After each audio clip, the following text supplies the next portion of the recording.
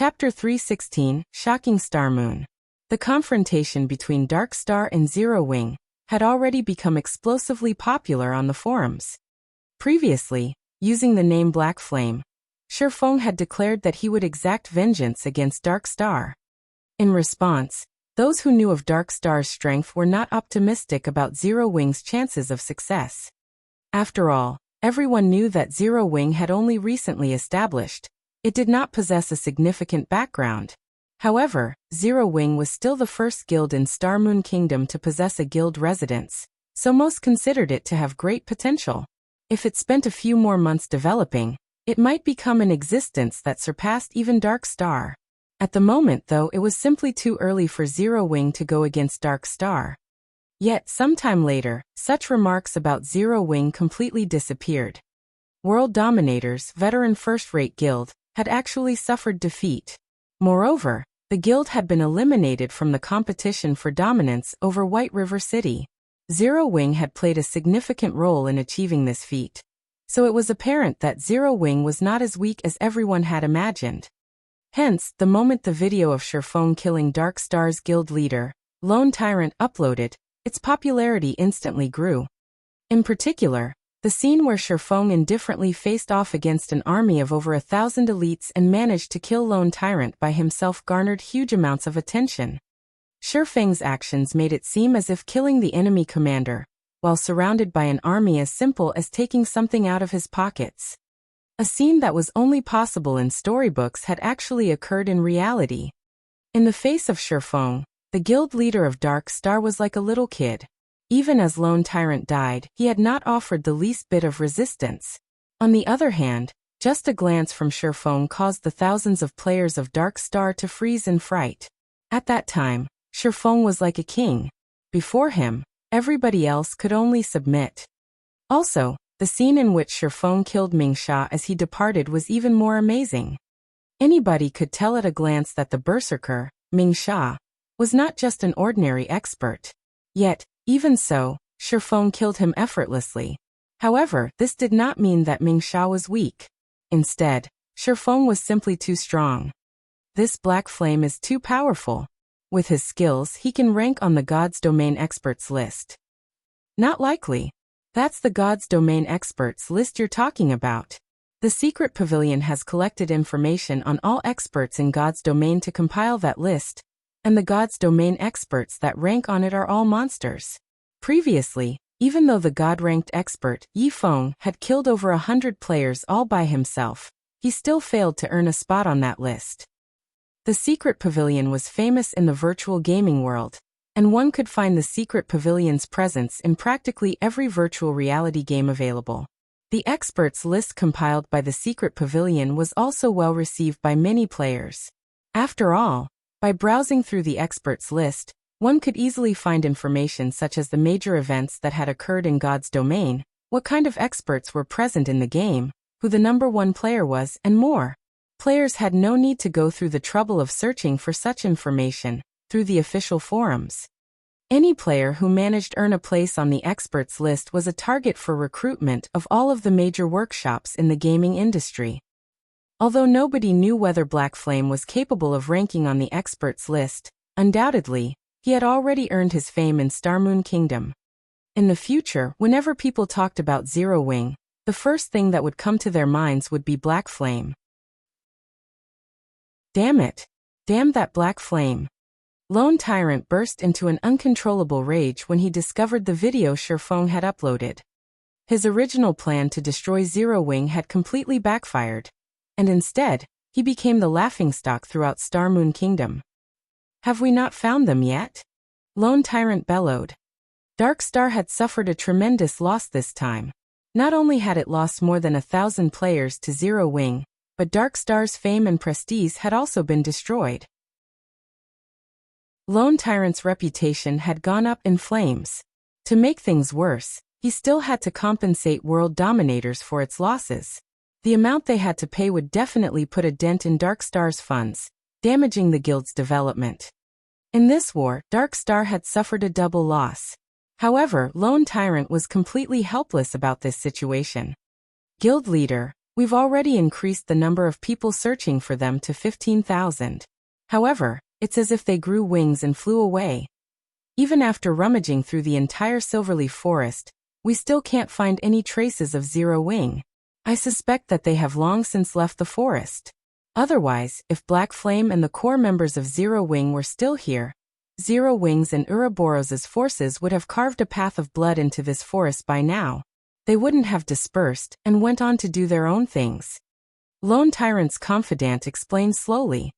Before, Lone Tyrant's anger had blinded him, so he had not considered this. However, now that he thought it through, it was as his confidant said.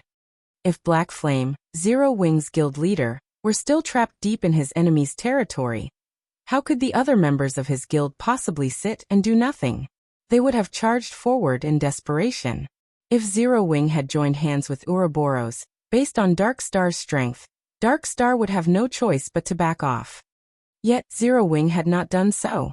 Even the reinforcements Lone Tyrant had called in from White River City received no obstruction whatsoever from the other guild. Based on Zero Wing's inaction, one could conclude that Black Flame had indeed already left the Silverleaf Forest. Damn that Black Flame. We've wasted so much time and manpower. Lone Tyrant's eyes burned with anger. However, he was simply helpless against Zero Wing. It was no longer possible to deal with their enemy now. Previously, he had the help of World Dominators to hinder Ouroboros. Now that World Dominators was out of the competition, if Dark Star wished to deal with Zero Wing, it would have to fight both Zero Wing and Ouroboros simultaneously. Even with Underworld's support, it was still not an opponent for these two guilds. Suddenly, Lone Tyrant seemed to age by several years. Pass on my command. Everybody is dismissed. Those who should rest, rest. Those who wish to level up, go level up. As for the rewards and compensations, I will issue those later. After Lone Tyrant finished speaking, as if all the strength in his body drained away, his entire person became powerless. Soon after, everyone from Dark Star departed from the Silverleaf Forest, one after another. As for the seal of Guild War Order, that too had dissipated. When the thousands of players from Dark Star hunted Shifeng's group, having nothing better to do, Shifeng and the others had spent their time searching for silver carp at a lake. Currently, nobody that knew how precious silver carp were. Moreover, now that the underwater areas of the Silverleaf Forest had yet to develop, one could find a large number of silver carp in the lakes in the area. Even in the very beginning, each silver carp sold for 20 silver coins. Presently, 20 silver was worth 3,000 credits. It could compare to the monthly salaries of white-collared workers. By the time everybody discovered the silver carp's value, its price had soared from the initial 20 silver coins to 2 gold coins. To an average player, such an amount was a fortune. During the several hours Dark Star had hunted them, Shifeng and the others had managed to catch over 20 silver carp. They even discovered multiple treasure chests. Although they were only bronze and mysterious iron rank, it was still a considerable harvest. Guild leader, as you predicted, Dark Star has released the seal on the Silverleaf Forest, Fire Dance reported excitedly. Although everything had gone according to Shifeng's plan, when everyone witnessed the area seal lifting so quickly, they could not help their astonishment. It was as if everything was within Shifeng's grasp. That's that. However, we are now red players. If we aren't nobles of White River City, we won't have any way to enter the city safely. Most of us are already level 20, so if we wish to upgrade ourselves further, we need to complete our class change. Let's first wash away our red names. Otherwise, we can't enter White River City to accept our class change quest. Shifeng was not particularly surprised about the seal on the Silverleaf Forest releasing. After spending so much time and manpower, Dark Star had still failed to locate any of them. As long as Lone Tyrant was not an idiot, he would definitely stop searching for them like a fool. Chapter 317 Town Capture. Guild Leader, our names are as red as blood right now. Most of us have killed more than 10 people, while Blackie and I have killed more than 100 each. We'll need to waste a lot of time to cleanse our red names completely. By the time we do, most of the players from the other guilds will have already reached level 20. Fire Dance said as she smiled bitterly. If a player wished to remove their status as a red name, they needed to remove the crime value they had accumulated. One of the most common ways to get rid of crime value was to wait, as a player's crime value decreased over time. However, if one's crime value was excessively high, they needed to punish evil and promote righteousness. However, although killing NPCs such as villains, criminals, and bandits would significantly reduce a player's crime value, there was no other benefit for doing so. Killing these NPCs would not provide players with any additional rewards or EXP. Moreover, these NPCs were very few and usually scattered all over God's domain. It would be fine if players hunted for these NPCs by themselves, but hunting as a group would be time-consuming and inefficient. Indeed. Let's forget about cleansing your red names for now. We'll raise our White River City reputation. As long as you become nobles, entering the city as red names will not have significant consequences. We should have no problems taking on the class change quest. Shifeng made his decision after some thought. Otherwise, it would take around 2 to 3 days' effort to cleanse such a high crime value. Everyone fell speechless when they heard Shifeng's decision to raise their reputation in White River City to the degree of becoming a noble. Shifeng made it sound as if becoming a noble of White River City was as easy as buying cabbage from the market. It was extremely difficult for players to raise their White River City reputation, and one needed to invest a lot of time to accumulate sufficient reputation points to become a noble. In this case, it would be much easier to hunt for NPC bandits. Guild leader, do you have a method to increase our White River City reputation quickly? Blackie knew that Shifeng would not speak without reason. Suddenly, his eyes shone with a hint of excitement as he looked to his guild leader for answers. A noble of White River City. Currently, one could count the number of players that had become nobles of White River City on one's fingers. After becoming a noble, not only could one purchase a business stall in White River City, but one could also receive high-level quests in the city. The rewards were enough to drool over. Although the EXP rewarded was low, the monetary rewards consisted of silver coins, not copper coins. Most importantly, nobles could receive a 10% discount when purchasing items in White River City. They could also receive a 30% discount when repairing weapons and equipment. Currently, every time they went to repair items, they would always leave with a stomach ache. Due to the quality of their items, the repair fees were at least 6 times higher than the average players. If they could become nobles of White River City, in the future, they would not become poor bastards whenever they needed to repair their equipment. They might even get the chance to enter the nobles' district. Shifeng rolled his eyes at Blackie, saying, "Do you really think it is so easy to become a noble?" The team could not help their laughter at Blackie as he nearly choked from Shifeng's reply. Although it is not easy to raise one's reputation in White River City, if one wishes to increase it quickly, there is indeed a method to do so. Guild leader, is there really such a method? Kola asked excitedly. It was an absolute nightmare for him whenever he had to repair his equipment. Out of cloth armor, leather armor, and plate armor, the repair fees for cloth armor were the cheapest. On the other hand, plate armor cost the most to repair, and normally, the fees were at least double that of cloth armor. There is one method. Town capture, Shifeng nodded, revealing a mysterious smile. Shifeng's announcement stunned his guildmates. What kind of trouble was Shifeng trying to stir? They had just escaped from Dark Star's pursuit, yet now they were going to capture a town. Town capture. Kola was confused.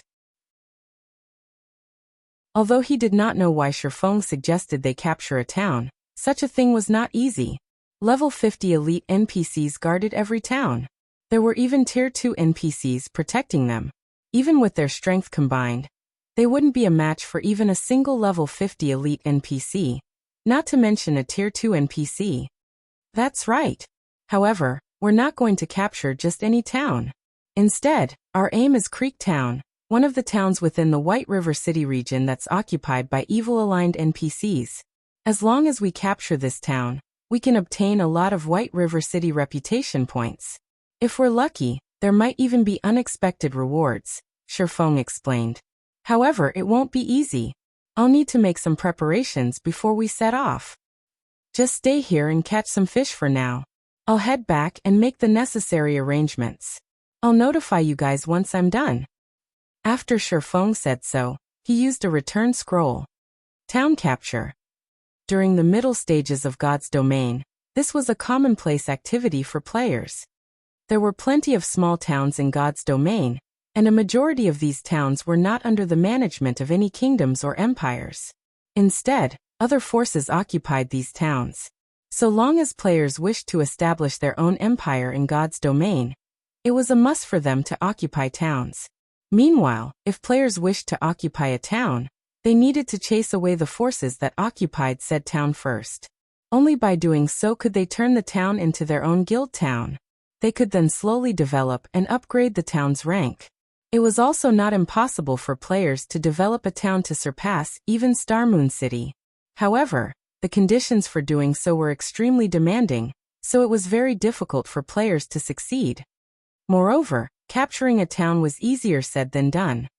Even if the current number 1 guild in White River City, Ouroboros, went all out, they should not have any clue of how to capture a town. It should be impossible for Ouroboros to capture even the most bordered and resource-poor town. On top of that, now that Shifeng had unsealed the Endless Abyss, towns had upgraded their overall strength in preparation for the assault from demonic beasts, making it even more challenging for players to capture a town.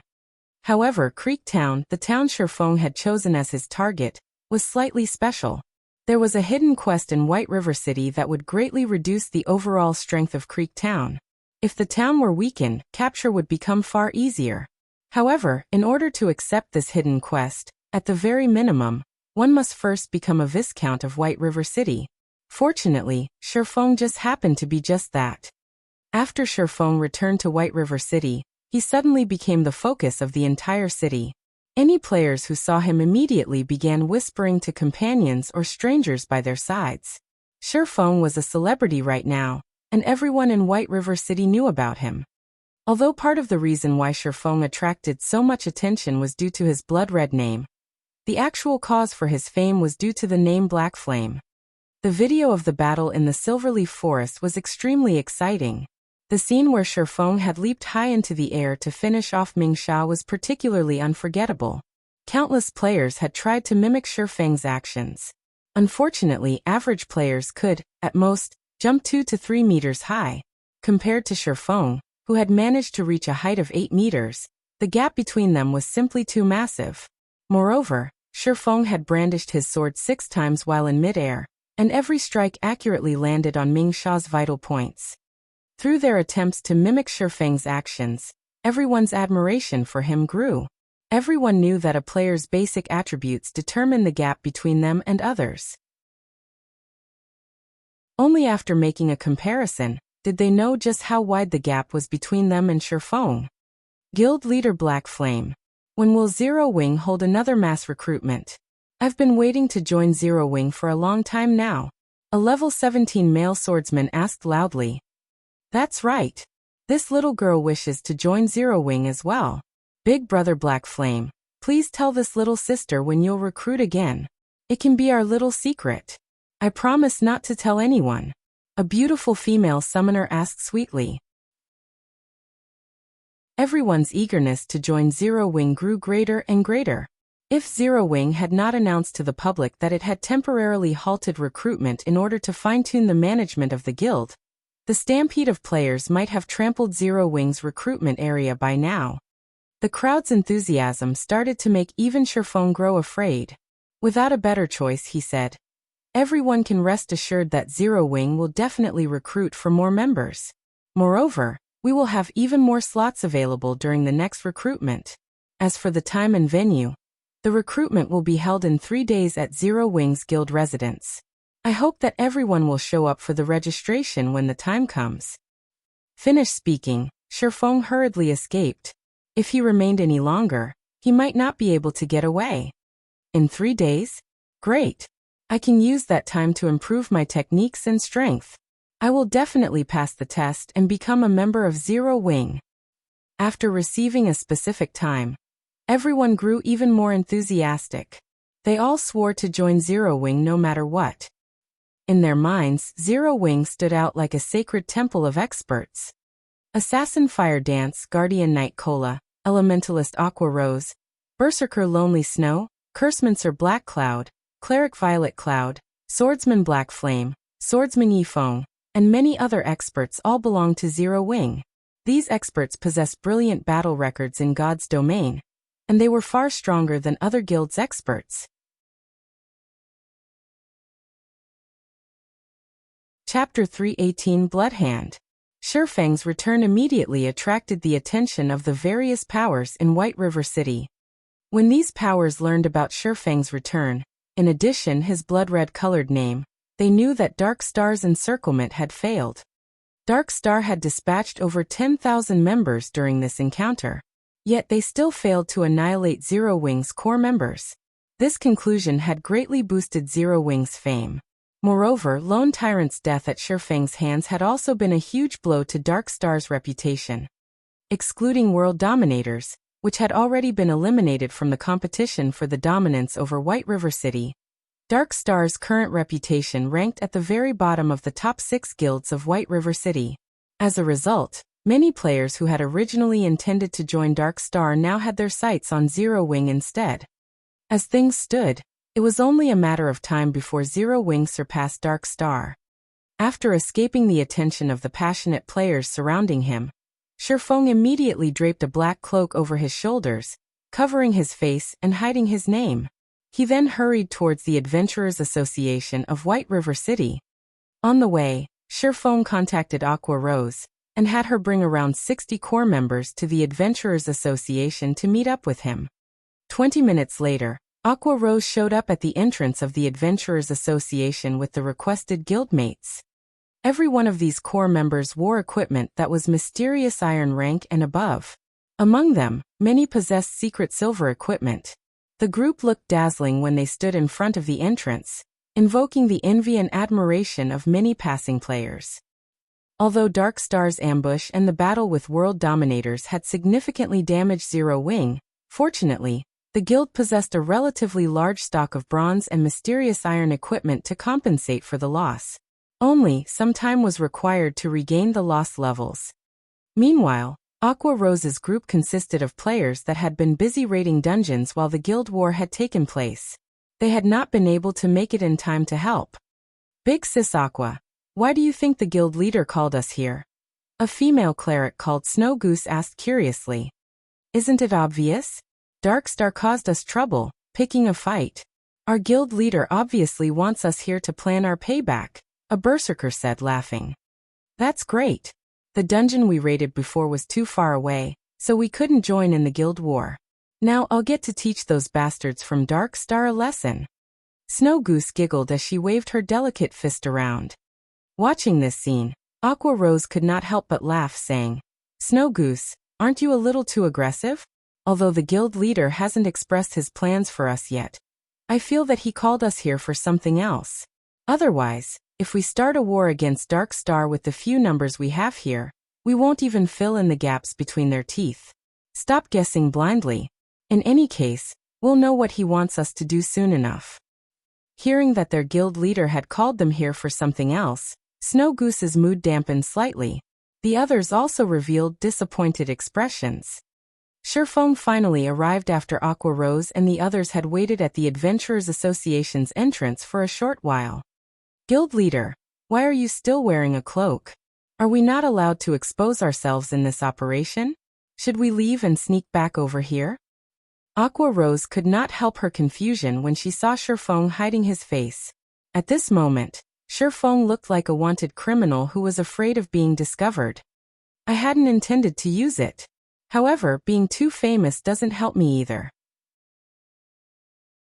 If I removed my cloak, I don't think I will get further than the front door of the Adventurers Association, Shifeng said, laughing bitterly. Forget about it. Invite me to the team and let's get down to business. From Shifeng's brief explanation, Aqua Rose imagined the comical scene of a horde of players mobbing Shifeng. Involuntarily, Aqua Rose's lips hooked up into a bright smile. The dignified guild leader of Zero Wing had been fearless even against an army of thousands. Yet now he was actually afraid of his fans' enthusiasm. After Aqua Rose invited Shifeng to the team, she passed the team leader position to Shifeng. After becoming the leader of the team, Shifeng immediately examined everyone's level, and he could not help but feel proud at what he saw. A majority of the team was level 19, while a small portion had already reached level 20. This was unimaginable in any other guild. As the various large guilds competed over the first clear of the 3 great dungeons, naturally, they would not hurry to level up. In truth, the guild's actions were similar to putting the cart before the horse. Although obtaining the first clear of the 3 great dungeons was important, God's domain worked differently from other MMOs. If players paid too much attention to their gains and losses during the early stages of the game, they could easily miss other opportunities. Take the promotion to become a Tier 1 class for example. Level 20 dungeons specifically catered to Tier 1 classes. The only reason Fire Dance and the others had managed to clear level 20 dungeons was mainly due to the excellent equipment they possessed. Otherwise, it would have been extremely difficult to achieve such a feat. Not to mention, there were still the 50-man and 100-man level 20 large-scale team dungeons. Hence, the earlier they completed their Tier 1 promotion, the better their chances were of obtaining the first clear of the 100-man team dungeon. The only benefit of obtaining the first clear of the level 10 3 great dungeons was fame among players. By obtaining the first clear of a level 20 100-man team dungeon, however, not only could they increase their fame, but they could also encounter a great opportunity. "Let's head to the second floor," Shifeng said in the team chat. Normally, nobody visited the second floor of the Adventurers Association. This place did not receive individual guild players. Instead, this place was exclusive to guild teams. "Sister Aqua, why do you think the guild leader has led us here?" Snow Goose asked curiously. "I don't know." Aqua Rose shook her head. She too could not see through their guild leader, Shifeng. However, it was precisely because of this that she had chosen to join Zero Wing. She then continued. "However, this is where guilds come to take on large-scale quests. I wonder what kind of great quest the guild leader plans to accept." At this time, Shifeng sat in front of the VIP counter. With a smile, the beautiful receptionist behind the counter asked, "Lord Viscount, how may I be of service today?" "I wish to take on a guild crusade quest," Shifeng requested. "Okay. However, as the Zero Wing Guild is only a 3-star guild, there are only 4 locations available for a crusade.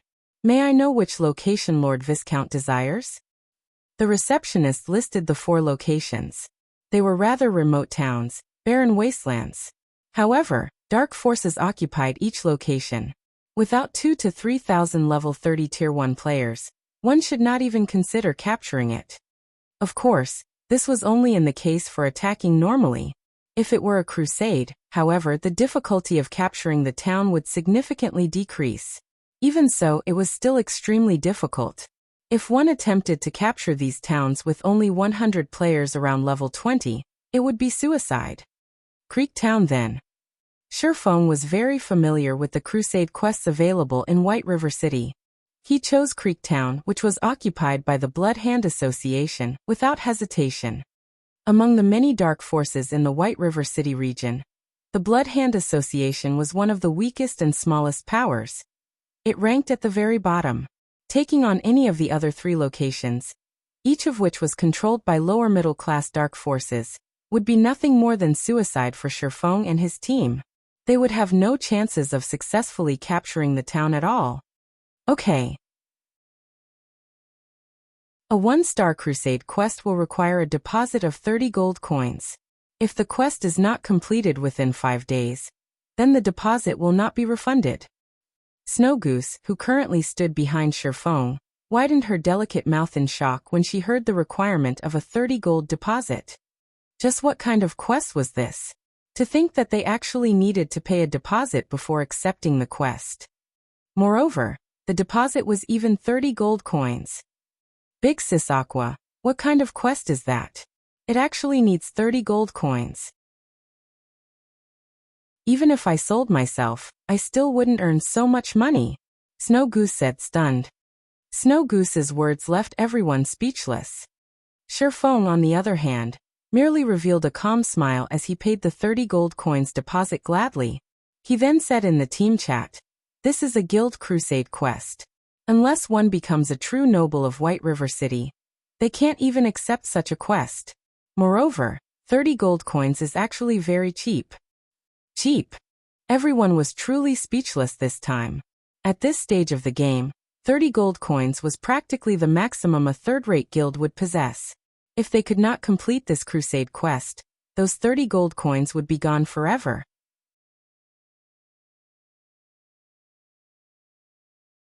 Chapter 319 Windbreaker. After Shifeng accepted the 1-star guild crusade quest, he led everyone to the Twilight Temple. The Twilight Temple was a main hub for healer classes. Here clerics, oracles, and druids could take on quests that rewarded high-level skills related to their classes. "Guild leader, what are we doing here?" Aqua Rose asked, confused. "We're looking for assistance." Shifeng smiled faintly, not bothering to explain further. After entering the main hall of the Twilight Temple, they saw level 180 elite guards crowding the temple. This hall also contained the statue of the Twilight Goddess, below which stood a level 200 priest dressed in red. An oracle advanced to priest after reaching tier 2. To Shifeng and the others, a level 200 priest was in existence that they could only revere. At this moment, however, this priest dressed in red took the initiative to walk up to Shifeng and welcome him. "Greetings, Lord Viscount," the priest said, fawning. "Greetings, esteemed Lord Priest. I wish to purchase some water of life. Do you have some here?" Shifeng asked softly. The water of life was the spring water taken from the fountain of eternal life.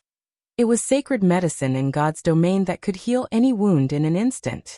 It could even regenerate a person's lost limbs, so the water of life was extremely valuable. To NPCs, the water of life held great importance. The Twilight Temple worshipped the Twilight Goddess. Meanwhile, the Fountain of Eternal Life was a godly relic that the Twilight Goddess had bestowed upon the Twilight Temple. Hence, throughout God's domain, only the Twilight Temple could possibly obtain the water of life. "Lord Viscount, water of life is precious. This is a gift of the Twilight Goddess to we humans, and every drop is a treasure.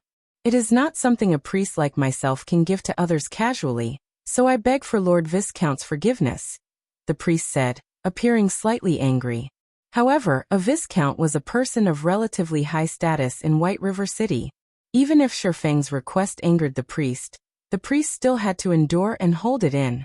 If any other player stood in Shifeng's place right now, the priest might have thrown them out of the temple already.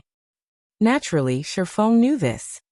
Although he had guessed that his identity as a Viscount would not get him the water of life, the priest's unwavering refusal still shocked him slightly.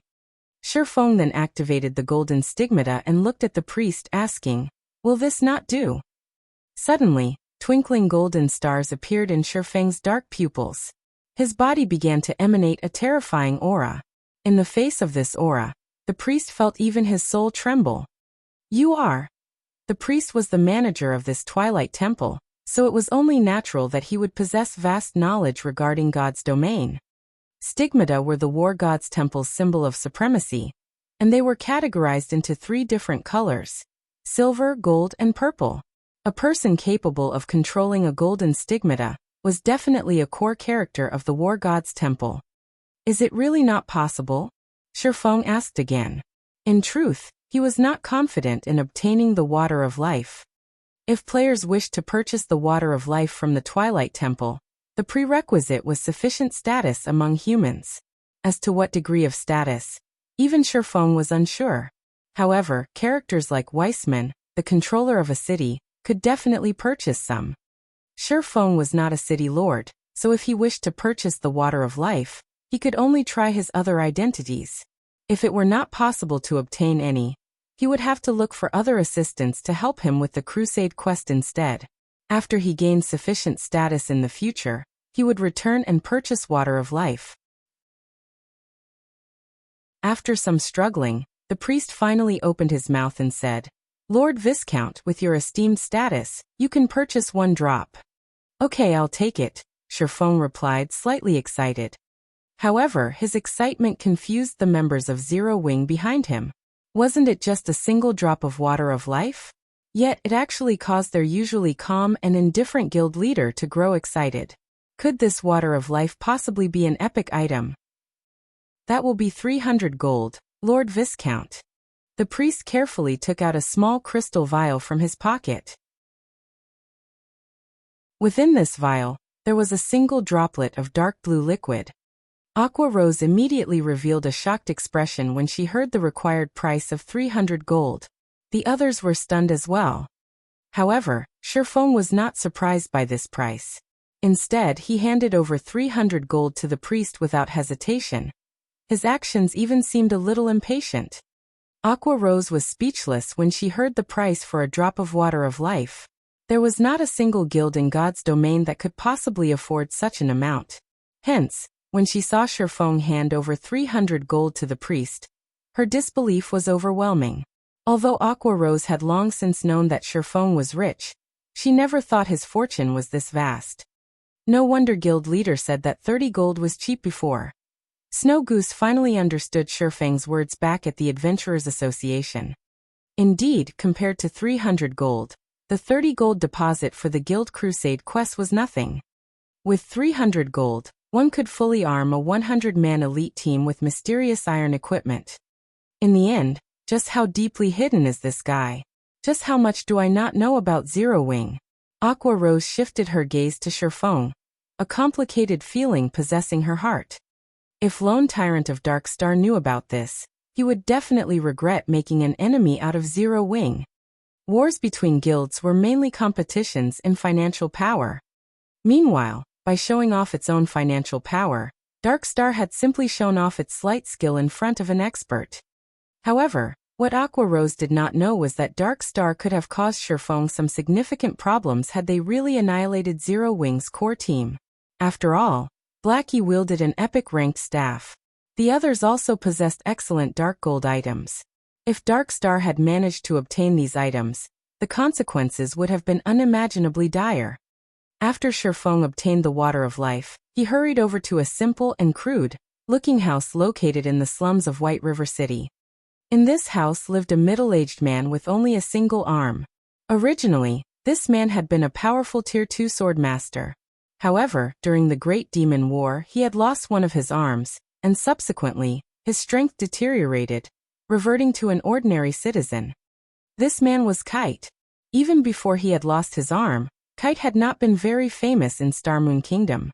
After all, he was simply a Tier 2 swordsman, something common. The reason Sherfong had come for Kite was mainly that of his potential. 5 years after God's Domain had officially launched, Kite had another name: Windbreaker.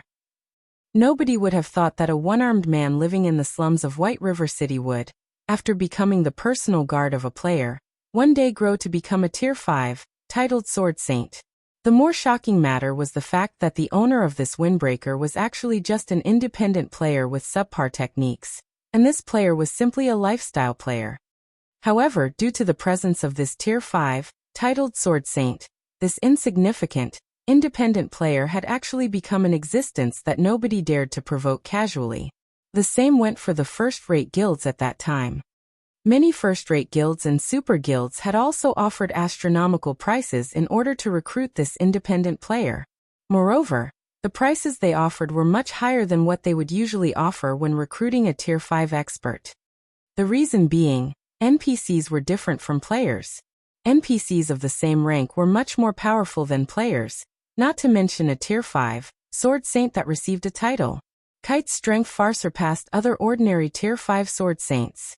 If ranked according to tiers, a title Sword Saint could be considered a Tier 5 class, and only Tier 6 God-ranked players could possibly suppress this Windbreaker. Esteemed Lord Viscount, how may I be of service to you? Kite asked in a tone that was neither servile nor overbearing when he saw Sherfong entering his house. Although he had become a cripple with low status, his bearing was completely different when compared to the priest back at the Twilight Temple.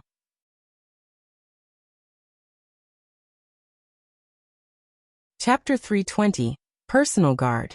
When Shifeng saw Kite's depressing state, Shifeng wondered just how much determination that independent player, Drunk Xiao, had when he decided to recruit Kite as his personal guard and invest in grooming swordsmen. However, reality had proven that Drunk Xiao certainly had impressive foresight. When choosing a personal guard, players relied on two things: foresight and luck. If a player made the wrong choice, they could only blame themselves for being dull and impatient. Before placing an NPC under their command, players had absolutely no access to said NPC's data. They would have no access even if they took in an NPC as a normal guard. In the case of Anna, Shifeng could only view her data because she was an assistant provided due to an epic quest. Anna belonged to Shifeng completely, so she fit under the category of a personal guard.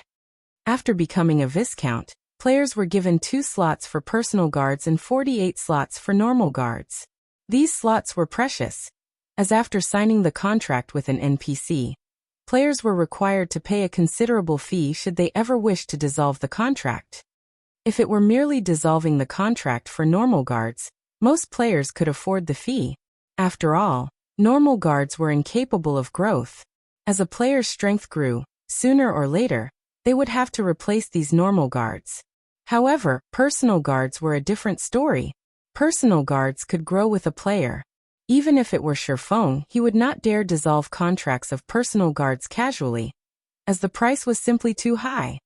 Hence, after players became Viscounts, they would be very careful when selecting their personal guards. They absolutely would not waste these 2 slots. However, leaving it empty was also unwise. Even if one accepted personal guards with slightly lower potential, these personal guards could be of great help when properly developed, especially when leveling up. Moreover, the sooner one started nurturing a personal guard, the stronger they could become later on. Also, players could not simply recruit any NPC they wished. For example, players could not recruit NPCs directly affiliated to the various kingdoms, empires, or the several strongest powers of God's domain. In other words, the NPCs must not be affiliated with any powers. In addition, the stronger the NPC was, the harder it was for a player to put them under their command. Hence, thoughts such as recruiting a level 200 Tier 5 NPC should be kept to one's dreams. In the past, Drunk Xiao's decision to accept Kite as his personal guard relied on both foresight and luck. It was not a feat normal people could repeat. In this life, however, Shifeng had decided that he needed to obtain the NPC named Kite no matter what. Mr. Kite, I have just recently become a Viscount of White River City, and currently, I am trying to recruit guards for myself. I wonder if you would be interested? Shifeng asked. Kite looked a little excited when he heard Shifeng's offer. However, when he looked at the empty space where his right arm used to be, he sighed and said, "My lord, you too can see for yourself. I am but a cripple now, so I have no way to serve as one of my lord's guard." I realize Mr. Kite's concerns. I had heard that Mr. Kite became a Tier 2 sword master at an early age. During the Great Demon War, you have even managed to injure a Tier 3 demon heavily, though at the cost of your sword arm. Today, I have come to recruit you as my guard, so of course, I have come prepared. Do you know what this is? Shifeng smiled as he retrieved a small, crystalline bottle. Within the crystalline bottle, there was a single droplet of dark blue liquid. Just by looking through the crystal wall of the bottle, one could already feel the boundless life energy coming from this droplet. Water of life. Kite immediately recognized this liquid, a hint of emotion appearing on his stone-cold face. After all, this liquid was something he had yearned for all this time. Now that it was in front of him, how could he not recognize it? That's right. As long as Mr. Kite agrees to become my personal guard, the water of life in this bottle is yours. Shifeng smiled. Esteemed Lord Viscount, are you truly willing to use this precious water of life on a mere sword master like me? Kite asked carefully. In reality, Shifeng's offer was touching. My lord, you should know that, with this droplet alone, even a Tier 3 powerhouse would agree to become your personal guard. Aqua Rose was greatly shocked when she heard Kite's declaration. She never realized the water of life was so precious. A single droplet could actually convince a Tier 3 NPC to serve as a player's personal guard. That was a Tier 3 class. Players revered even Tier 2 classes, let alone Tier 3 classes. If their guild could have a Tier 3 NPC as a guard, they could simply annihilate anyone who provoked them. Unfortunately, Aqua Rose's thoughts were too good to be true.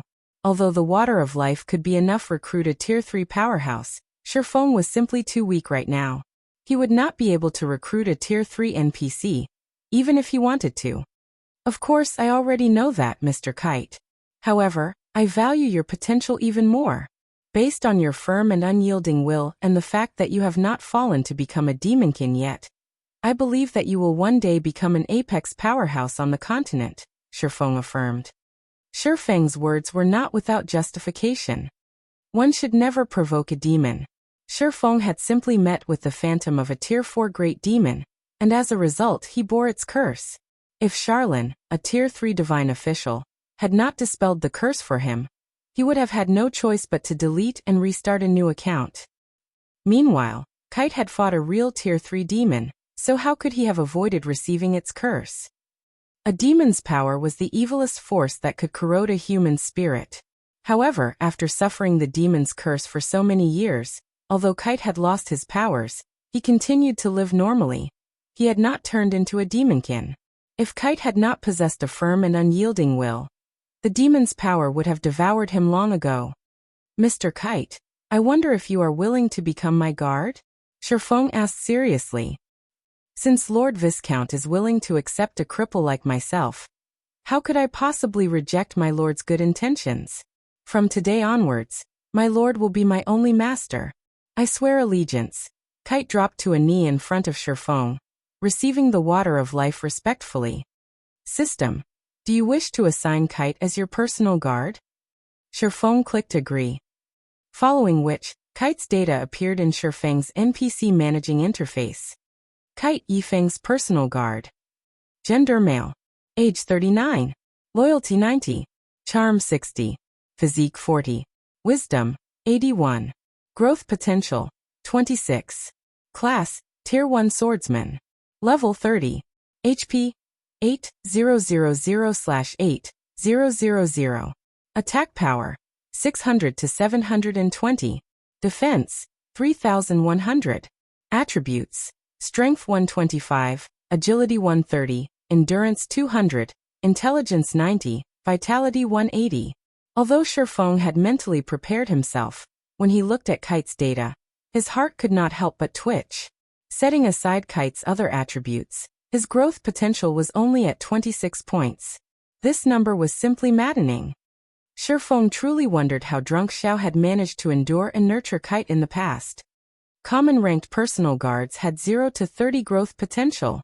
Basically, no one wanted such personal guards. Bronze ranked personal guards had 31 to 50 growth potential. These were the lowest ranked personal guard players would usually possess. Mysterious Iron ranked personal guards had 51 to 70 growth potential. Meeting personal guards of such rank was rare. Normally, one required honed foresight and had to carry out long-term observation to find such guards. Secret Silver ranked personal guards had 71 to 80 growth potential. Such personal guards were extremely rare. Normally, players that managed to obtain these NPCs would treat them like their own babies. Fine Gold ranked personal guards had 81 to 90 growth potential. These individuals were as rare as a phoenix's feather. Dark Gold ranked personal guards had 91 to 100 growth potential. If a player managed to recruit such a personal guard, as long as developed properly, the player's strength no longer mattered. As for epic ranked personal guards, which were above Dark Gold rank, Shifeng had never actually seen one before. He also did not know how powerful epic ranked personal guards were. However, it would not be unusual if such a guard transcended the realm of normal men, achieving godhood.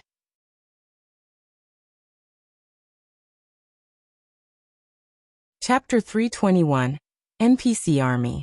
After Kite became Shifeng's personal guard, he opened the crystalline bottle and drank the water of life within.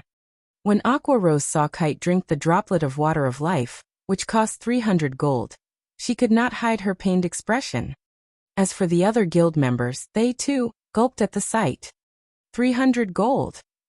It was enough to outfit a 20-man team with secret silver equipment fully. Yet, their guild leader spent that 300 gold on an ordinary-looking and crippled NPC. They could not help their envy. However, Shifeng paid no attention to the others' thoughts. In the past, Drunk Xiao had become a famous character throughout God's domain due to his personal guard.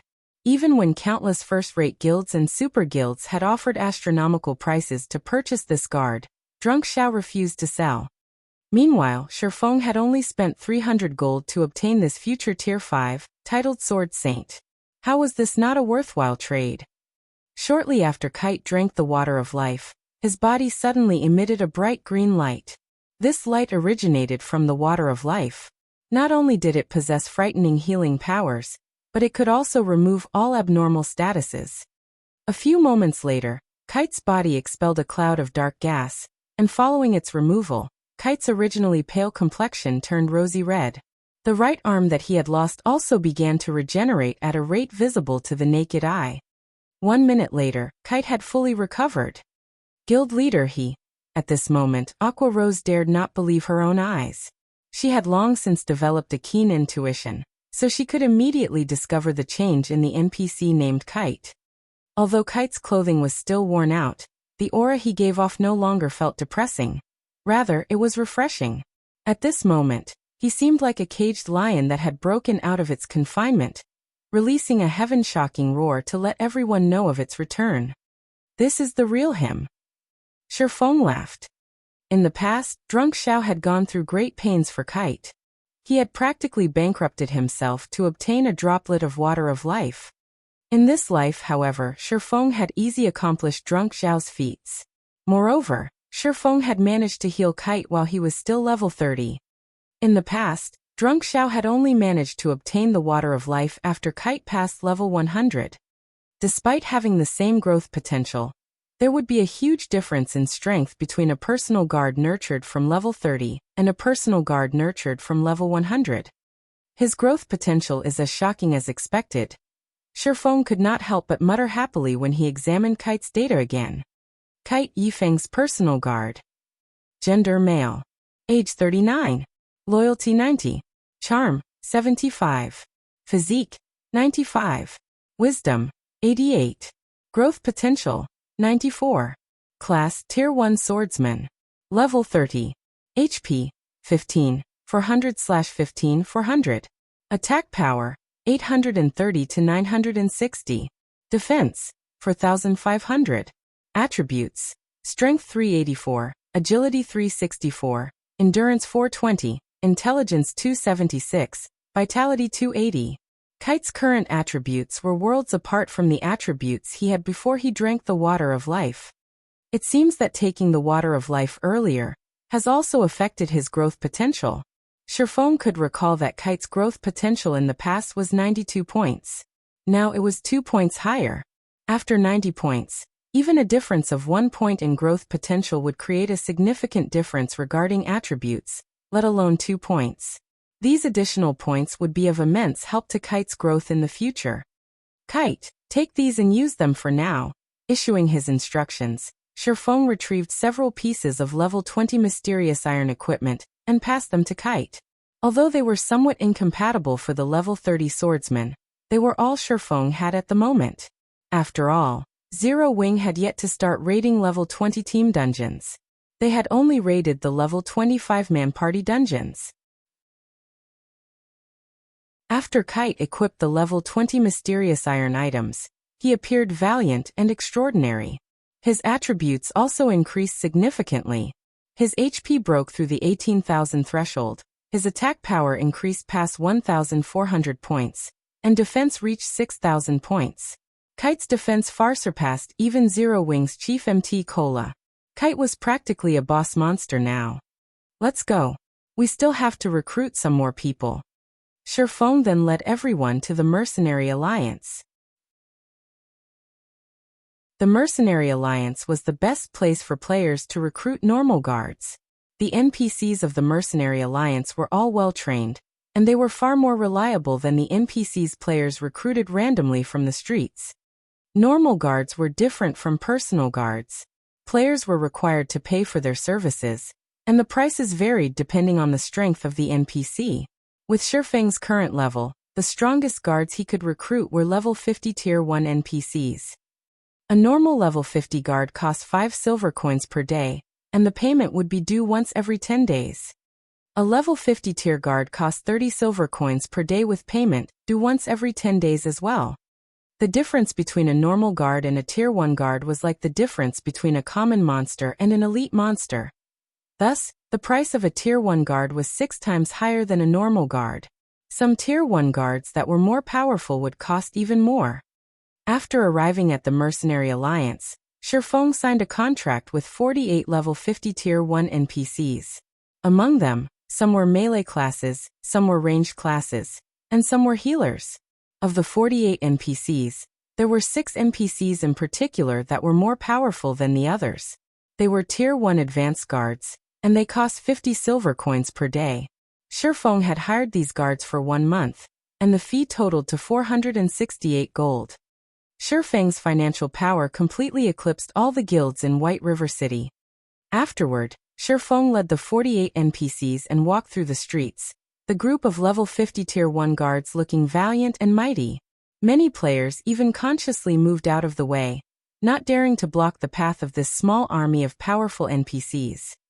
Crap, why are there so many Tier 1 NPCs? Did something happen in White River City? No, look. Some of them aren't NPCs, but players. Aren't they members of Zero Wing? Where are they heading? The players quickly discovered the problem. This small army of NPCs and the members of Zero Wing were actually together. Moreover, all of these NPCs were level 50 Tier 1 NPCs. With such a large NPC army, who in White River City would dare make an enemy of Zero Wing? In the face of so many level 50 Tier 1 NPCs, even Dark Star's army of tens of thousands of players amounted to nothing. The level suppression alone would leave the players of Dark Star completely helpless. Not to mention, these Tier 1 NPCs also possessed many powerful skills in their arsenal. Zero Wing is too amazing. I heard that Zero Wing is going to recruit members again in 3 days. I will definitely have to apply. The number of players gathered on the street continued to increase, and many started recording this majestic scene. This army of 48 NPCs was more imposing than an army of thousands of players. The combat power this small army possessed was no weaker than the total battle power of a starting town. Although nobody knew what relationship this NPC army had with Zero Wing, the fact that Zero Wing could mobilize so many NPCs was already amazing. Meanwhile, the news of this matter spread quickly, creating a sensation on the official forums, and increasing Zero Wing's fame once more. The members of Dark Star wore extremely ugly expressions when they discovered about this matter. Deeply afraid that Zero Wing would lead this group of NPCs to attack them, many of Dark Star's members chose to hide in cities or towns. Some chose to remove their guild emblems temporarily and secretly grind monsters. At the same time, the members of World Dominators were similarly frightened by this news, and they were also hiding, not daring to explore and level up.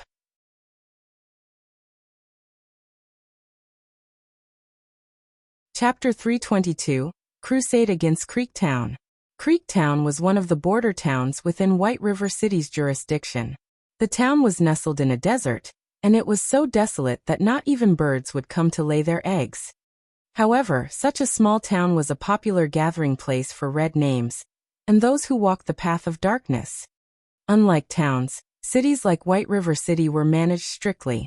Hence, red names who had often killed other players for equipment during the initial stages of the game could only find a desolate place like Creektown to receive quests and level up. Near Creektown, high-leveled monsters dwelled, ranging from level 15 to level 30, which were perfectly suitable for players at this stage of the game. In Creektown, red names crowded the streets. Most of these players were above level 15, while only a few were below level 15.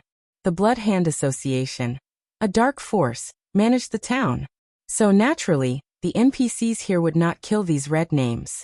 On the contrary, the NPCs welcomed these red names. Red names could also receive better quests depending on their crime value, and through completing these quests, they could raise their reputation among the dark forces they served. Guild Leader, there are over 1,000 players in this town. In addition to the NPCs guarding this place, I don't think we can conquer it successfully. After spending a long time scouting, Aqua Rose had obtained a general grasp on Creek Town's overall combat power. Setting aside the fact that there were over 1,000 red names in this town, there were more than 500 NPCs guarding the town, the lowest of which was level 50. Among them, there was no lack of elite guards. There was even a few level 70 tier 1 guard captains. If they charged in, the actual number of enemy NPCs might increase further. With only 100 players and 49 guards, they stood no chance at all. Also, if a town were attacked, the NPCs within would not wait for players to close in on them before retaliating. Instead, all of the guards in the town would gather and fight back. Moreover, there was a huge difference between NPCs and monsters. The reason being, unlike monsters, NPCs knew how to coordinate with each other, making them far more difficult to deal with. Furthermore, these red names would definitely try to take advantage of their battle with the NPCs, inconveniencing them at the very least. Moreover, these red names were not easy opponents. The fact that these players that could survive as a red name until now and possess such a high level indicated that they had strong fighting techniques. Naturally, the equipment they used would be of high quality as well. Killing and plundering was their main occupation in the game, so even if they were not fully equipped with secret silver equipment, at the very least, they would possess bronze equipment or above. If any of these red names were in a guild, they could easily become the elite or even core players of the guild. Moreover, the frequent PKs they took part in allowed them to gain plenty of combat experience, so there was no shortage of experts among these red names. To put it simply, although there were only around 1,000 red names in Creek Town, these 1,000 or so players could easily rival 2,000 elites of Dark Star. Thus, if they wished to conquer Creek Town, the task could only be described with one word: challenging. Of course, we stand no chance against them if we attack normally. However, we have come here with a Crusade quest. Shifeng knew how difficult it was to capture a town. How could a Crusade quest possibly be easy? If it were, the system would not reward players with shocking rewards and reputation. These red names were usually the bandits. They were not used to being the victims. This time, however, it was their turn to shed some blood. Fire Dance, how are the preparations coming on your side? Shifeng asked through the team chat. The 48 level 50 tier 1 guards Shifeng had recruited were no pushovers. Although these guards could not be used to kill monsters or raid dungeons, they could defend a town or private residence. More importantly, they could also help players complete large-scale guild quests. If not for this fact, Shifeng would not have recruited so many tier 1 guards. However, even though all 48 were tier 1, they were insufficient to deal with all of the NPCs in Creek Town. Moreover, Shifeng had not intended for them to launch a frontal assault on the guards of Creek Town. Among the 48 tier 1 guards Shifeng had recruited, some were rangers and assassins. Hence, Shifeng had tasked Fire Dance and the others to take along one of these guards to lure the Bloodhand Association's NPCs out of town. After all, the intelligence the tier 1 guards possess was much lower than players. If Shifeng allowed the tier 1 guards to lure the enemy NPCs, they could easily fail. Yet if players lured the enemy NPCs, due to the great disparity in attributes, the NPCs could catch up and kill the players. Hence, Shifeng's solution was to have players instructing the tier 1 guards individually. We're all ready. We've grasped most of the basic commands, so we're only waiting for your command now, Fire Dance said with a smile. Good. After I initiate the Crusade quest, all of you take action immediately. Remember not to lure the town guards too far. Otherwise they will run back to town. After Shifeng gave a few reminders, he then walked towards Creek Town. Shifeng stopped a few hundred yards before the town, taking out the Crusade Order. He then pointed the Crusade Order at the sky. Suddenly, rays of golden light shot from the Crusade Order, and in the next moment, a golden magic array appeared above Creek Town. In the evening sky, this magic array was extremely conspicuous, and it quickly attracted the attention of many players inside the town. A short moment later, the magic elements of this array burst open, and one after another, golden ripples spread from this magic array, enveloping the entire region of Creek Town. At this moment, if viewed from the outside, a protective, golden dome appeared, covering Creek Town. Creek Town System Announcement. Zero Wing has started a crusade against Creek Town. Unrelated parties, please leave immediately. Creek Town System Announcement. Zero Wing has started a crusade against Creek Town. Unrelated parties, please leave immediately. Creek Town System Announcement. Zero Wing has started a crusade against Creek Town. Unrelated parties, please leave immediately. The crusade announcement repeated 3 times, and all of the red names in Creek Town were shocked by this notification. There was actually a guild that dared to capture a red name town. Shortly after, all of the players belonging to the Dark Forces in Creek Town received another message.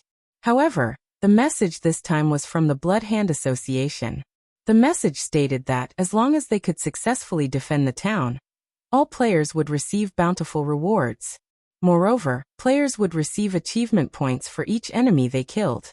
After the battle was over, players could exchange these achievement points for weapons and equipment. Zero Wing sure is kind. They have actually come to gift us money. Do they think they are amazing? Since they dared to come into our territory and make trouble, we'll annihilate every single one of them.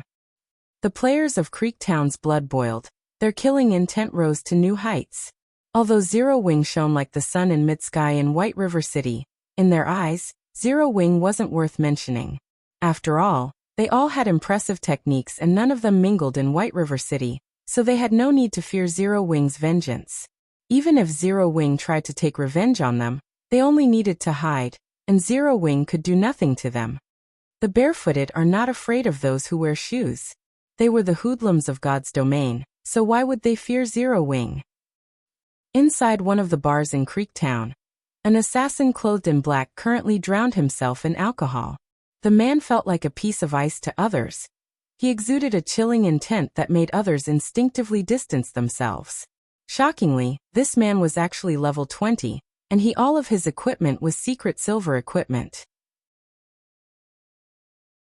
In White River City, this man would definitely be considered a first-rate expert. This black-clothed assassin was stunned when he received the system announcement, the beer bottle in his hand falling to the ground. Zero Wing? Doesn't that mean that Yifeng might show up as well? The black-clothed assassin's lips curled upward, forming a sinister smile. The last time, I lost to him because of equipment quality. This time, I'm going to take back everything that he owes me. If Shifeng could see this assassin's appearance, he would recognize this person as none other than Absolute Heaven, the assassin that he killed in the past.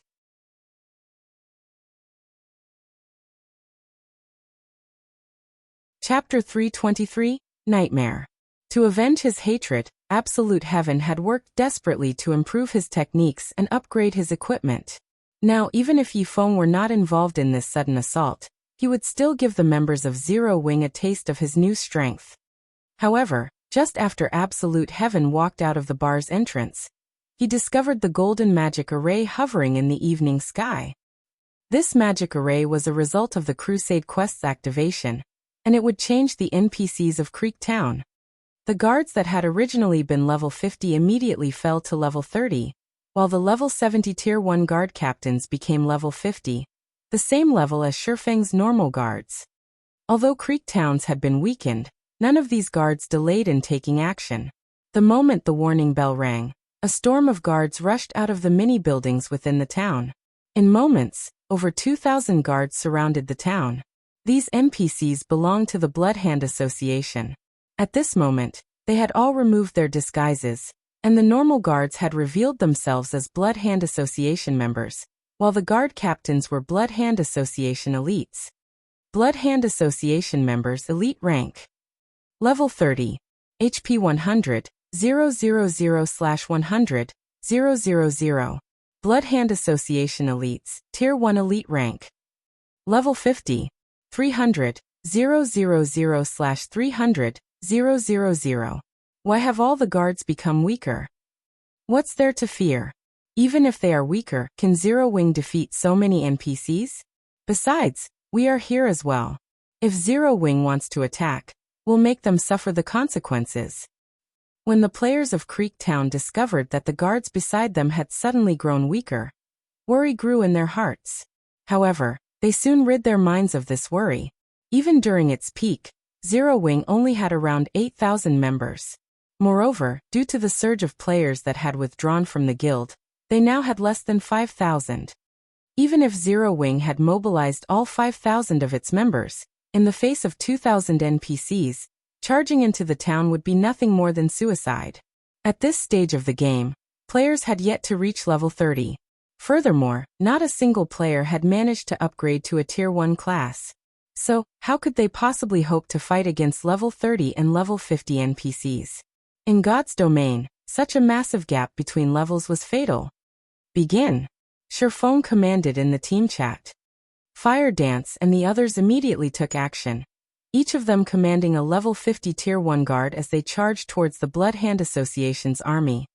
The guards Fire Dance and the others controlled were Tier 1 rangers and assassins. Regarding movement speed, they were much faster than the Blood Hand Association members. Rangers also possessed ultra-long ranged attack capabilities, and they could launch their attacks from 100 yards away. Hence, they were perfect for the role of a lure. Within moments, the Red Names of Creek Town noticed several figures rushing at them with speeds that no players could hope to achieve. In the next moment, these rangers retrieved their longbows, knocking arrows and releasing them. Xiao. The arrows struck their targets, several level 30 Blood Hand Association members, from roughly 90 yards away. Each arrow dealt over -5,000 damage to these level 30 NPCs. If a player received one of these arrows, they would die with a single hit. The Rangers' attack attracted the attention of the Blood Hand Association NPCs. Without hesitation, over 1,000 Blood Hand Association NPCs unsheathed their weapons and charged. Seeing this, the Rangers turned on their heels and fled. Very quickly, they had drawn these Blood Hand Association NPCs away from the city. Weren't we being attacked by players from Zero Wing? Why are there level 50 Tier 1 NPCs as well? The Red Names were confused. They simply stood where they were, not following the Blood Hand Association NPCs in pursuit of the Tier 1 Rangers. Level 50 Tier 1 NPCs only needed a single hit to kill them. If they did not possess life-saving skills, fighting such an NPC was suicide. Moreover, they were all Red Names. If they died, they would pay a severe penalty.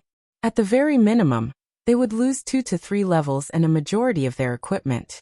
Naturally, they had to weigh the costs and benefits before they took action. Not to mention, they had never intended to charge with the NPCs since the very beginning. Instead, they had planned to take advantage of the confusion while the Blood Hand Association NPCs and Zero Wing clashed. Now, however, those NPC guards had lured away all of the Blood Hand Association NPCs. At this moment, even they began to wonder whether they should join in the pursuit or not. Just as these Red Names contemplated their actions, the Blood Hand Association NPCs had distanced themselves several hundred yards from the town. This is bad. The Blood Hand Association NPCs are gone. One of the Red Names realized the situation and shouted, "We need to go help them. If Zero Wing manages to kite and kill them, we'll be finished." This player's words shook everyone to attention. Unfortunately, these Red Names were neither a single group nor of a single heart. Most importantly, they all understood that the first person to charge into battle would also be the first person to leave. Even though they had realized how serious their predicament was, none of them were willing to take action first. Instead, they all chose to stay put and do nothing at all. None of these Red Names had discovered that, at this time, Sherfone had already led the remaining 40 level 50 Tier 1 NPCs in a charge from another direction. When capturing a town, the NPCs were not the most troublesome obstacle. Instead, it was the players residing in said town. If the players and NPCs inside the town were allowed to cooperate, without absolute strength, it would be impossible to capture the town successfully. Hence, the most important thing Shifeng needed to do right now was to get rid of the players. Only then would it be the NPC's turn to die. After players died, they had to wait half an hour before they could revive at the graveyard.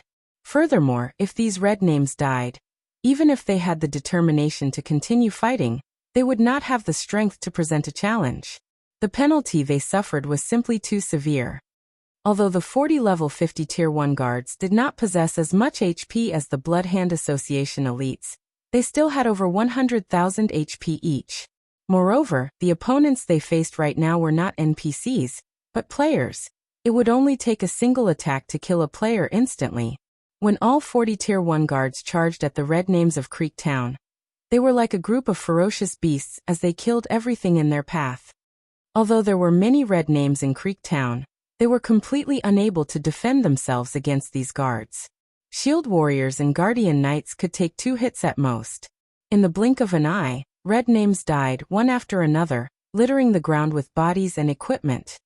In contrast, although the red names attacked continuously, due to the level suppression of over 30 levels, the damage the red names managed to deal was negligible. 1,000 level 20 players were required to take down a single Tier 1 guard, let alone 40 guards. With the 40 guards sharing the damage from the enemy players, their battle recovery alone made up for the HP they lost. Not to mention, among the 40 guards, there were also clerics and other healer classes. A casual heal from one of these NPCs could replenish over 10,000 HP. Within tens of seconds, over 200 red names of Creek Town died, while all 40 guards that Shifeng led still had full HP. The disparity in strength caused the red names to despair. These NPC guards are too strong.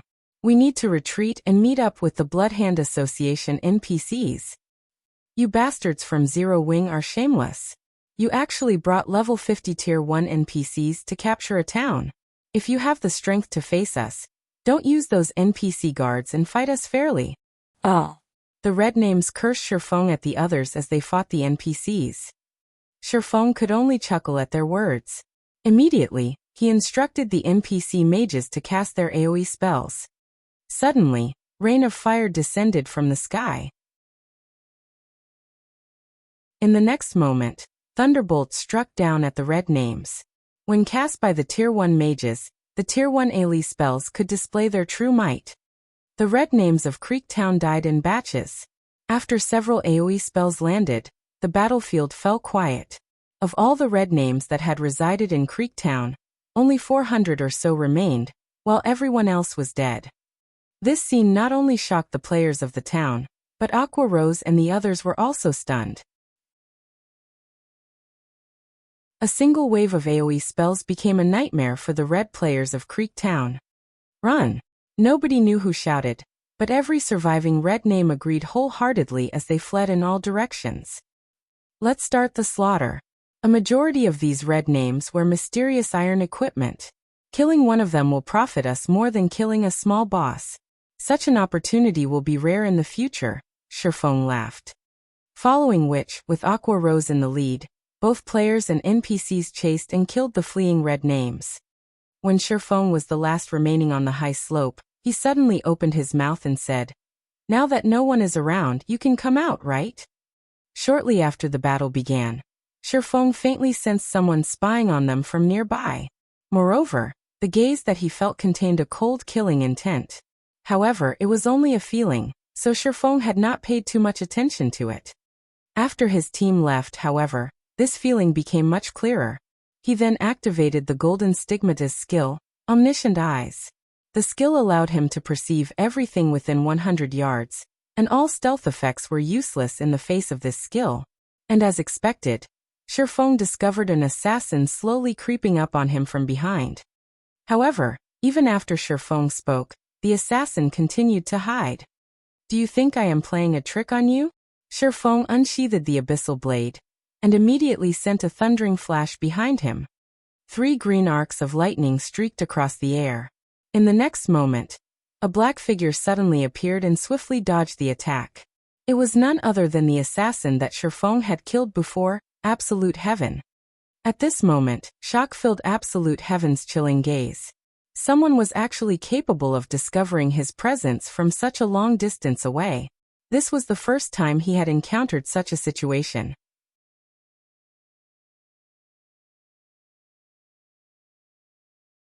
Chapter 324. Times have changed. So it's him. After not seeing him for some time, his techniques and equipment have improved quite a lot. No wonder he could get so close to me before my senses picked up on him. Absolute Heaven had left a deep impression on Shifeng. During the time Shifeng had searched for the ice blue devil flame, this expert assassin had very nearly killed him. Afterward, Absolute Heaven had ambushed him again when he led Blackie and Lonely Snow to level up. At that time, Shifeng's life had hung on by a thread. Since Shifeng started playing God's domain in this life, although he had made plenty of enemies, Absolute Heaven was the only person who had almost taken his life. After such a long time, Absolute Heaven would definitely be much stronger now that he had accustomed himself with the combat style of God's domain.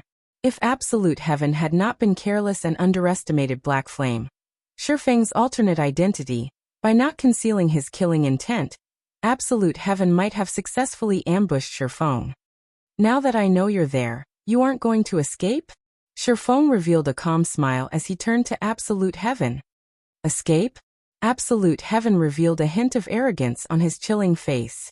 I admit that you're strong. It is as expected of the guild leader of Zero Wing, Black Flame. According to my estimation, your strength should be on par with Yifeng. Last time, Yifeng only managed to kill me because of my own impatience.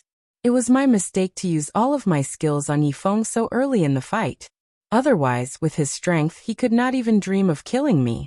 Now, although I have revealed myself, do you really think that you can kill me while I still possess all of my skills? Indeed, it is as you say. Unless all of your skills are on cooldown, it will not be easy to kill a top-tier assassin like yourself. Shifeng acknowledged Absolute Heaven's power. However, times had changed. Although Absolute Heaven had improved, Shifeng had also raised his strength. Since you're so confident, why don't we make a bet? A bet? Do you think that you can fool me? Originally, I intended to kill you today to show Yifeng that I, Absolute Heaven, have returned. Since I can't kill you, you can tell Yifeng this. When I, Absolute Heaven, wish to kill someone, that person will definitely die. Absolute Heaven laughed coldly. He then turned around to leave. If you want me to pass your message on, sure. However, the condition is that you need to escape. Shifeng activated the 7 Luminaries ring, using the Aura of Time skill, Absolute Time. He instantly charged at Absolute Heaven. Absolute Time prevents enemies within a range of 50 by 50 yards from using any skills or tools for 20 seconds. With this skill activated, all of Absolute Heaven's skills were in a similar state as a force cooldown. Meanwhile, an assassin that could not use skills was like a tiger without claws or fangs. You think I can't escape? Absolute Heaven smiled confidently in reply to Shifeng's taunt. He then tried to use blind on his opponent. If he could do so, he could escape from this place easily. However, Absolute Heaven immediately discovered that he could not use any of his skills. Suddenly, he started to panic. Nobody understood better than Absolute Heaven just how fragile an assassin was without his skills. However, Absolute Heaven was no ordinary player. He immediately calmed himself, turning around to flee. Absolute Heaven quickly concluded that such a powerful skill had to have a limited duration. It was impossible for the effect to last indefinitely. As long as he could drag the fight out until the duration of this effect was over, he could fly freely like a bird. At this moment, however, Shifeng had already appeared at Absolute Heaven's back after using silent steps, not giving Absolute Heaven an opportunity to run. Soundlessly, Shifeng slashed the abyssal blade at Assassin. Absolute Heaven responded swiftly, and used his dagger to meet Shifeng's sword. When the silvery gray abyssal blade collided with Absolute Heaven's dagger, he felt an immense pressure flowing from his dagger to his hand. That pressure then suppressed his entire body, forcing Absolute Heaven to kneel on the ground involuntarily. Such power, as expected from the person who killed Ming Sha.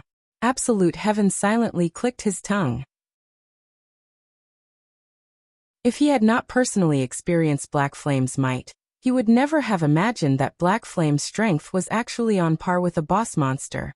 At this moment, Absolute Heaven finally realized why a great expert like Ming Sha had been forced into a constant retreat and could retaliate against Black Flame.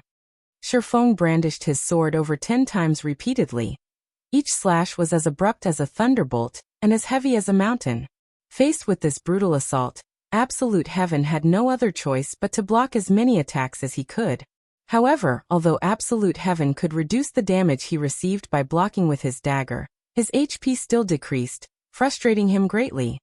Absolute Heaven inwardly cursed Shifeng for being a despicable and shameless bastard.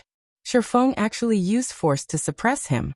Shifeng had not used any techniques and simply relied on brute force to brandish his sword. Shifeng's way of battle, which traded a life for a life, prevented Absolute Heaven from displaying any of his techniques. If Absolute Heaven could use his skills, he could easily escape his current predicament. Unfortunately, none of his skills would work. Despite being a powerhouse, Absolute Heaven felt powerless. Just as Shifeng was about to send Absolute Heaven to his death with a bombardment of attacks, Absolute Heaven suddenly felt that this situation was extremely familiar. It was just like when he had ambushed Yifeng. Back then, he had used a magic scroll to seal all of Yifeng's skills, and had even frozen his movement, turning Yifeng into a fangless tiger. At that time, Yifeng could only escape and had not dared confront him head-on. Meanwhile, his current situation was almost exactly the same as the last time he encountered Yifeng. Only this time the roles were reversed. If he had known Black Flame possessed such a skill, he would never have closed in on Black Flame. Worse, he had even wasted time by chatting with his enemy, giving Black Flame ample time to set a trap for him. He had practically sought out his own death. Ha! It seems that I'm really going to die this time. With only a thread of his HP remaining, Absolute Heaven could already see his demise. He was currently a red name. If he died, he would lose all of his equipment. His level would also plummet. At that time, he would no longer have the ability to exact revenge on Yifeng. However, just as the abyssal blade was about to collide with Absolute Heaven's body, it suddenly froze in mid-air. What? You're not gonna kill me? If you wait until I can use my skills again, you won't be able to kill me.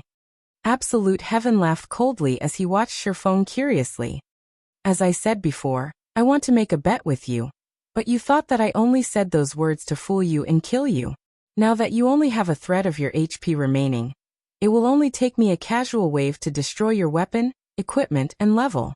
However, I'll repeat my offer. Are you interested in placing a bet? Shifeng asked, smiling as he returned the abyssal blade to its sheath. It seems that you're really not trying to cheat me. Then was the fight your way of proving that you wish not to kill me, but to make a bet instead?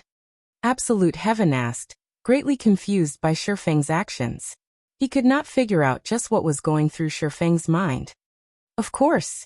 Otherwise, why do you think I would even bother fighting you? Does it look like I have too much time on my hands? Shifeng laughed bitterly. Absolute Heaven was suddenly rendered speechless. What? You still don't believe me? Shifeng's expression turned cold. No. I believe you. Tell me then. What do you want to bet? At this moment, Absolute Heaven grew interested in the bet Shifeng proposed. Bet your life. Shifeng said straightforwardly. Bet my life? Isn't my life already in your hands? Absolute Heaven nearly cursed at Shifeng. Shifeng shook his head, then slowly he said, You previously mentioned that as long as you can use your skills, you can escape from me easily. Isn't that right? That's right.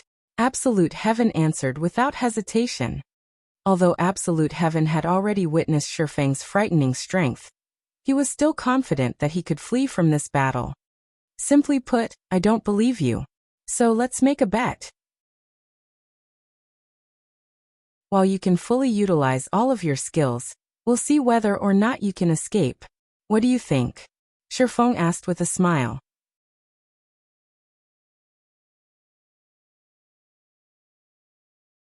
Chapter 325. Life and Death. Are you toying with me? Absolute Heaven glared at Shifeng, trying to figure out just what was going through Shifeng's mind. However, no matter how he examined his opponent, he still could not see through Shifeng, who had currently disguised himself using the demon mask. Absolute Heaven could only see a middle-aged man with a faint smile in front of him. No matter how hard Absolute Heaven racked his mind, he just could not figure out what Shifeng was trying to do. After nearly taking his life, Shifeng suggested gambling his life away.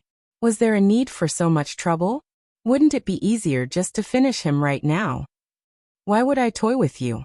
Shifeng laughed. Fine, I'll make the bet. What will happen if I survive? What if I die? For his own pride and honor, Absolute Heaven refused to die. If you escape safely, I'll do one thing for you. If you die, you'll have to do one thing for me. How about it? At this moment, Shifeng finally revealed his true intentions. He had done everything so far all for this single goal. One thing, huh? Absolute Heaven considered it carefully. After giving it some thought, he looked at Shifeng and said, If I ask you to kill Yifeng, will you do it? Absolute Heaven's request caught Shifeng off guard, but soon after, he let out a soft chuckle. In White River City, everybody knew that Black Flame and Yifeng were the two symbols of Zero Wing. Never would Shifeng have imagined that Absolute Heaven's request would be something like this. He had to admit that Absolute Heaven was indeed ruthless. If the public learned that Black Flame had killed Yifeng, it would greatly affect Zero Wing's reputation. At the same time, it would also affect Black Flame and Yifeng's reputations. However, be it Black Flame or Yifeng, only a few core members of Zero Wing knew that both identities belonged to a single person, which was Shifeng himself. Meanwhile, Absolute Heaven requested that he kill himself. The difficulty of this request was indeed quite high. What? Didn't you say that you'll do one thing for me if I win? Absolute Heaven smiled complacently. He then said, My request is so small, yet you hesitate. No, I just didn't think that you would make such a simple request. Originally, I thought you would want to kill me once. After all, I am the guild leader of Zero Wing, and Feng Xianyang of Underworld possess a deep hatred of me. As long as you manage to kill me and pass on the recording to the higher-ups of Underworld, you will receive Underworld's attention. Your position in the organization will soar as well, Shifeng mentioned. If Black Flame died, the prestige that Zero Wing had managed to accumulate due to his efforts would crumble. At this moment, Absolute Heaven suddenly came to a realization. He had actually forgotten about such a possibility. The loss and humiliation Dark Star had suffered caused Feng Xianyang's hatred of Zero Wing to soar. The guild he had nurtured with so much effort had actually fallen into such a state. Naturally, he would not let Zero Wing off the hook. Hence, Feng Xianyang put out a bounty to all members of Underworld stating that, as long as anyone from Underworld managed to kill the higher-ups of Zero Wing and cause trouble, the rewards would be bountiful. As long as someone could accomplish this task, they could gain fame, status, and wealth. If one could annihilate Zero Wing, receiving a promotion from outer member to elite member of Underworld would be a simple matter. There were not many elite members in Underworld. They were few and far between, but those who obtained the prestigious title would also become influential in reality. Every day, there were countless outer members in Underworld working as hard as they could to become official members. Only after becoming an official member could one possibly become an elite member. If he, Absolute Heaven, could kill Black Flame, the guild leader of Zero Wing, there might actually have a chance at receiving the promotion to that elite group. Even if it were not possible, at the very least, he could still become an official member. Alright then. I agree to the bet. Let's start after I have fully recovered. Absolute Heaven directly agreed. After a few moments, Absolute Heaven's HP and stamina recovered completely. Shifeng then took out a gold coin suggesting, I'll toss this gold coin into the air. The battle will start the moment the coin reaches maximum altitude and begins to fall. How about it? Okay. Absolute Heaven was momentarily speechless when he saw Shifeng use a gold coin as a starting signal. Was he not afraid of losing the gold coin? Currently, Absolute Heaven only had around 20 silver coins in his pockets.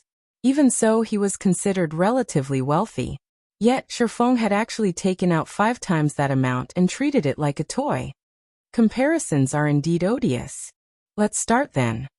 Shifeng tossed the gold coin into the air. The coin soared upward. Only when it was around 4 meters above ground did its speed begin to slow, the coin faintly showing signs of stopping and succumbing to gravity. Absolute Heaven focused his gaze sternly on the coin.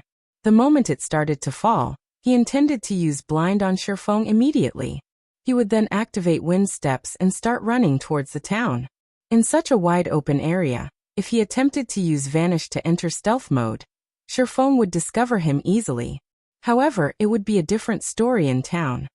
Although terrain on the way to town was complex, aside from vanish, he possessed other life-saving skills and tools to help him get through this distance.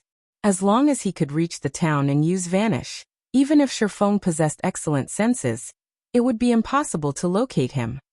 However, from start to end, Shifeng had been paying attention to Absolute Heaven.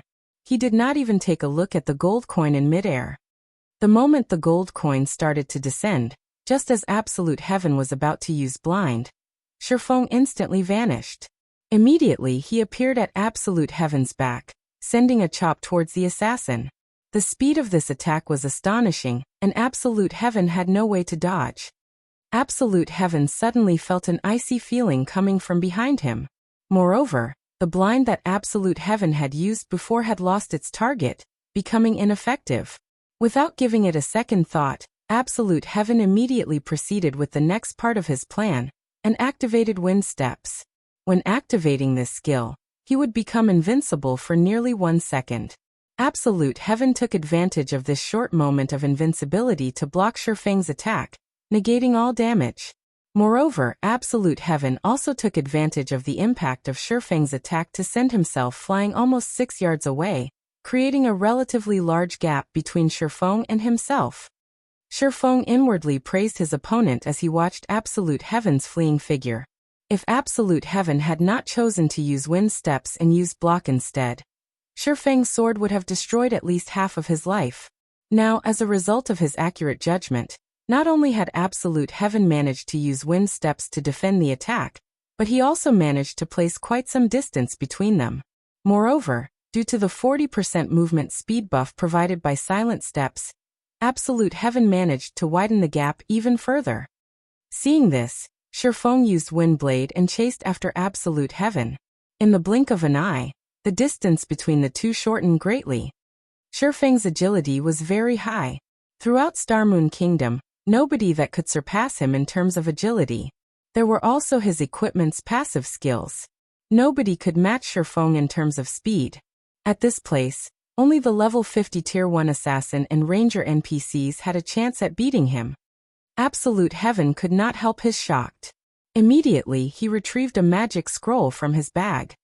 This magic scroll was aqua-colored, and it looked very exquisite. It turned out that it was actually a Tier 1 magic scroll. Absolute Heaven then unrolled the magic scroll, and used it on Shifeng. Water binding. Immediately, several jets of water shot out from the magic scroll.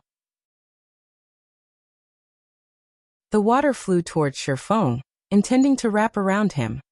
Shifeng revealed a calm smile, not faltering at the slightest as he continued charging at Absolute Heaven.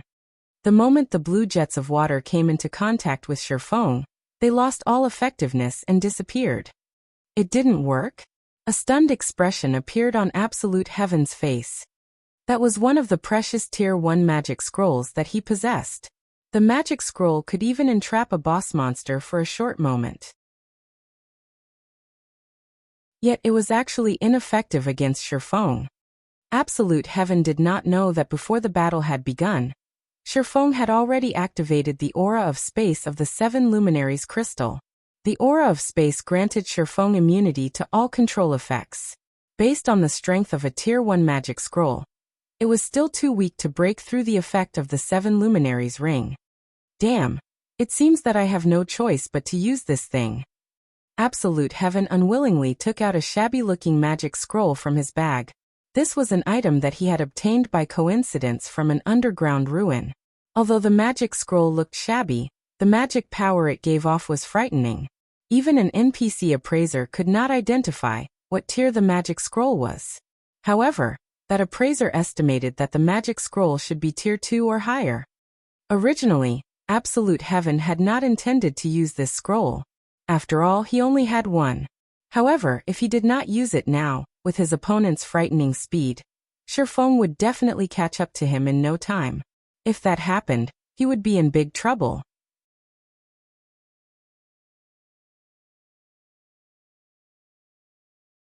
Chapter 326, Recklessly Wasting Resources.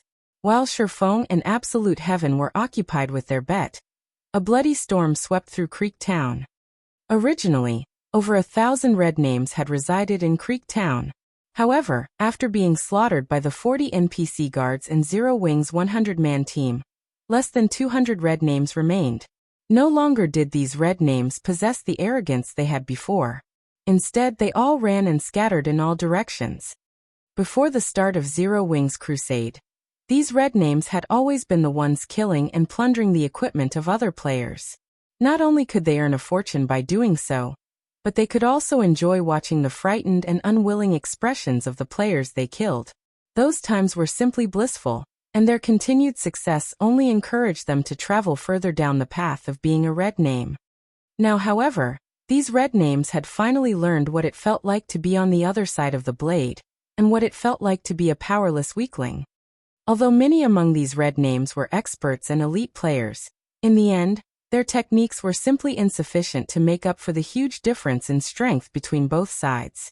After all, no matter how fierce an ant was, it would never be a match against a mighty lion. Since Zero Wing doesn't plan to let us live, we should fight to the bitter end. A Cursemancer appealed to the other red names when he realized that they could no longer escape. Some of the red names considered the Cursemancer's suggestion rational, and many of them decided to cooperate with each other to retaliate against Zero Wing. However, just as they turned around, one of the Tier 1 Elementalist guards launched a flame explosion, instantly killing the Cursemancer who had attempted to rally his allies. Following closely, one Tier 1 Berserker guard used Flame Charge, and arrived before 4 red names. The Berserker then used Whirlwind Slash, killing all 4 in a single attack.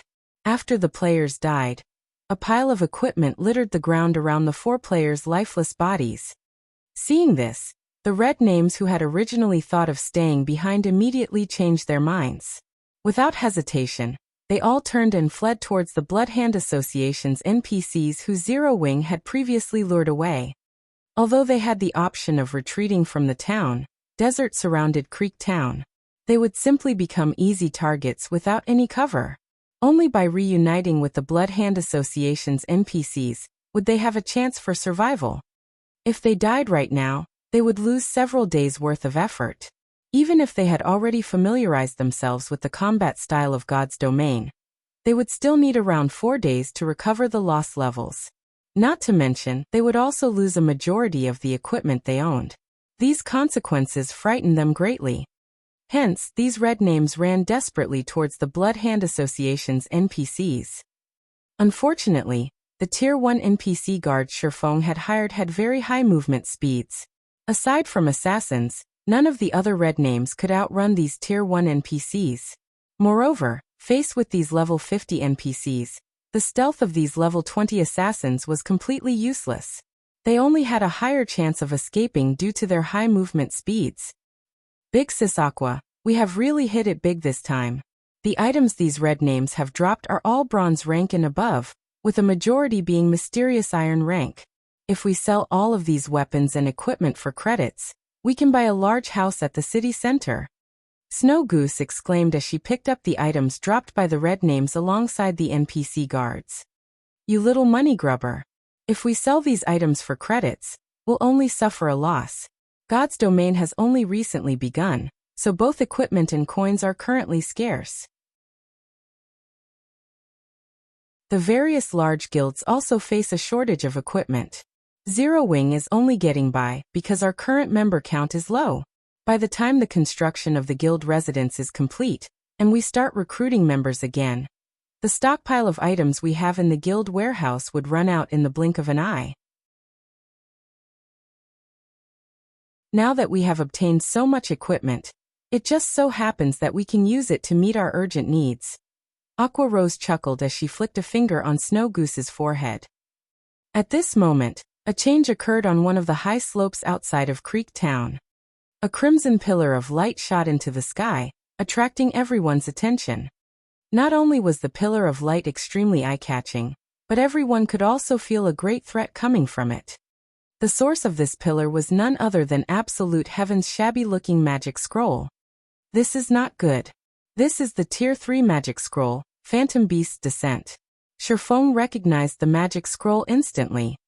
The might of a Tier 3 magic scroll could not be underestimated. Even when Shifeng was at his prime, he would still have suffered greatly if struck by the skill contained within a Tier 3 magic scroll, let alone the current him who was not even a Tier 1 class. Fortunately, the skill contained within Phantom Beast's Descent magic scroll was not a pure attack type skill. Instead, it was a summoning skill. The Phantom Beast's Descent was capable of summoning a powerful Phantom Beast to fight alongside its summoner. Suddenly, a black magic array in the shape of a 7-pointed star appeared in the sky. Just as Shifeng was about to kill Absolute Heaven, the magic array fired a black ray of light toward Shifeng. Shifeng dared not be careless. Immediately, he activated Defensive Blade. Boom, boom, boom. After 3 consecutive bombardments, a large crater occupied the originally flat slope. If Shifeng had not activated Defensive Blade, becoming immune to 9 ranged attacks or 4 melee attacks, he might have died. In the center of the crater, a giant tiger sat quietly beside Absolute Heaven. This tiger's body resembled a galaxy of stars. The tiger focused its silver eyes on Shifeng as it gnashed its teeth. It released an aura that was even more powerful than a Lord-ranked monster. Guild Leader Black Flame, the agreement we had before said that, as long as I can escape from you, you promised to do one thing for me. I wonder, is that agreement still valid if I kill you? Absolute Heaven laughed. Naturally. However, you sure are willing to part with such a rarity. Do you even know the value of a Tier 3 magic scroll? Shifeng glanced at the Phantom Beast the assassin had summoned, inwardly pitying the loss of such a precious item. Tier 0 players could not display the true might of a Tier 3 magic scroll. This was especially true for a summoning scroll. If a Tier 1 player used such a scroll, the summoned Phantom Beast could easily decide the outcome of a war involving tens of thousands of players. If used by a Tier 2 player, the Phantom Beast would have no problems eradicating a large-scale town. In Shifeng's previous life, many guilds had willingly spent thousands of gold coins to purchase such a magic scroll. At this moment, however, Absolute Heaven had used such a precious magic scroll on this small battle. This was simply a reckless waste. Of course I know. However, you are too fast. I know that I won't reach Creek Town if this continues. Compared to dying, I'd rather use it. Absolute Heaven had mourned the use of the scroll as well. However, he no longer wished to experience the humiliation of dying once again.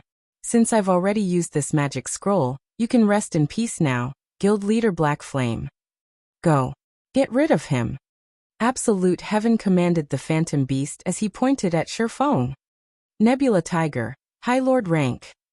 Level 30. HP 1, 800,000/1, 800,000.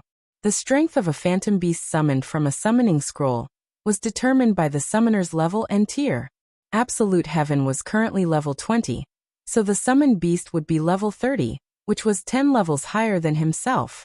If Absolute Heaven were a Tier 1 class, then the Nebula Tiger would not be just a High Lord. At the very least, it would be a Great Lord ranked monster. A Great Lord ranked monster could only be described using the word horrifying. Hundreds of players of the same level would be no more than ants in front of a Great Lord. When such a monster was under the control of a player, it would become even more frightening and powerful. This was also why Tier 3 summoning scrolls were so precious. A controllable Great Lord ranked monster could easily decide the outcome of a war involving tens of thousands of players.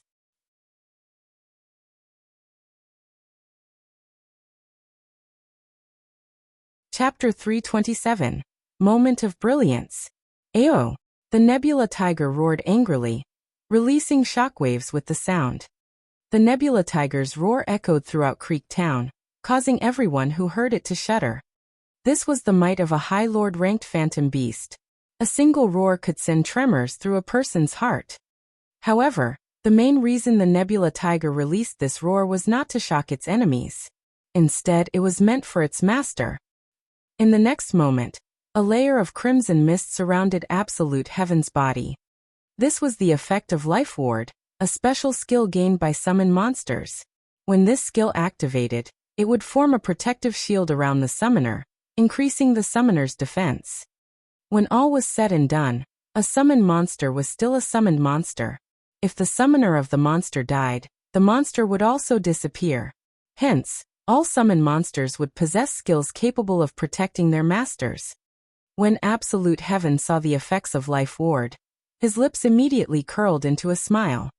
When used, Life Ward created a protective shield capable of absorbing 20,000 damage. Even if an enemy managed to close the distance and engage him in melee combat, they would need to expend a significant amount of effort to exhaust the Life Ward. Furthermore, Absolute Heaven possessed high combat power as well. His opponent might die before he could overcome the Life Ward. Absolute Heaven had originally worried that Shifeng could simply deal with him directly. However, with the Life Ward protecting him, his only fear vanished. Black Flame, your time of death has come. Absolute Heaven started commanding the Nebula Tiger to attack Shifeng. The greatest difference between a summoned monster and a normal monster was the player's control. While under a player's control, monsters that had originally possessed powerful attributes would become even more formidable. Not to mention, as a High Lord-ranked monster, the Nebula Tiger possessed quite a number of skills. It would only take an instant for the Nebula Tiger to kill a player. The Nebula Tiger, which was over 3 meters in height, lightly tapped its feet on the ground, crossing the distance of over 10 yards between Shifeng and itself in an instant. So fast! Shifeng was surprised. The Nebula Tiger swiped its claws at Shifeng. Although Shifeng wanted to dodge the attack, his reaction was a step behind, and the attack landed on its target. However, the Nebula Tiger's attack did not manage to deal any damage due to defensive blade. Seeing that its first attack had failed, the Nebula Tiger immediately brandished its claws at Shifeng again. After swiping its claws at Shifeng several times, the defensive blade's effect quickly broke. Just as the Nebula Tiger's fatal swipe was about to reach Shifeng, Shifeng barely managed to activate parry to defend himself. _Pong. A level 30 High Lord-ranked monster was simply too powerful. Shifeng did not even possess a Tier 1 class yet, so it was impossible for him to stop the attack. Like a cannonball, the tiger's attack launched Shifeng backward. As expected of a great expert like Guild Leader Black Flame, you've even managed to block such an attack. Absolute Heaven could not help but applaud as he watched the exchange between Shifeng and the Nebula Tiger. Absolute Heaven was not making fun of Shifeng at all. Rather, he praised his enemy sincerely. Absolute Heaven himself was certain that, if he were the one receiving the Nebula Tiger's attacks right now, he would have no way of defending himself. Most likely, before he could even use block, the tiger would have killed him already. Yet Shifeng held it off. However, Shifeng also paid a heavy price when he blocked the attack. As Shifeng landed, he was both physically and mentally unstable. He could no longer dodge or defend against another one of the Nebula Tiger's attacks. The huge gap in attributes was not something that could be made up for by solely relying on battle techniques. Previously, Shifeng had used overwhelming destructive force to suppress Absolute Heaven. Now Shifeng faced a similar crisis. It was already praiseworthy that he managed to survive for so long. Just as the Nebula Tiger pounced at Shifeng once more, a figure suddenly dashed over and stood before Shifeng, blocking the Nebula Tiger's attack and saving Shifeng's life. Absolute Heaven was greatly stunned by this scene. The figure's speed was simply too fast, and before he could catch a clear glimpse, the figure appeared in front of Shifeng. More importantly, this figure blocked a full-powered attack from the Nebula Tiger. It was simply unbelievable. At this moment, Shifeng looked at the tall figure standing proudly before him. Smiling, he muttered, "Just in time." The person that blocked the Nebula Tiger was none other than Kite, Shifeng's personal guard. Kite was a dark gold ranked personal guard. Moreover, he was even a Tier 1 swordsman who had reached level 30. Naturally, no player could compare to his strength. Originally, Shifeng had not planned to use Kite so soon. However, now that Absolute Heaven had summoned a High Lord ranked monster, he would meet his own death if he did not deploy Kite. So it's just an NPC guard. And here I wondered who was so powerful to block the Nebula Tiger's attack. However, do you really believe a level 30 Tier 1 swordsman can defeat my High Lord ranked Nebula Tiger? Absolute Heaven asked disdainfully. Of course, since he used a summon monster, he would not criticize Shifeng's decision to use an NPC guard. Even so, he was still confident that his Nebula Tiger was stronger than Shifeng's personal guard. Although both were level 30, the Nebula Tiger was far more powerful than a Tier 1 NPC. In his eyes, Shifeng had done nothing more than delay the inevitable. I admit that Kite is not a match for the Nebula Tiger, but he can hold it back for some time. Now let's find out which will happen first, your death or Kite's. Shifeng revealed a faint smile. He then charged towards Absolute Heaven. When all was said and done, Kite was still a Tier 1 NPC. Although he could not defeat the High Lord ranked Nebula Tiger, he would have no problems delaying the monster for some time. Otherwise, he would not deserve the rank of Dark Gold. Although the Nebula Tiger tried to chase after Shifeng, Kite once more stopped the monster in its path, annoying the beast greatly. In just a moment, Shifeng swiftly arrived before Absolute Heaven. Absolute Heaven knew that with Kite present, the Nebula Tiger could not do anything to Shifeng. Hence he commanded, "Get rid of that guard first." Absolute Heaven still possessed the life ward that would absorb 20,000 damage. He did not believe that Shifeng could kill him so easily. Moreover, he did not intend to confront Shifeng directly. After giving his command, Absolute Heaven immediately turned and ran, not giving Shifeng any chance to attack. Absolute Heaven knew that even if the Nebula Tiger failed to kill Shifeng, as long as he could escape and hide inside the town, Shifeng would lose the bet. After the Nebula Tiger switched its targets, Kite's HP started to decrease madly. After all, the Nebula Tiger was a High Lord ranked monster. Both its attack power and movement speed were terrifying, and even Kite would sometimes fail to block the beast's attack. Whenever he was struck, he would lose close to 3,000 HP. Meanwhile, Kite only had slightly more than 18,000 HP. However, Kite was not an ordinary guard. With a single cross slash, he managed to deal close to minus 10,000 damage. He then followed up with Frozen Slash, Windwalk, and other skills that either reduced the Nebula Tiger's movement speed, or increased his own movement speed, making it harder for the Nebula Tiger to hit him. When the Tiger used Heaven Splitting Claw, Kite used Triple Spin Attack, a Tier 1 swordsman skill. When used, the skill made the user invincible for 1.5 seconds while attacking the enemy 3 times.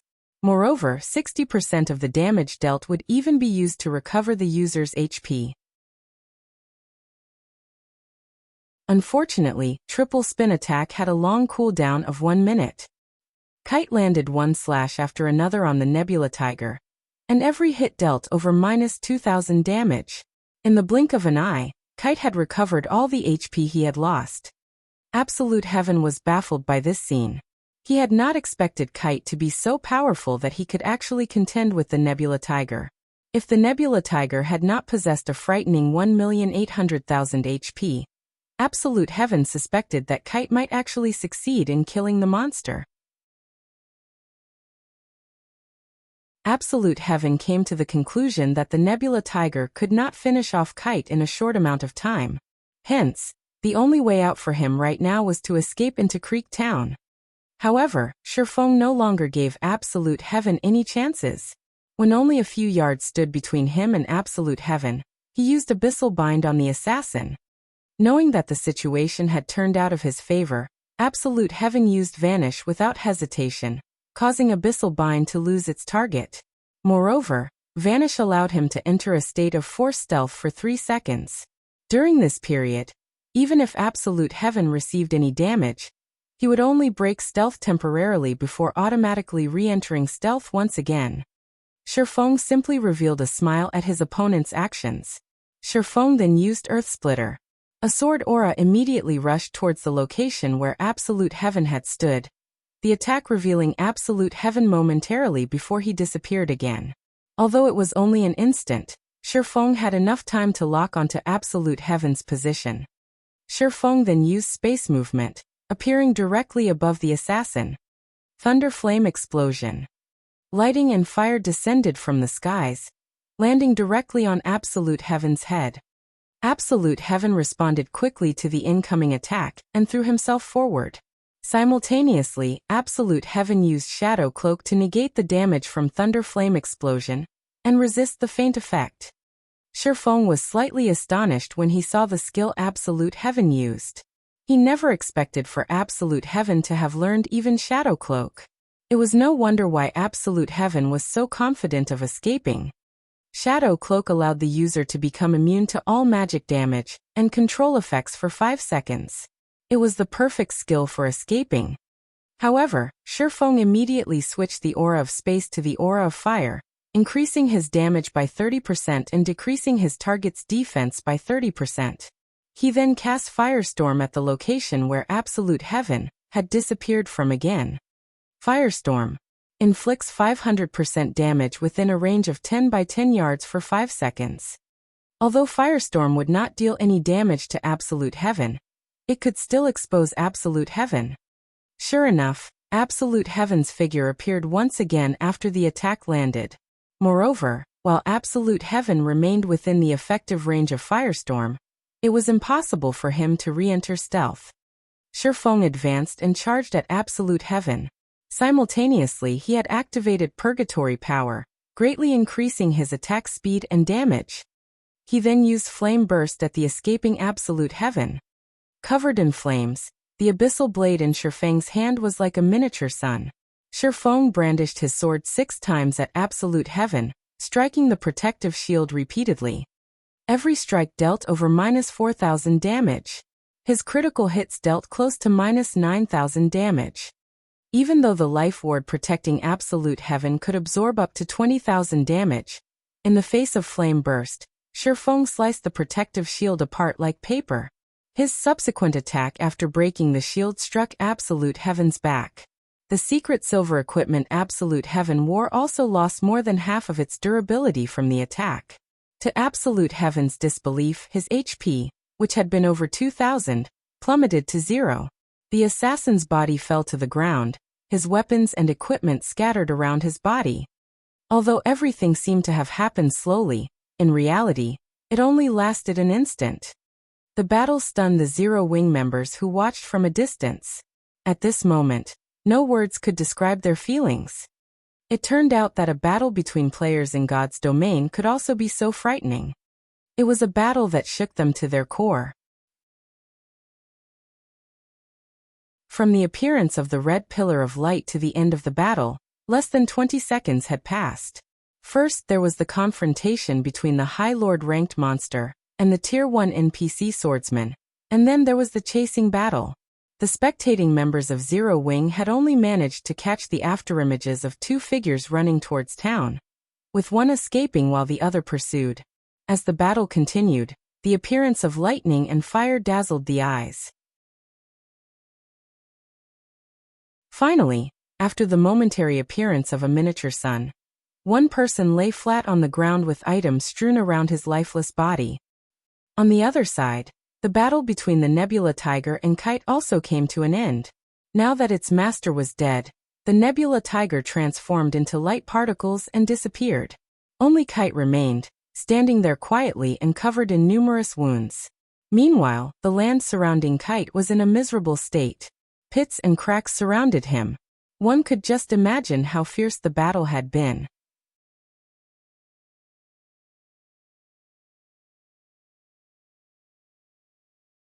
Chapter 328. Harvest after the battle. After the battle with Absolute Heaven came to an end, Shifeng sighed in relief. If not for the 7 Luminaries ring, he might really have let the cunning Absolute Heaven get away. This was how God's domain worked. When players attempted to gain some achievements and make a name for themselves, they were like a boat traveling against the current. Either they advanced forward or were forced backward. Today's glory might very well become tomorrow's laughingstock. Although Absolute Heaven's growth was impressive, there was still a considerable gap between him and Shifeng. Soon after, Shifeng looted the items the assassin had dropped. Shifeng was inwardly astonished when he examined Absolute Heaven's items. The equipment Absolute Heaven dropped was top tier, even among secret silver equipment. Meanwhile, the daggers he dropped were fine gold rank. With these items, even among the core members of Zero Wing, Absolute Heaven could still reach the middle ranks. Among the assassins, only Fire Dance and Flying Shadow surpassed Absolute Heaven. Absolute Heaven was a lone wolf. Yet, even without relying on the support of a guild or an organization, he still obtained such quality items for himself. He was already an expert standing at the peak of White River City. If Absolute Heaven were not a solo player, the equipment he had possessed might not have been secret silver, but fine gold rank. If Absolute Heaven had been fully geared with fine gold equipment today, Shifeng's victory would not have been so easily secured. Big Sis Aqua, is that really our guild leader? Snow Goose asked hesitantly. Her big, round eyes focused on the figure standing proudly within the sea of fire. He looks so much more powerful than when he appeared in the video. Guild leader is usually a very ordinary, approachable, and gentle person. But now, even when looking at him from such a distance, I still feel overwhelmed. Naturally. Aqua Rose giggled. This is our guild leader, ordinary yet reliable. Snow Goose had been raiding dungeons all this time, so she had only ever heard and not personally seen any of Shifeng's battles. Now that she had personally witnessed Shifeng fight for the first time, it was only natural that shock filled her heart. After all, a video could only portray so much. Only by personally experiencing something could one truly understand it. Alright, stop daydreaming. Clean up these remaining red players quickly. Over 2,000 NPCs are still chasing Fire Dance and the others, and they could obliterate our team at any moment. The red names of Creektown had despaired when faced with Shifeng and his NPC entourage. Now that Shifeng had also extinguished the hope presented by Absolute Heaven and the High Lord ranked monster, these red names completely lost their heart to resist. Escape? How were they supposed to escape? With Shifeng's gale-like speed, even if they grew a few more legs, it still would not be enough for them to get away. After these red names lost their fighting spirit, Aqua Rose and the others took little effort to clean up. They took less than a minute to deal with the remaining red names of Creektown. Meanwhile, the harvest they obtained was sufficient to arm a team of 1,000 players. Throughout this battle, although a few of their members had died and lost a level, when compared to the harvest they obtained, such loss was practically negligible. The items they obtained had easily made up for the total losses Zero Wing had suffered with surplus. Aqua Rose was overjoyed when she examined their harvest. As the manager of Zero Wing's daily affairs, she was very clear about what these items represented. With the addition of this batch of items, after Zero Wing finished recruiting new members, they could arm a large batch of elite players, pushing Zero Wing's combat power to a whole other level. At that time, even if Dark Star declared another war on Zero Wing, they could still deal with it without needing Ouroboros' assistance. Guild leader, we've dealt with all the red names. We can start cooperating with Fire Dance and the others to kill the Bloodhand Association NPCs now, Aqua Rose happily reported through the team chat. Okay, follow the plan and kill those Bloodhand Association NPCs. Be careful not to lure too many at once. Those NPCs are more sensitive than field monsters, Shifeng said. Alright. Send me a healer. I need someone revived. I'm a cleric. I'll go. Snow Goose hurriedly shouted in the team chat, excitedly waving her hand. Seeing the girl's reaction, Aqua Rose indulgently said, Fine, off you go then. In any case, the Tier 1 guards will be responsible for killing those NPCs. Our role is to supply support. The Bloodhand Association NPCs were all level 30 and above, while the members of Zero Wing were only around level 20. Among those present, only Sherfeng and Blackie possessed 10 ignore levels. Everyone else could only deal minute amounts of damage to these NPCs. The most they could do was use some control skills on these Blood-Hand Association NPCs. Although these Blood-Hand Association NPCs possessed a certain degree of intelligence, it was only slightly higher than normal field monsters. Otherwise, Fire Dance's group could not have lured them away. What Aqua Rose's group needed to do was to lure the Blood-Hand Association NPCs away in small batches and kill them separately. With the strength of 40 level 50 tier 1 guards, they could easily take care of up to 300 level 30 Blood-Hand Association NPCs each time. With a massive difference of 20 levels, the attacks of the Blood-Hand Association NPCs would only deal damage in the double digits to a tier 1 shield warrior guard. Meanwhile, a level 50 tier 1 shield warrior possessed over 200,000 HP. Even if dozens of Blood-Hand Association NPCs attacked simultaneously, the total damage would only be a tickle to a level 50 tier 1 shield warrior. The shield warrior's battle recovery alone could restore most of the HP lost. Not to mention, there were still the tier 1 healers waiting in the wings. However, NPCs were different from monsters. The NPCs of the Blood-Hand Association were very organized when they fought. The warriors that served as meat shields would stand in front, and the mages would attack from behind, coordinating their attacks with the melee fighters. The healers standing at the rear would also spam heals on the tanks. There was even one time where an assassin from the Blood-Hand Association had circled and ambushed Aqua Rose's group.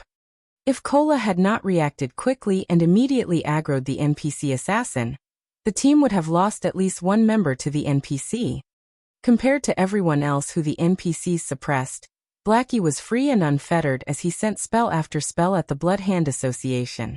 The Mavis's guard Blackie wielded allowed him to ignore the massive level difference completely, and each one of Blackie's attacks could deal around -700 to -800 damage to these level 30 elite NPCs. When Blackie used Stars of Light, the result was simply earth-shaking. A damage of over -1000 appeared above every enemy NPC caught within the skill's range. Moreover, with each successive bombardment, the damage of the Stars of Light increased by 10%. The skill had a duration of 15 seconds, and by the time the 15th bombardment landed, the enemy NPCs were already receiving over -6000 damage each. Some of the attacks even achieved critical hits, dealing over -10,000 damage to the enemy NPCs. These level 30 elite NPCs only had 100,000 HP. They stood no chance against Blackie's Stars of Light. After Stars of Light ended, over 200 level 30 elite NPCs fell to the ground lifelessly. Suddenly, everyone's experience bars started increasing madly. Some even leveled from level 19 to level 20. Even Blackie, who was currently level 23, saw a huge increase in his experience bar. Even though the EXP was shared with over 100 players, each person still obtained a frightening amount. Originally, everyone had only come here to kill these NPCs for the purpose of completing the Crusade quest. Now that they had discovered the wealth of EXP in front of them, everyone started working even more enthusiastically. After killing several waves of NPCs, everyone managed to level up to level 20 or above. Blackie even reached level 24. Everyone's leveling speed was simply frightening. Haha. Sister Aqua, at the rate we're leveling, Zero Wing will fully occupy the top 100 spots on the White River City ranking list. Blackie laughed. That's a nice idea.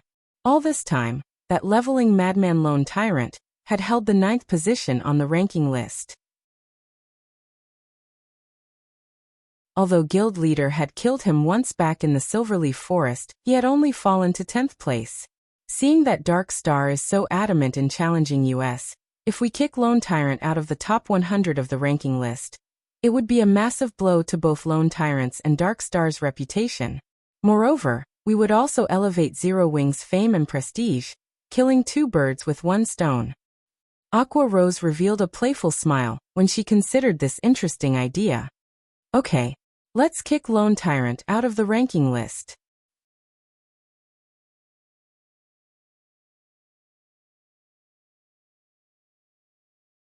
Chapter 329. You don't have a choice. Shifeng could not stop his smile when he heard Aqua Rose's words. In actuality, it would be a simple task for Shifeng to let Zero Wing fully occupy the top 100 spots on the White River City ranking list. The only reason he had not done so yet was that he was afraid of attracting too much attention and the public's enmity. After all, Zero Wing was currently only a small guild.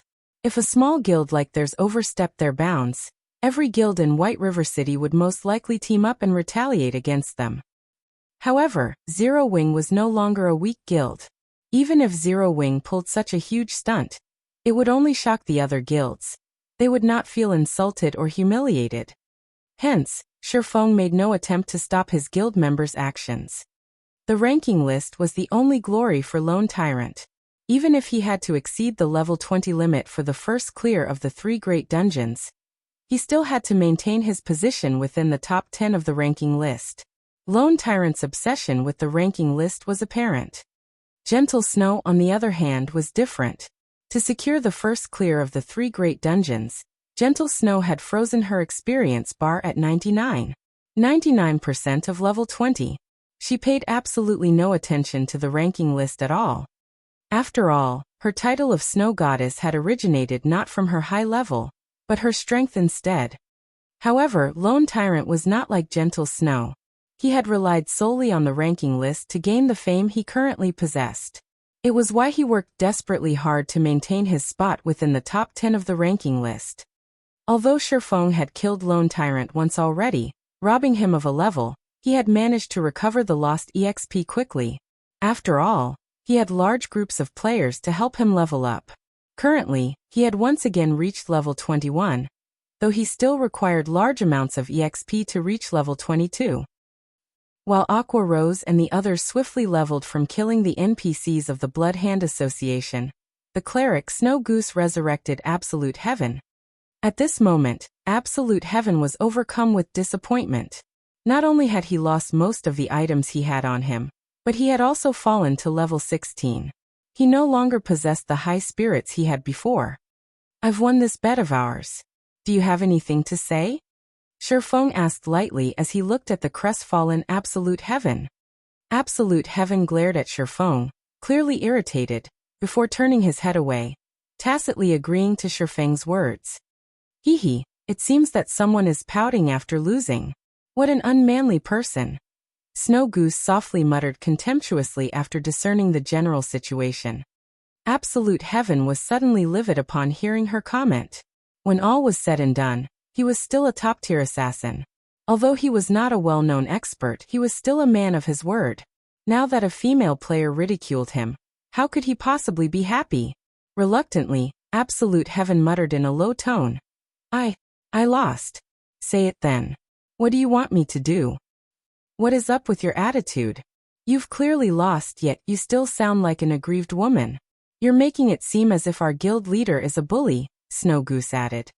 "You."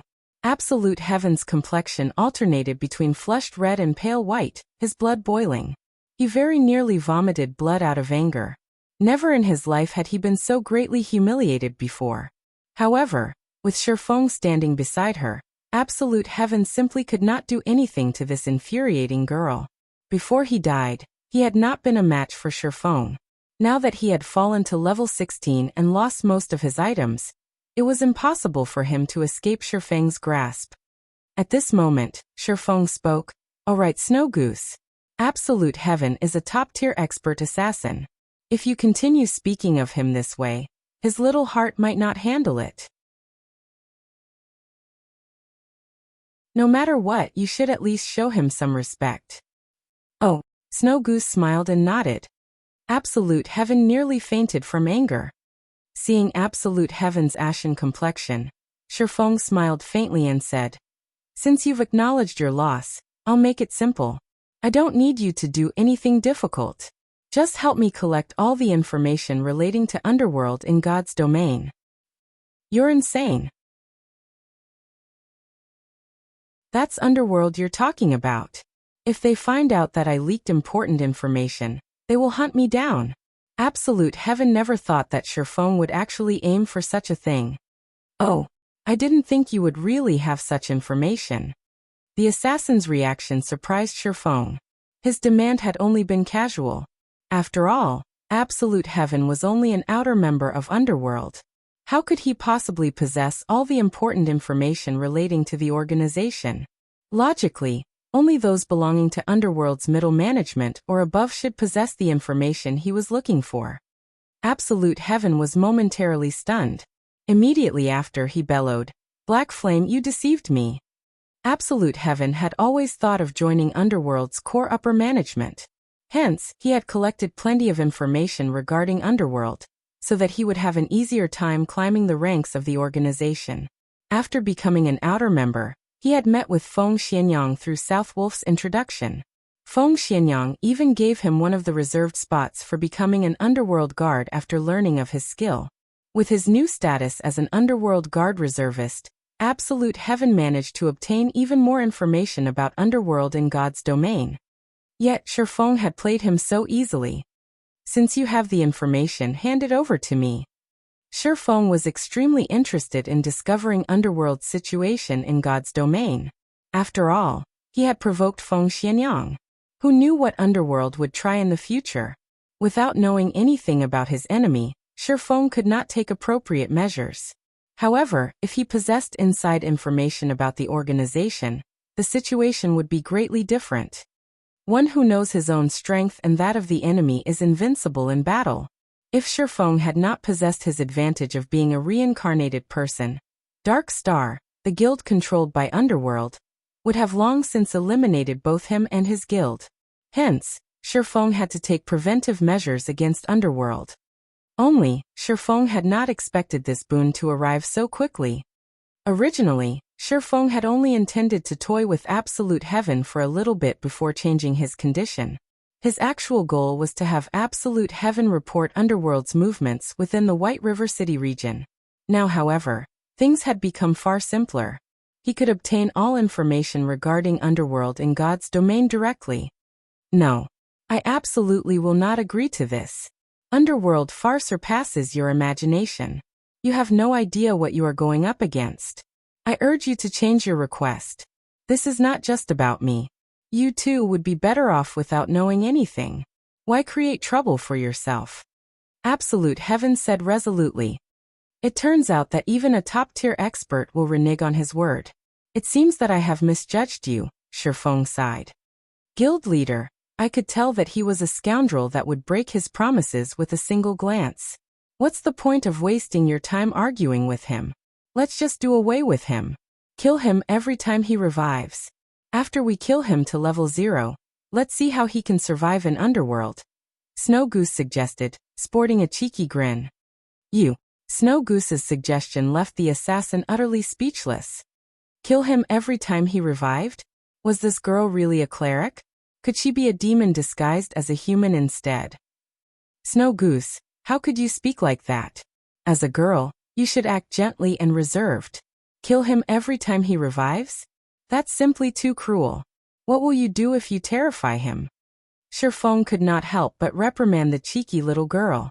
"At most, we'll upload the video recording the previous fight and our dialogue to the forums. It will be fine as long as we reveal this to everyone." "You're right, guild leader." Snow Goose applauded cheerfully. As long as the video of the battle went viral, not only would everyone know that Absolute Heaven was a man who broke his promises, but the hidden organization named Underworld would also be exposed to the public eye. Even if Absolute Heaven did not reveal any secrets, Underworld would hunt him down for what little he had already said. Black flame. Raging flames burned in Absolute Heaven's eyes as he looked at Shifeng. He only wished that he could murder the smiling demon before him right now. "Just hand it over." Shifeng calmly smiled. "I have already sealed off all paths of retreat. You don't have a choice."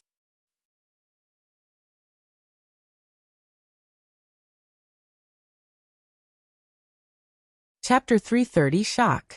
Shifeng's words left Absolute Heaven speechless. At this moment, Absolute Heaven finally understood why Shifeng would insist on making a bet with him. Shifeng was clearly capable of killing him with a single hit. Yet, Shifeng had given him hope of retaliation for this very moment. A terrible thought suddenly emerged in Absolute Heaven's mind. Had Shifeng planned to deal with Underworld all this time? Before joining Underworld, Absolute Heaven had known that Underworld's background was unfathomably deep. It was an existence that he could not afford to provoke. After joining the organization, that thought had only strengthened. He absolutely could not make an enemy of Underworld. Yet, now Shifeng dared to consider challenging Underworld. He simply did not know how to differentiate between life and death. It would have been fine if only Shifeng did not know how to differentiate between life and death. Yet Shifeng intended to drag him down as well. Moreover, the swordsman left him with no other options. Shifeng was eviler than a demon. When Absolute Heaven saw that Shifeng's finger was about to click the upload video button, he lowered his head and helplessly said, "Fine. However, I have a condition. No one can know that I gave you this information. You can rest assured on this point. Since I have asked you to do such a thing for me, I will not make things difficult for you. I won't let anyone but myself look at the information relating to Underworld," Shifeng assured and nodded. Absolute Heaven's worries were unfounded. After all, Shifeng was also worried about this situation becoming public, which would, in turn, allow Underworld to take precautionary actions. "I'll send you the files tomorrow after I have compiled them," Absolute Heaven said before turning to leave. However, Shifeng was a step ahead and blocked his retreat. "What? Worried that I'll deceive you? You currently have information to use against me. What tricks could I possibly play on you?" Absolute Heaven laughed bitterly. "You're overthinking things. I'm just returning the items you dropped when you died. As for your levels, with your strength, you should recover quickly." Shifeng then took out the items he had looted from Absolute Heaven and returned them to their original owner. After some hesitation, Absolute Heaven finally decided to receive the items before leaving. "Guild leader, are we really going to start a war with that mysterious organization named Underworld?" Snow Goose asked. Based on Absolute Heaven's words, Snow Goose could discern just how terrifying Underworld was. Even a top-tier expert like Absolute Heaven was afraid when talking about it. Furthermore, a powerful guild like Dark Star was just a puppet of Underworld. With Zero Wing's current strength, wouldn't acting against Underworld be akin to smashing an egg against a rock? "What? Afraid?" Shifeng chuckled. "Of course not. Our Zero Wing is invincible. How could we possibly lose to Underworld?" Snow Goose's eyes glowed as her fighting spirit soared. She had left Twilight Echo with Aqua Rose to create their own legacy in God's domain. How could they give up so easily because of a single Underworld? Time passed little by little. At this moment, Aqua Rose and the others were still battling against the Bloodhand Association NPCs. Even though it was night in God's domain, spells of war illuminated the sky around Creek Town so brilliantly that it appeared to be day. Although these NPCs provided no loot, the EXP they gave was bountiful. The members of Zero Wing were only able to kill these Bloodhand Association NPCs with such ease due to the assistance of the level 50 Tier 1 guards. In the future, it would not be so easy for them to come across such a valuable opportunity. As more Bloodhand Association NPCs died, the Zero Wing Guild members watched their levels soar. The ranking list of White River City also underwent dramatic changes. Players from Zero Wing continuously appeared within the top 100 of the ranking list. The change had not been obvious at the beginning, as only a few members had entered the 90s. However, as time passed, the EXP growth of Zero Wing never stopped. The guild members who originally ranked within the 90s jumped into the 80s, then jumped again from the 80s to the 70s, their positions ever rising. However, this was still not the most shocking incident. What really shocked people was the fact that the Zero Wing members occupied every rank between 70 and 100. They had forced all others out of the top 100 ranks. Is this real or fake? Aren't the members of Zero Wing too impressive? It was already amazing that they managed to occupy the top 8 positions before. Now they fully occupy the 70th to the 100th positions. What did these people eat to become so fierce? As expected of the guild that I fancy. If this continues, Zero Wing will sooner or later occupy all 100 spots on the White River City ranking list. That shouldn't be possible, right? After all, there is still Lone Tyrant who ranks 10th. Although Black Flame had killed him once, he has already managed to recover to level 21. It shouldn't be possible to kick him out of the top 100. Lone Tyrant? So what? Hadn't he been the top player on the White River City ranking list before? In the end, 8 experts from Zero Wing still shoved him aside. Even now he is still stuck at 9th place.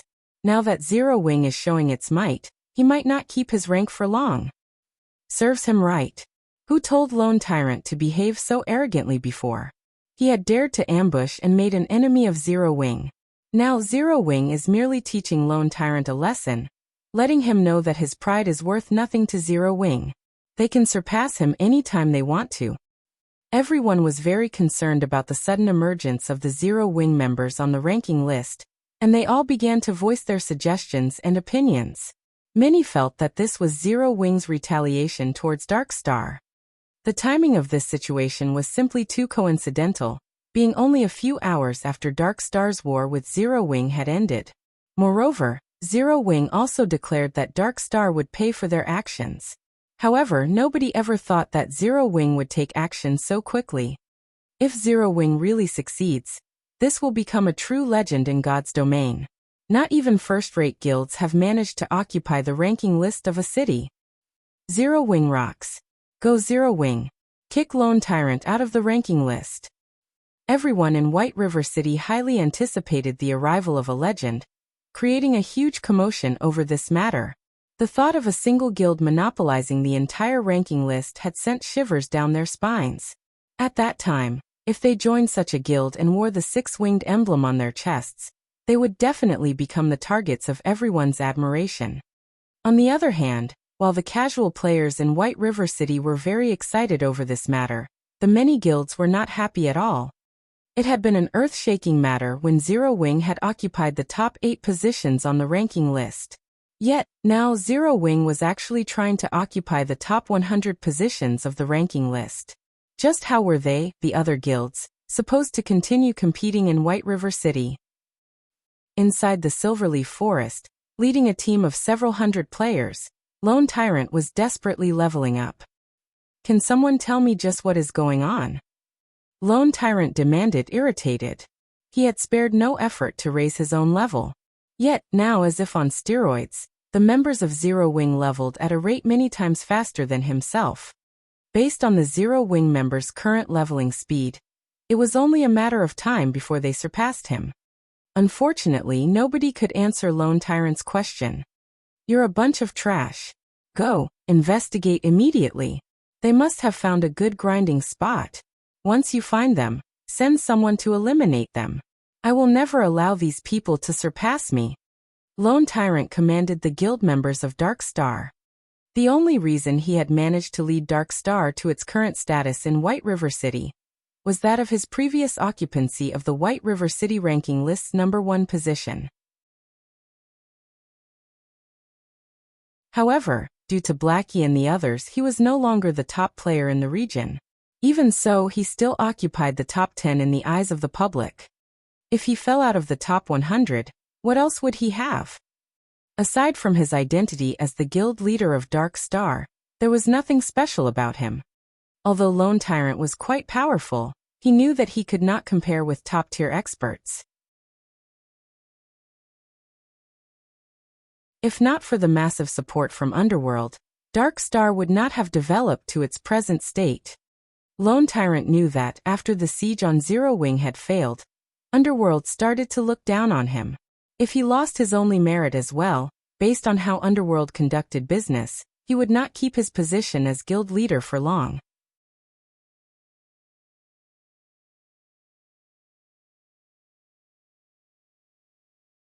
Chapter 331, Hidden Warehouse. Considering the events up to this point, Lone Tyrant grew worried. Hurry, lure more monsters. Those bastards from Zero Wing are dreaming if they think they can surpass me and kick me out of the ranking list. I won't give this position away. Lone Tyrant commanded once more, a bloody glow flashing in his eyes.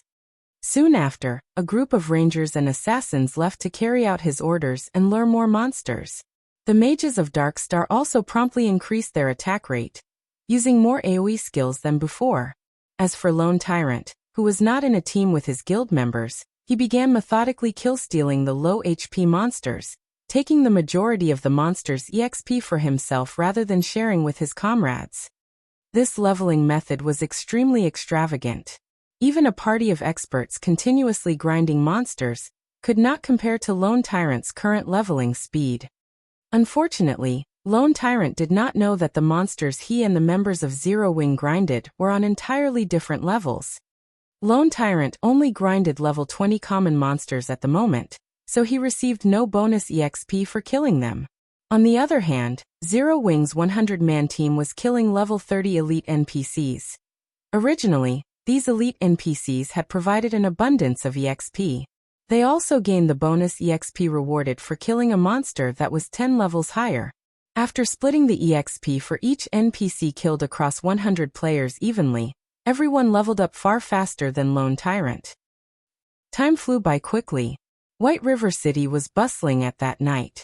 As a Saturday, even though it was already daytime in the real world, many players had not logged out and were still having fun in God's domain. However, as it was dangerous to leave the city at night, many players had chosen to visit bars in the city. With nothing better to do, players had started focusing their attention to Zero Wing's ranks. Many also began guessing on whether or not Zero Wing would kick Lone Tyrant out of the ranking list. It had been over an hour since the commotion had begun. Now, instead of occupying up to just the 70th position, Zero Wing occupied up to the 40th position of the ranking list. Bystanders fell speechless when witnessing the leveling speed of this new guild. Originally, many players had simply guessed and joked around.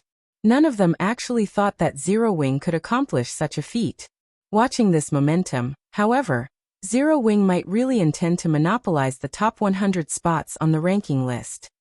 Everyone could not help but grow excited in anticipation.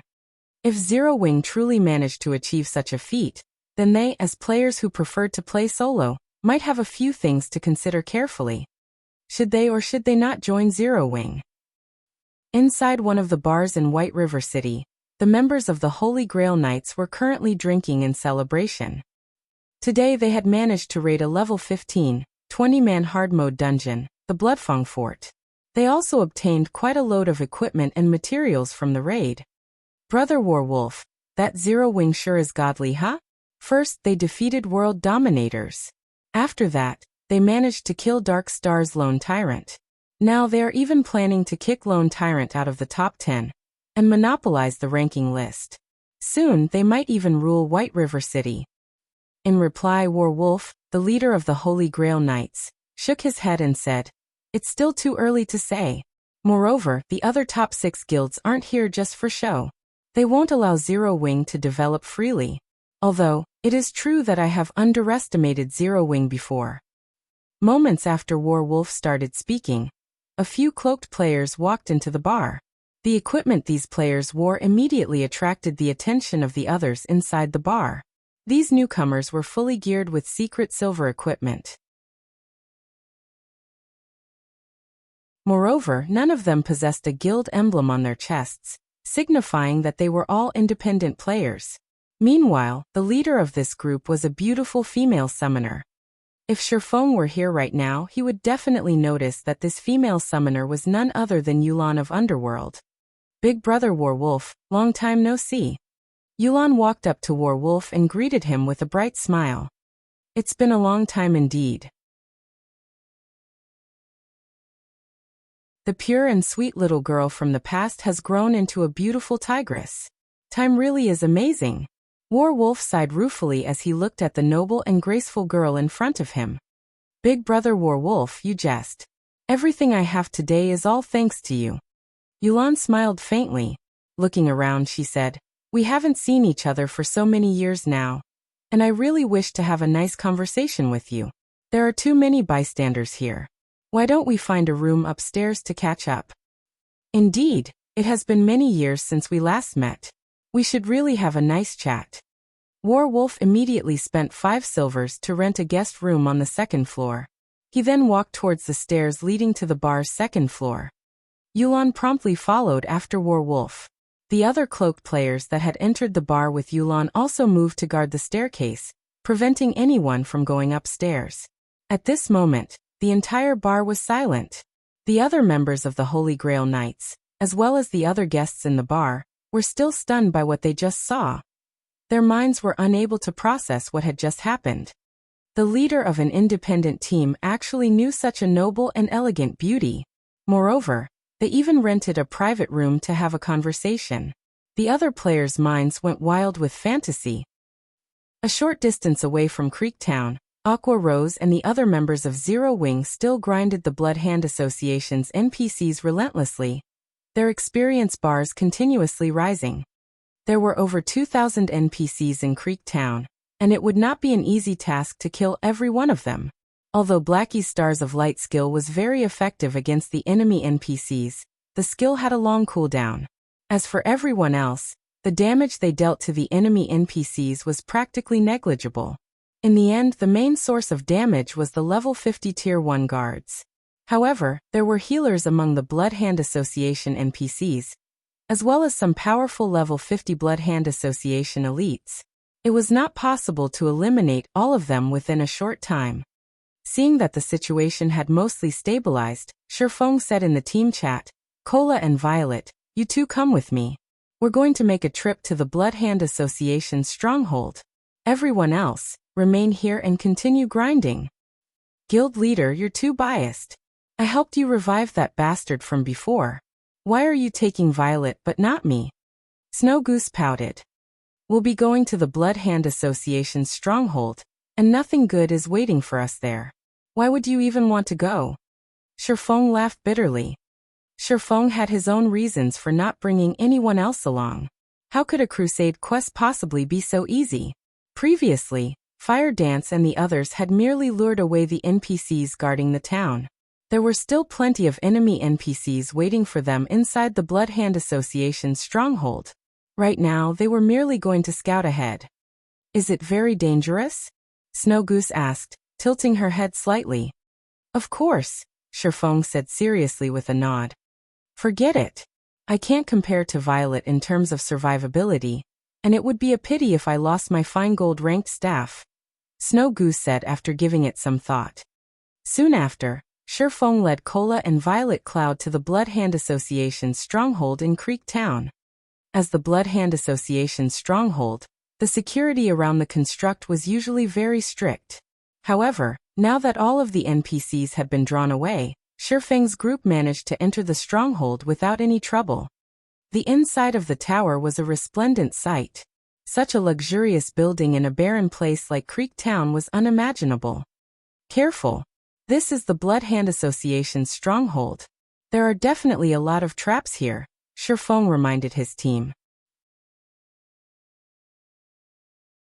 In the past, world dominators had suffered heavy losses to conquer Creek Town.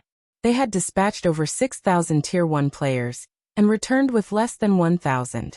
Meanwhile, close to half of those deaths had been because of the hidden traps inside the Blood Hand Association's stronghold. One could just imagine how deadly the traps inside the Blood Hand Association's stronghold were.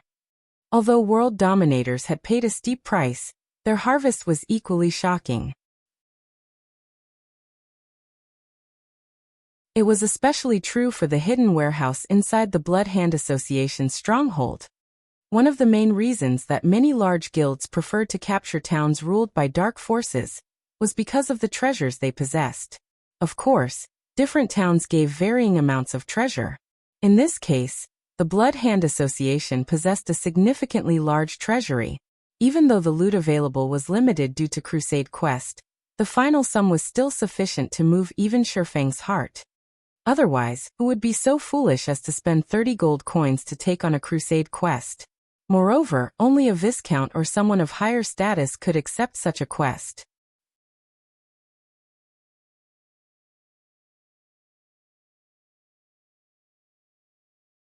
Chapter 332. Encountering a magic weapon once again. Inside of the Blood Hand Association's stronghold, it was like a maze. There were also many level 30 Blood Hand Association knights patrolling the construct. These NPCs wore red leather armor and wielded spears. They also had 200,000 HP.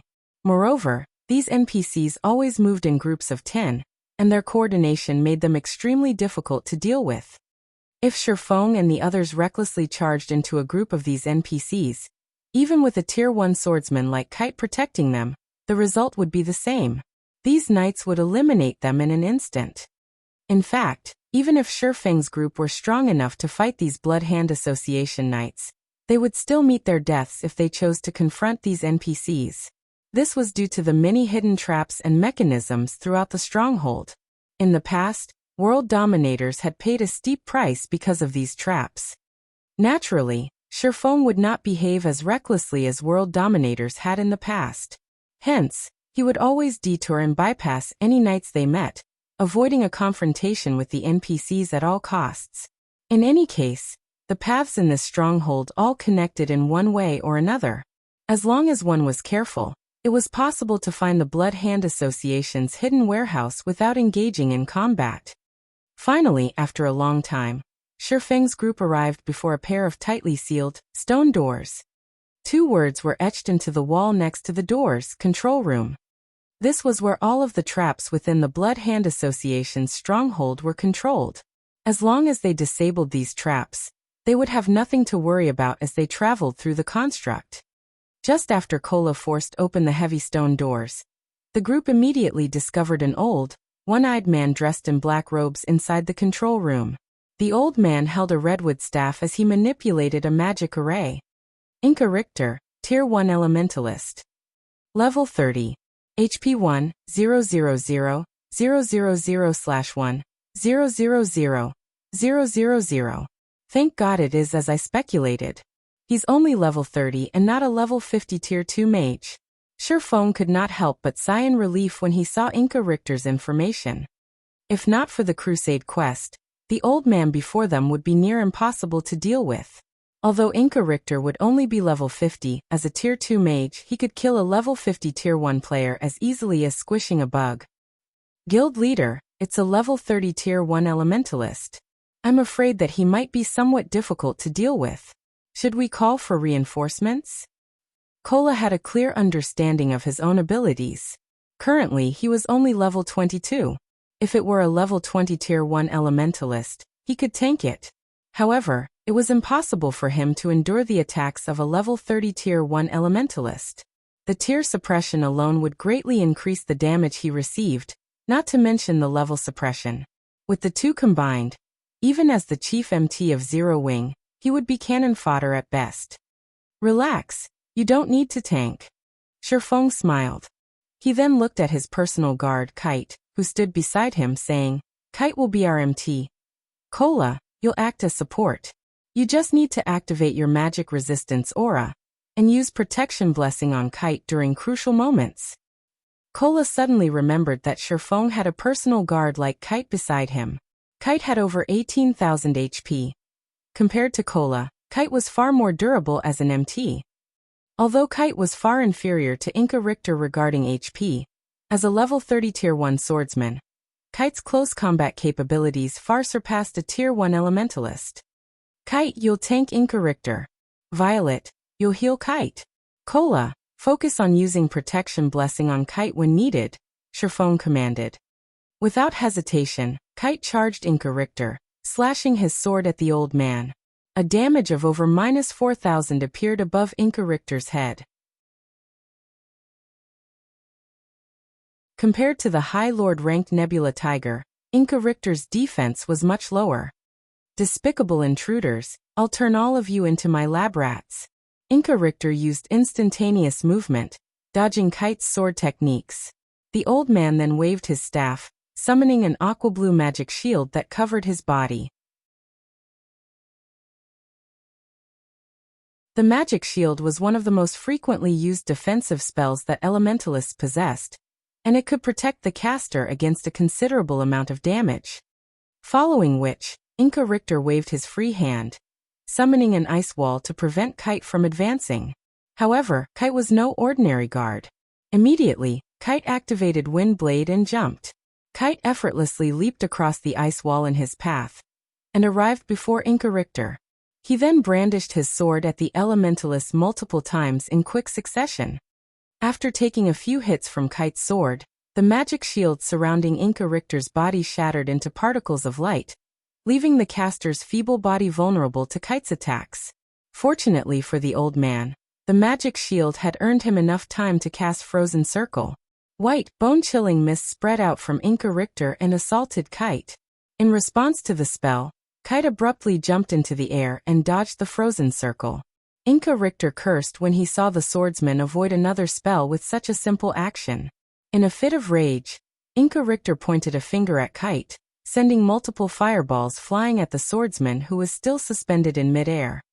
As the fireballs approached him, Kite calmly twisted his body and brandished his sword so fast that only bright afterimages were visible. He sliced the incoming fireballs in half, one after another. The speed of Kite and Inca Richter's exchange was stunning, and any ordinary player would have difficulty following the fight. Standing at a distance, both Cola and Violet Cloud were dumbfounded by the scene before them. This was the first time they had witnessed a fight between NPCs. Never would they have expected that a fight between NPCs could actually be more exciting than a fight between experts. The longer they watched, the more felt ashamed of themselves. Inwardly, they also began to estimate how they would fare if they fought Inca Richter if they were the same level and tier. However, as they continued watching the exchange between Kite and Inca Richter, they soon reached a shocking conclusion. They were not even opponents for Inca Richter. The reason they came to such a conclusion, however, was not because of the great disparity between their HPs. Instead, it was because of the difference in combat techniques. This conclusion left them both speechless. What are you two daydreaming about? They are both high-level NPCs. Ordinary monsters cannot compare to them. It's no big deal if your current combat techniques are not a match for theirs. As long as you participate in more battles and accumulate experience, you will surpass Inca Richter sooner or later. Sherfone could not help but console the two. Naturally, he could discern their thoughts. Inca Richter was different from the Bloodhand Association elites battling outside the town. Before the Crusade quest had weakened him, Inca Richter had originally been a Tier 2 NPC. Thus his combat proficiency was superior to those ordinary NPCs. As for Kite, not only was he a Dark Gold ranked personal guard, but he had also been a Tier 2 sword master in the past. His combat techniques were excellent. In truth, Sherfone had also been shocked when he had first witnessed a battle between high-level NPCs. It was especially true for battles involving Tier 3 NPCs or above. Regarding control over personal combat power, these NPCs could actually exhibit more than 70% of their strength. According to the evaluation criteria of God's domain, those capable of exhibiting more than 70% of their personal combat power were considered first-rate experts. These NPCs were far superior to the current top-tier experts. Moreover, even an NPC like Inca Richter was only capable of exhibiting 60% of his personal combat power. Hence, it was natural for Cola and Violet Cloud to be inferior to NPCs like Kite and Inca Richter. Following which, Violet Cloud began healing the Tier 1 swordsman while Sherfone supported Kite from the sides. From time to time, Sherfone would use control skills such as Thunder Flame Explosion and Abyssal Bind to restrain Inca Richter. Sherfone also used the 7 Luminaries Ring, swapping between Aura of Time and Aura of Fire. While Aura of Time was activated, Sherfone would cast Absolute Time. While Aura of Fire was activated, Sherfone would use Firestorm.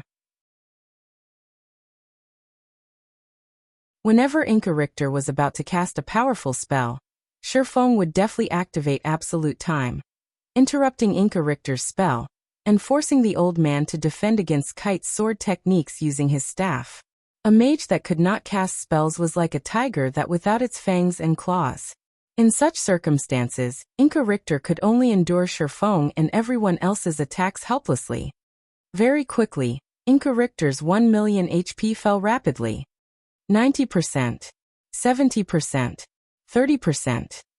After more than 10 minutes, Inca Richter's body finally dropped to the floor, transforming into an abundance of EXP. Shifeng reached level 24 with the sudden influx of EXP. Following which, Shifeng turned off all of the traps within the Bloodhand Association's stronghold. Now that there were no more traps, it would be much easier to deal with the enemy NPCs. Suddenly, Kola excitedly ran towards Shifeng's side and asked, "Guild leader, I found a key beside this old man's body. What do you think this is?" A key. Shifeng was slightly puzzled. Logically, none of the Bloodhand Association NPCs should drop any items. Shifeng received the purple gold key from Kola and examined it. There were complex runes carved onto the body of this key. To Shifeng's surprise, he could not obtain any information about the key. Everything displayed as unknown. What a strange key. In Shifeng's memory, there were no records mentioning this key.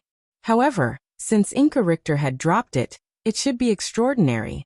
It seems that we will have to look for an appraiser after we return to White River City.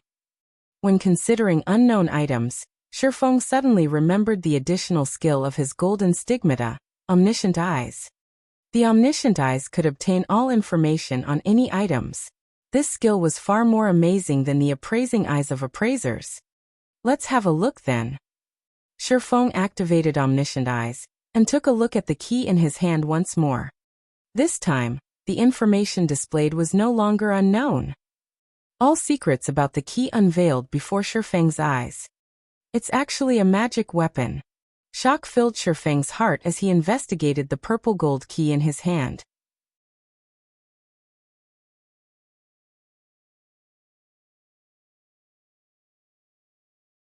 Chapter 333 Hidden Class. Magic Weapon? Kola did not quite understand Shifeng's words. Violet Cloud was confused as well. Shifting her gaze to Shifeng, she hoped to find out from Shifeng what a magic weapon was. It was their first time hearing the term magic weapon. A magic weapon isn't an orthodox weapon. You can think of it as a double-edged sword of tremendous power. It can either raise a player's combat power to frightening heights, or completely ruin them. Shifeng explained, smiling. He had naturally noticed the two's interest. Shifeng had never revealed the secret of the abyssal blade to others.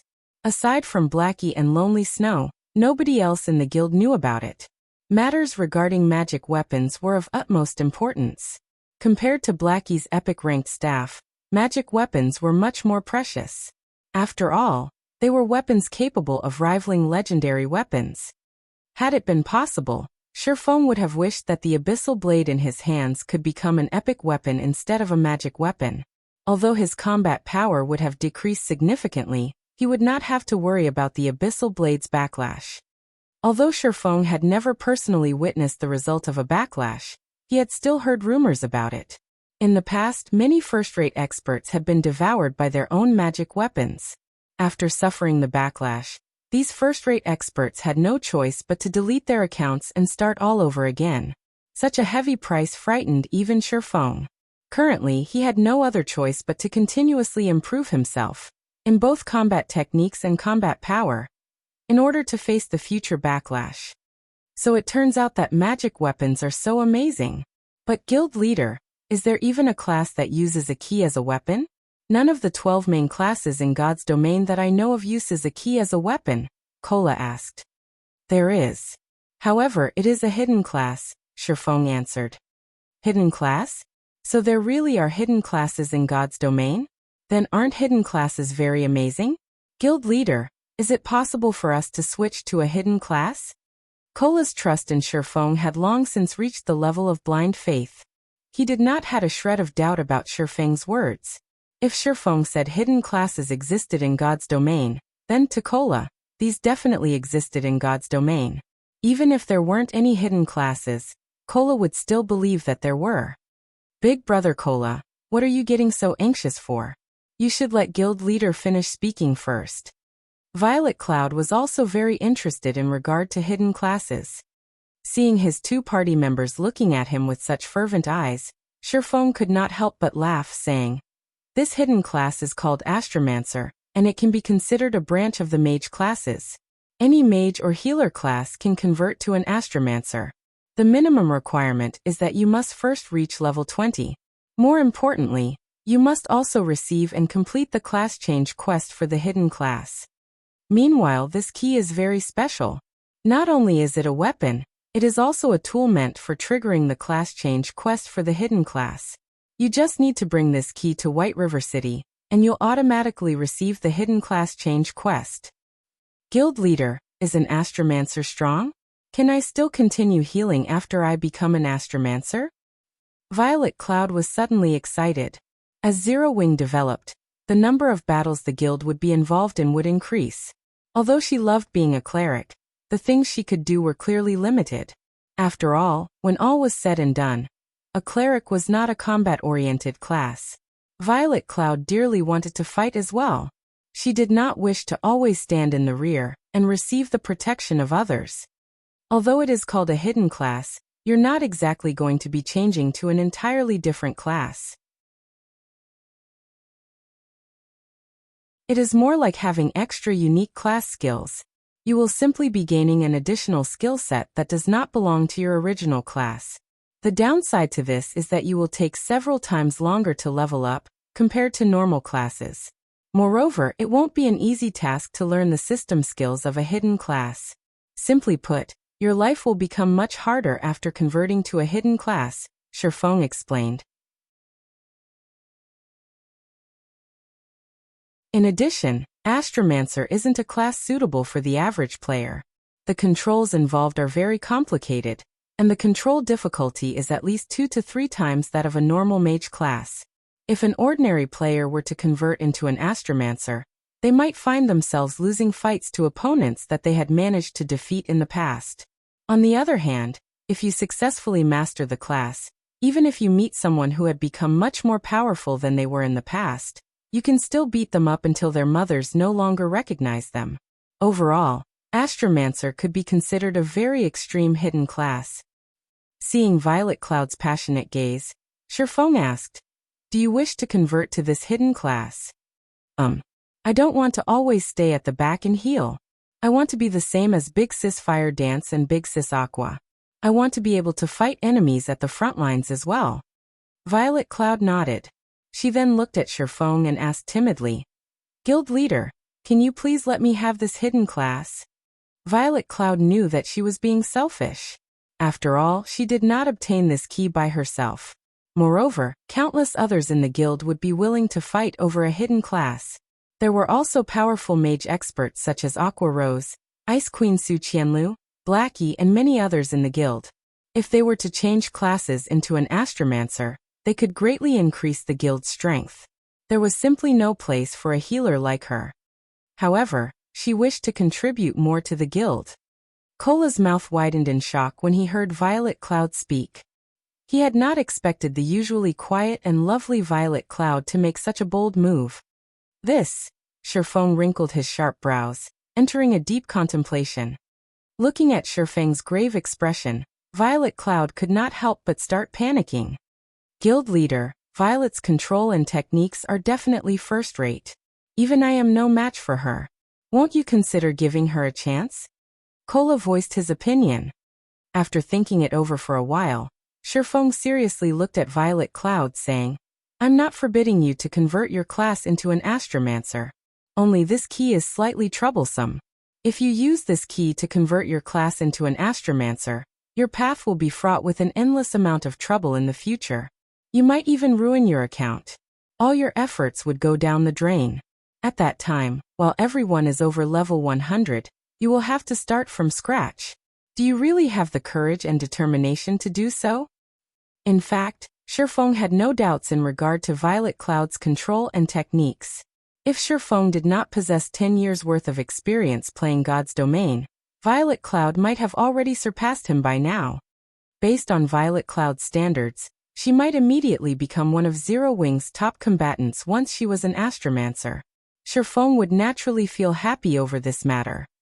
Yet, what he had in his hand right now was a magic weapon.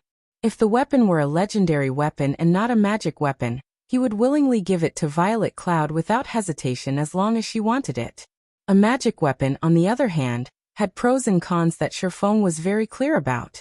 As long as a player unsealed a magic weapon and became its controller, then they would inevitably have to face the backlash of the magic weapon one day. Based on the current situation, the disadvantages of giving Violet Cloud the magic weapon greatly outweighed the advantages. Most importantly, not every player could handle the pressure of having to start all over again. Guild leader, I'm not afraid of trouble. I only hope that I can do more for the guild. Even if I end up back in square one because of this item, I will have no regrets. At the very least, I would have contributed greatly towards the guild's current development. Violet Cloud looked at Shifeng, her eyes shining with conviction. Faced with Violet Cloud's gaze, Shifeng abruptly recalled how he had been back then, and burst out in sudden laughter. That's right. What's there to be afraid of? It's just a restart at worst. The worry that filled Shifeng's heart disappeared. He then handed the key to Violet Cloud. This key is still sealed. After returning to White River City, go look for someone who can unseal it. After it is unsealed, you will automatically receive the Tier 1 Hidden Class Change quest. Thank you, Guild Leader. I definitely won't let you down. Violet Cloud sincerely thanked Shifeng as she excitedly received the purple gold key.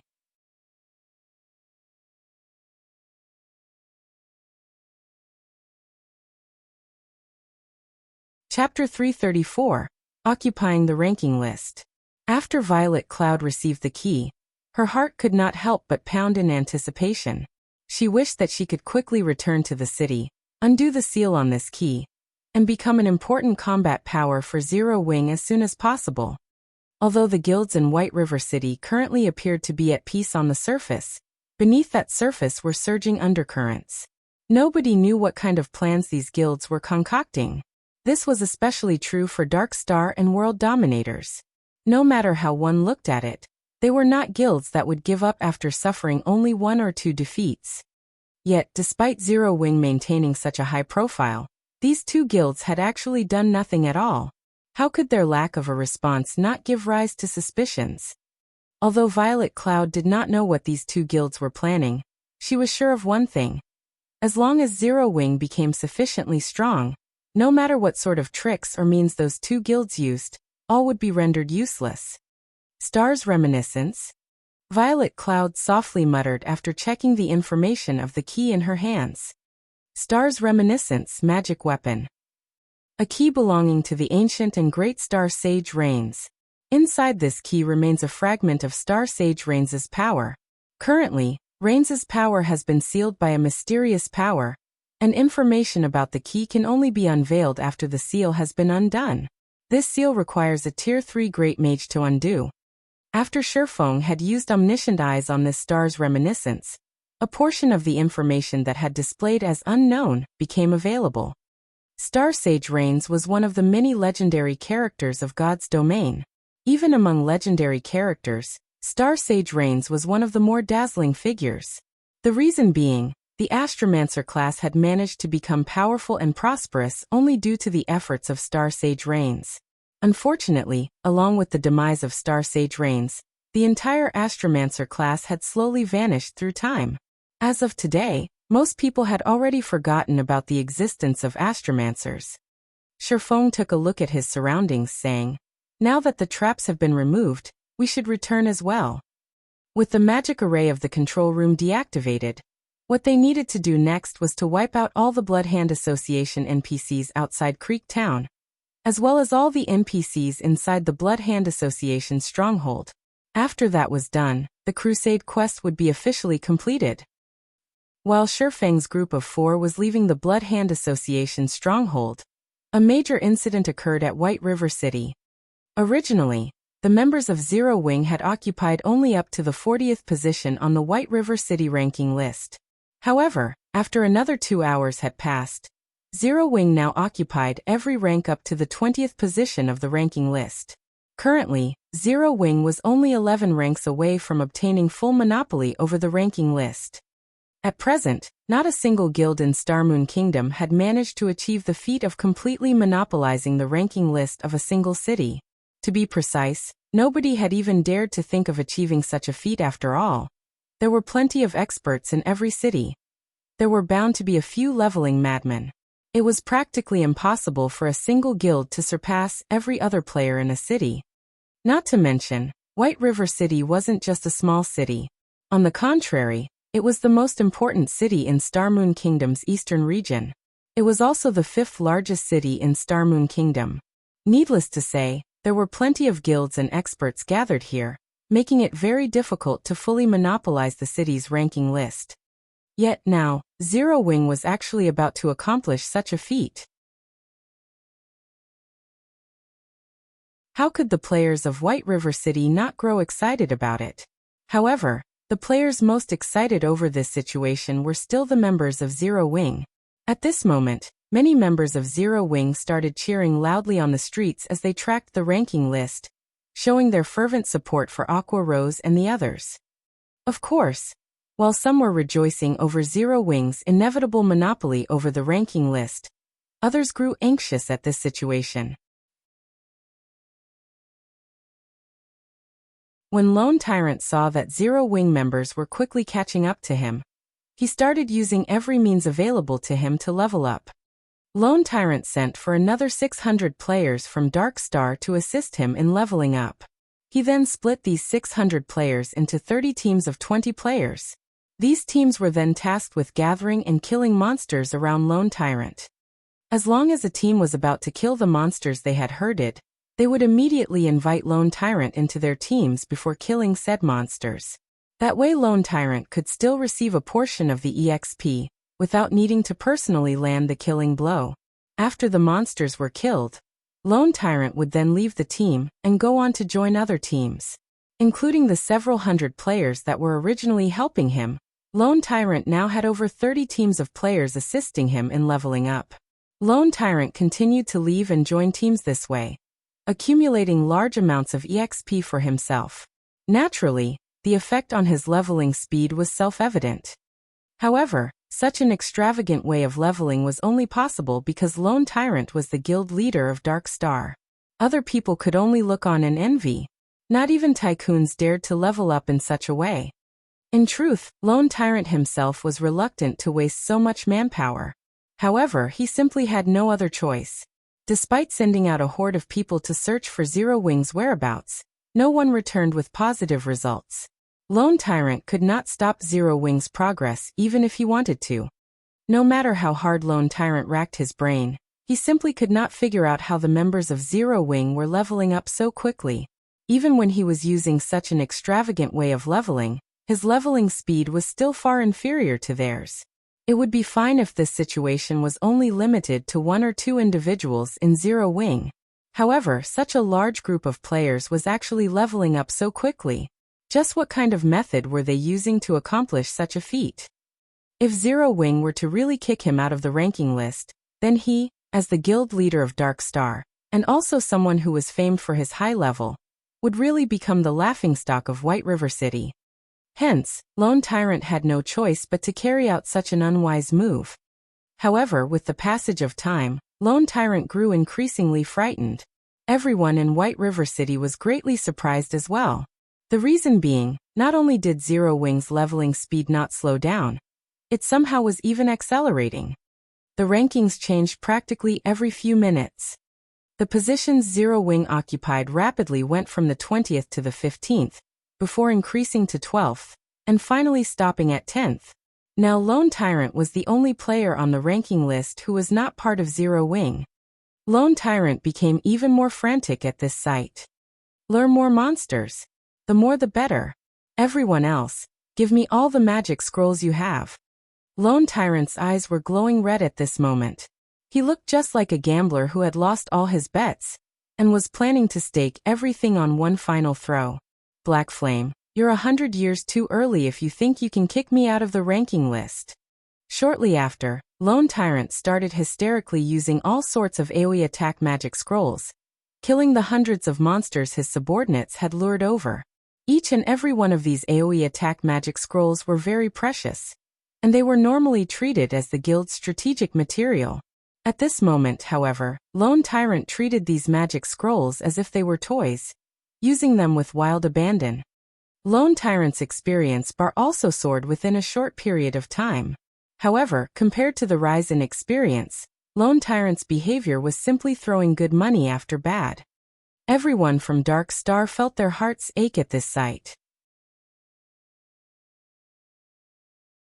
They had managed to obtain these magic scrolls only after going through many difficulties. Now, however, all their efforts had gone to waste in order to allow Lone Tyrant to quickly level up. Despite their heartache, the members of Dark Star could do nothing about the situation. After all, the person holding the position of guild leader was not them but Lone Tyrant. Many people started regretting their decision to join Dark Star instead of Zero Wing. With such a selfish guild leader, would Dark Star even possess a future? In contrast, Black Flame, the guild leader of Zero Wing, had not hesitated to charge to the rescue in order to save his brothers and sisters in arms from being bullied. Back when the core members of Zero Wing had been surrounded inside the Silverleaf Forest, Black Flame had ventured into enemy territory all by himself. Moreover, after the war, he had even spent huge sums of money in order to compensate his own guild members. From Black Flame's actions, one could tell that he was a person who would rather bear the suffering himself than to let his brothers and sisters be wronged. If they could have such a guild leader, so what if they had to suffer? However, just as Lone Tyrant was hysterically using magic scrolls, Zero Wing's 100-man team were also in the midst of killing the remaining level 50 Tier 1 Blood Hand Association elites.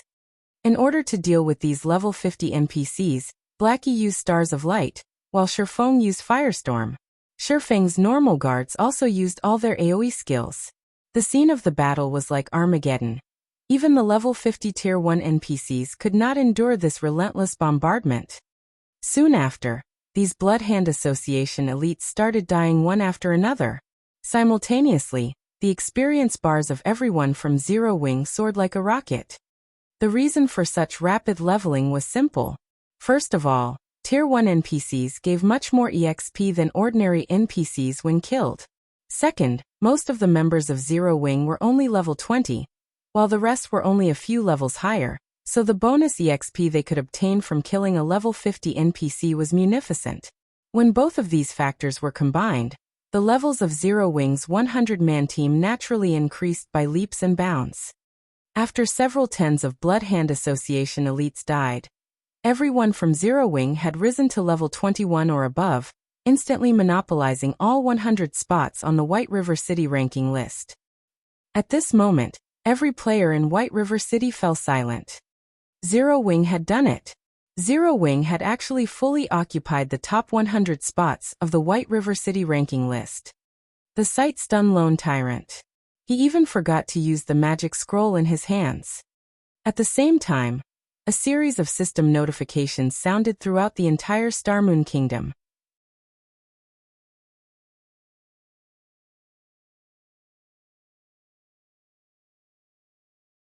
Chapter 335, Experts Gathering at White River City. Starmoon Kingdom Region System Announcement. Congratulations to Zero Wing for becoming the first guild to exclusively monopolize the top 10 of a city's ranking list. Rewarding 100 gold coins, 5,000 guild popularity, and 1,000 guild reputation. Starmoon Kingdom Region System Announcement. Congratulations to Zero Wing for becoming the first guild to exclusively monopolize the top 30 of a city's ranking list. Rewarding 200 gold coins, 10,000 guild popularity, and 3,000 guild reputation. Starmoon Kingdom Region System Announcement. Congratulations to Zero Wing for becoming the first guild to exclusively monopolize the top 100 of a city's ranking list. Rewarding Honored Guild Title, 500 gold coins, 30,000 guild popularity, and 7,000 guild reputation. Originally, Zero Wing's attempt at monopolizing the ranking list was a matter limited to only White River City. Hence, aside from the players based in White River City, nobody else in Starmoon Kingdom paid any particular attention to this incident. However, the appearance of these three system notifications dumbfounded every player in Starmoon Kingdom. Players who were currently inside a dungeon were no exception. At this moment, everyone was shocked when they saw these system notifications. Just the amount of gold coins rewarded was enough to cause the large guilds of many cities to feel envy and hatred. From the 3 rewards, Zero Wing had obtained a total of 800 gold coins. At this stage of the game, a large guild would have only around a dozen gold coins in fluid funds. After all, it was not easy to earn in-game currency in God's domain. Although players were reaching higher levels with each passing day, and they were making more money than before, their daily expenditures had also increased inadvertently. Simply put, there were too many aspects where one was required to spend money in God's domain. For example, repairing equipment. For example, learning skills. For example, purchasing potions, whetstones, and other necessities for adventuring. Most importantly, hotels and daily meals. Originally, before the first evolution of God's domain, players had no need to rest at a hotel. They also had no need to have meals. However, after God's domain evolved, if players did not rest for long periods of time, their mental state would start to deteriorate.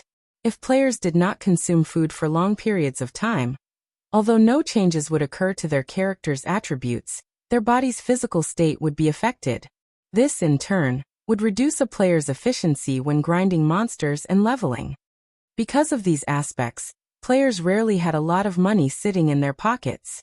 In fact, they had even less money than before the first evolution of God's domain. However, it was also due to this reason that many inconspicuous lifestyle classes had started receiving attention from players and begun to develop rapidly. After all, mainstream lifestyle classes weren't the only lifestyle classes that could make a lot of money. Even non-mainstream lifestyle classes could achieve similar results. As for guilds, they could barely make ends meet. If the various large guilds did not possess big money farming teams of their own, their development would have long since stagnated. To any guild in Star Moon Kingdom, 800 gold was an astronomical sum of money. If others had thought that Zero Wing was a considerably good guild in Star Moon Kingdom before, then from now on, Zero Wing would be very well known as an excellent guild in Star Moon Kingdom. At this moment, posts relating to Zero Wing were flooding the official forums for Star Moon Kingdom, and none of them was not astounded by Zero Wing's achievement. It's Zero Wing again. First, it was the guild residents. Now they've fully occupied the White River City ranking list. That's a feat that not even first-rate guilds have managed to accomplish. Yet a recently established guild like Zero Wing actually did it. At this rate, won't Zero Wing become the overlord of Star Moon Kingdom? Why can't Zero Wing start recruitment in our city? If they start recruiting, I'll definitely be the first one to sign up. I hear that Zero Wing is about to start another recruitment session again. I think I'll just migrate to White River City. Although I'll have to spend some money, if I can join such a good guild. So what if I have to spend some money? Indeed. I hear that the benefits offered by Zero Wing are excellent. Members even have the opportunity to rent out the private rooms inside the guild residence and accumulate double EXP buff. If I can join Zero Wing, even spending 20 silver coins would be worth it. Many players throughout Star Moon Kingdom started entertaining thoughts of joining Zero Wing. Previously, many players had lamented the fact that Zero Wing only recruited members in White River City, and not in other cities. However, as Zero Wing grew increasingly dazzling, the number of players wanting to join the guild would definitely increase as well. If players did not take this chance to join now, the competition in the future might become even more intense. At that time, they might not be able to join Zero Wing even if they wanted to. Moreover, if they joined Zero Wing ahead of time, they could also accumulate guild contribution points quicker and enjoy the various benefits of the guild earlier. Big Brother Shadow Sword, we don't have enough funds for a single person's teleportation fee even if we add both of our assets together. Why don't we skip Zero Wing's recruitment this time and wait for the next one? A tall and slender female guardian knight suggested. The woman was geared in an assortment of common and bronze-ranked equipment. With big, bright eyes, she looked at the stalwart-looking berserker in front of her, adding, "There are also a few first-rate and second-rate guilds recruiting in Greenstone City right now. With our strength, we should have no problems joining those guilds." So why bother spending so much money to go to White River City? Turtledove, you don't understand. I'm not rushing to join Zero Wing because of their fame. Instead, I plan to join them in order to improve my strength. All these years, I have been stuck at a bottleneck and never managed to break through. When I watched Black Flame's and Yifeng's battle videos, I learned a lot from them. However, the things one can learn from watching a video will always be limited. If I wish to further improve myself, I need to go and personally experience such battles. Meanwhile, joining Zero Wing would be the fastest way to do so. The berserker named Shadow Sword explained as he shook his head. If we lack money, then I'll just use all the credits I've previously saved up to buy some silver coins. We should have enough by then. Big brother Shadow Sword, you can't. You saved that money in order to join the city fighting competition. The female guardian knight named Turtledove argued anxiously. Shadow Sword waved his hand softly saying, "You don't need to worry about this. If I can't raise my current strength, I would only become a joke by joining the fighting competition." I understand. Turtledove nodded helplessly.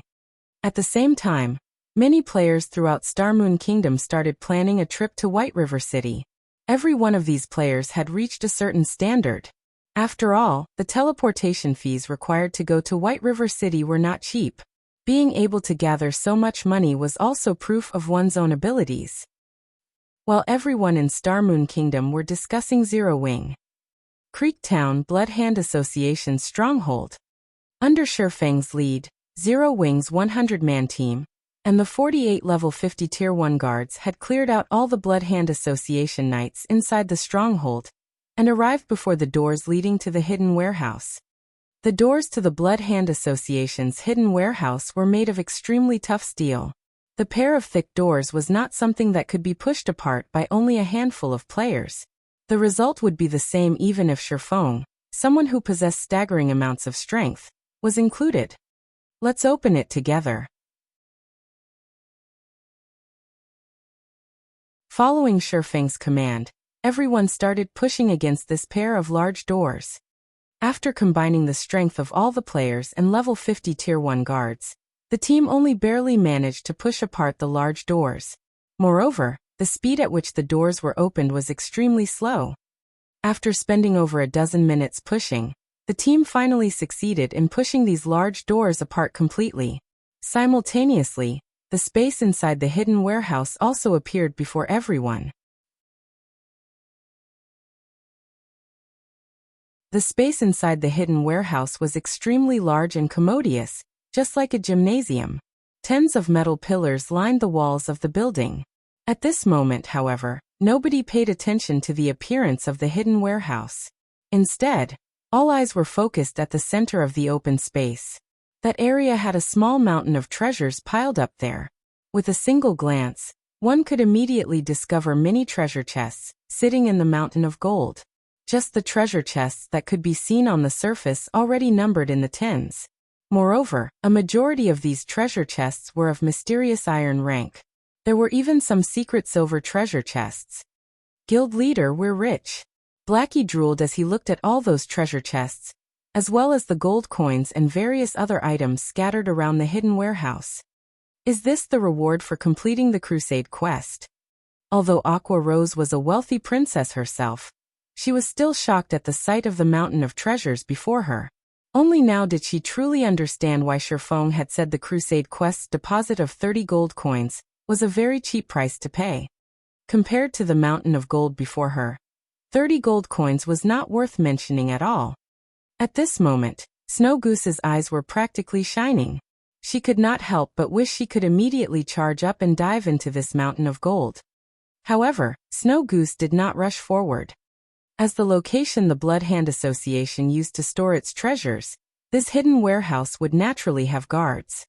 A total of 8 mechanical watchers and 1 mechanical slayer was standing at the periphery of the mountain of treasure. Moreover, there was also a magic barrier layered over the mountain of treasure. Unless one removed this magic barrier, nobody could even think of getting the treasure. It seems we can only obtain the treasure after defeating these mechanical guards. Shifeng's gaze slowly shifted towards the 9 gigantic mechanical guards.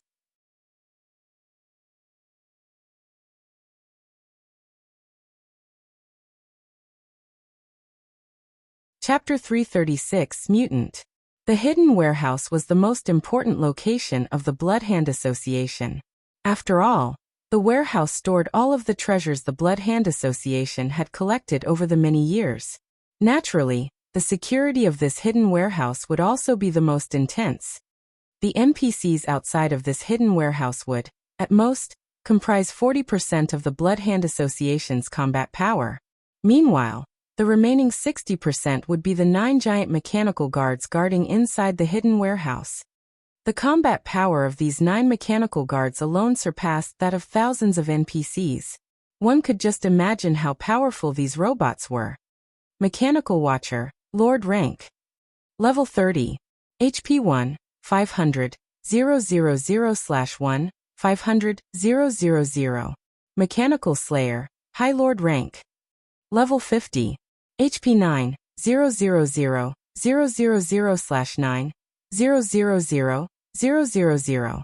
Everyone felt their hearts grow cold when they saw the shining pitch-black bodies of the mechanical watchers. In team dungeons, Lord-ranked monsters were all categorized as bosses.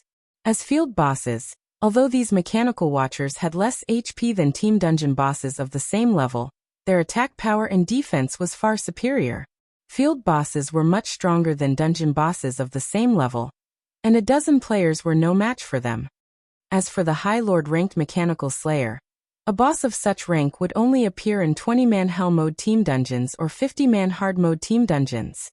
Moreover, the Mechanical Slayer before them was a level 50 High Lord ranked boss. It was simply impossible for a group of level 20 players to kill it. The level suppression alone would render the players utterly helpless. To put it simply, even if the Mechanical Slayer stood still without taking action, Shifeng's 100-man team still could not kill it. I'm afraid that our combat power might be a little lacking? Aqua Rose concluded helplessly after observing the 9 mechanical guards. They would need around 50 level 30 players to deal with a single mechanical watcher. In other words, they would need around 400 players to deal with the 8 mechanical watchers before them. Moreover, all 400 players needed to be level 30. As for the Mechanical Slayer, under normal circumstances, they would need at least 300 level 50 tier 1 players to raid it. Their current lineup had no hope against such a monster. Moreover, these 9 mechanical guards would definitely work together to repel intruders. At that time, Shifeng's team would not even amount to dust in the face of these guards. Shifeng examined his surroundings. There were many iron pillars situated around the hidden warehouse. Moreover, they were incredibly dense and almost indestructible. Meanwhile, mechanical-type monsters all shared a single weakness. Although mechanical-type monsters possessed extremely high magic resistance, defense, and attack power, these monsters usually had very slow movement speeds. Their attack speeds were also very slow. Moreover, the 9 mechanical guards were large, so they could not maneuver between the large iron pillars easily. Suddenly, an idea popped into Shifeng's mind. Fire Dance, take these intermediate frost grenades. At the start of the raid, I want each of you to lure one of these mechanical watchers away. As for the Mechanical Slayer, leave it to me. Everyone else, attack the mechanical watchers with the NPC guards. Remember, don't let any of these monsters close in on you. Also remember to dodge these mechanical monsters' skills. Although they move slowly, the skills they possess will make up for their speed.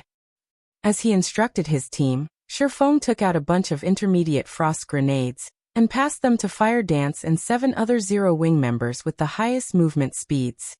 By now, everyone was fully aware of how powerful the frost grenades were. It was especially true when they were used in a team battle. After the war between world dominators, Shifeng had sent Aqua Rose to Blackwing City to buy more of them. However, they had not purchased many intermediate frost grenades.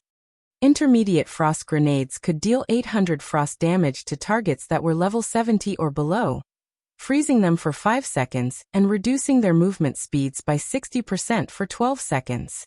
However, each intermediate frost grenade cost 10 silver coins. They certainly weren't cheap.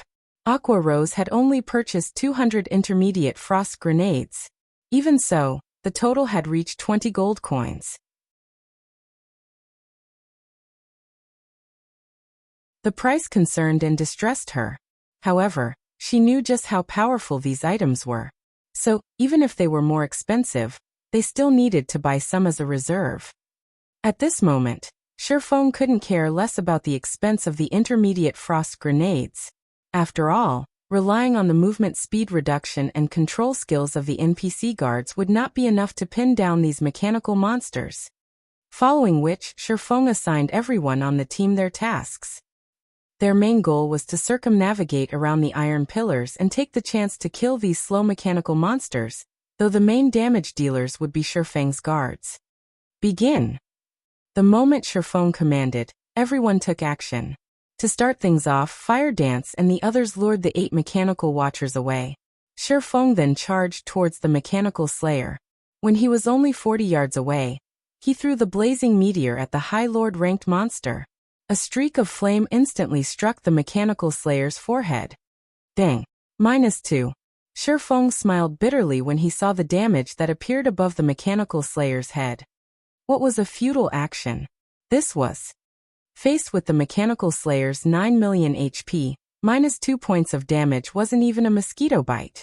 When in battle, the mechanical slayer recovered 1% of its HP every 5 seconds. In other words, the mechanical slayer could recover 90,000 HP every 5 seconds.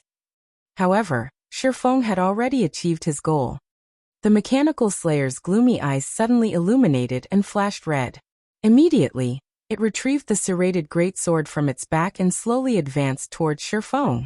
Although the mechanical slayer's pace seemed slow, due to its gigantic body, each step covered more than a dozen yards. It was not one bit slower than ordinary players. When approaching Shifeng, the mechanical slayer revealed a human-like sneer. Shifeng felt slightly astonished as he had not expected a mechanical-type monster to possess such high intelligence. In the past, he had never encountered a monster like this. Normally, only high-level NPCs would display such behavior. Come follow me. Let's see if you can get rid of me. Shifeng revealed a calm smile. He then tossed the blazing meteor at the mechanical slayer once more. He activated Windwalk and ran towards a corner of the hidden warehouse, luring the mechanical slayer away from the mechanical watchers. After activating Windwalk, Shifeng's movement speed reached frightening heights. Moreover, Shifeng had also used the aura of wind from the 7 luminaries ring, increasing his movement speed by an additional 20%. However, even with both effects stacked, the mechanical slayer was still faster than Shifeng. The distance that took Shifeng several steps to cross only took the mechanical slayer a single step. When the distance between them shortened to 20 yards, the mechanical slayer abruptly swung its greatsword at Shifeng, wielding it single-handedly. Clearly, there was still a distance of 20 yards between the mechanical slayer and Shifeng. Although the mechanical slayer's serrated greatsword was very large and long, it could not hit Shifeng. Yet, the mechanical slayer still chose to swing its greatsword. When the serrated greatsword descended, it created a loud boom. Even the air surrounding the greatsword compressed and became extremely heavy. Suddenly, tens of air blades shot towards Shifeng. The blades resembled a wall of air pressing down on Shifeng. The gaps between air blades simply did not allow Shifeng any space to evade. Moreover, they covered a frightening range. Shifeng could not dodge them even if he wanted to. Yet if Shifeng took the attack head-on, the blades would end his life. Defensive blade would not change the outcome. At most, the skill could help Shifeng block 9 air blades. It's using a skill already? As expected, a High Lord won't give players any chances. It would be simply impossible for an ordinary player to escape alive. Shifeng was utterly astonished. He had not expected the mechanical slayer to use such a powerful skill so soon. However, it would be wishful thinking on the mechanical slayer's part if it thought it could kill Shifeng so easily. In the next moment, Shifeng suddenly flew. In the nick of time, Shifeng flew out of the range of the air blades, leaving behind afterimages as he charged towards the closest iron pillar. This was none other than the effect of Windrider, the activatable skill of the aura of wind. Windrider. Enables temporary flight and movement speed increase of 100% for 15 seconds. Cooldown 2 minutes. The mechanical slayer bellowed angrily. It actually failed to kill an ant-like Shifeng with a single attack. This was simply humiliating. Immediately after, the mechanical slayer no longer wielded its serrated greatsword single-handedly. Instead, it swung the greatsword with both hands now. Boom! The serrated greatsword plunged into the sturdy ground. Suddenly, the entire warehouse started trembling. With the mechanical slayer as the epicenter, the ground began to crack. Covering a radius of around 70 yards, streams of air blasted up from the ground, decimating everything in their path. The attack caught one unfortunate level 50 Tier 1 guard, killing him instantly. The skill's power dumbfounded everyone. It was simply unbelievable. The level 50 Tier 1 guard had over 100,000 HP, yet he was gone in an instant. This was not Shifeng's first time meeting a High Lord. However, Shifeng could say for sure that a High Lord was definitely not capable of instant killing a Tier 1 NPC of the same level. At this moment, several thousand level 50 Tier 1 players would not be enough to kill the mechanical slayer. Fortunately, Shifeng had Windrider activated, so he barely managed to escape the mechanical slayer's skill. At this moment, when Shifeng looked at the mechanical slayer again, Shifeng was shocked to discover a cruel smile on its face. Seeing this, Shifeng thought of an unlikely possibility. Suddenly, Shifeng's body shivered as it was overcome with a terrifying chill. This is not good. It's a mutant. Everyone, leave the warehouse immediately. Run as far as you can. Shifeng shouted. At this moment, various emotions passed through Shifeng's heart. Originally, Shifeng had everything under his control. However, he never would have expected that such a thing would occur. To begin with, it was simply impossible for this kind of thing to exist at this stage of the game. Yet it had actually happened. Although Shifeng's command confused his guildmates, they carried it out without hesitation. Following Shifeng's command, everyone ran from the hidden warehouse. At the same time, Shifeng also tasked his normal guards to stay behind and pin down the mechanical slayer, allowing everyone the chance to escape. In the face of the mechanical slayer, however, the level 50 Tier 1 guards, which had been insurmountable existences to players, could not last a single hit. Guild leader, what is going on? Aqua Rose dared not believe her own eyes right now. The level 50 Tier 1 guards were actually dying with a single hit. A single hit. At this moment, Aqua Rose wasn't the only person present who had questions. Everyone in the team was dazed and confused. Such a powerful monster no longer belonged to the category of a High Lord. However, at this moment, nobody had the time to ask their questions. Over a dozen guards sent to hold back the mechanical slayer had already fallen. Moreover, from beginning to end, only a few short seconds had passed. Don't ask. Just run. Run as far as you can. Absolutely do not turn back. Shifeng shouted as he tossed an intermediate frost grenade. Currently, Windrider was still in effect. So, Shifeng took advantage of his speed to delay the mechanical slayer as much as he could. Originally, an intermediate frost grenade could deal 800 frost damage to monsters level 70 or below and freeze them for 5 seconds. However, when used on the mechanical slayer, the intermediate frost grenade had only dealt -100 damage. The freezing effect only lasted for 1 second. Although it was only 1 second, it was effective enough for Shifeng. Fortunately, the cooldown between uses for the frost grenades was also 1 second, allowing Shifeng to freeze the mechanical slayer perpetually. Shifeng tossed one frost grenade after another, delaying the mechanical slayer for over 20 seconds. At this time, his team had finally left the hidden warehouse. Guild leader, we've left the warehouse, Fire Dance said in the team chat. No. I told you to run as far as you can. Leave Creek Town immediately. Shifeng said. Presently, nobody but Shifeng knew what the appearance of a mutant signified. However, Shifeng did not have the time to explain at the moment. If they did not run fast or far enough, the consequences would be dire.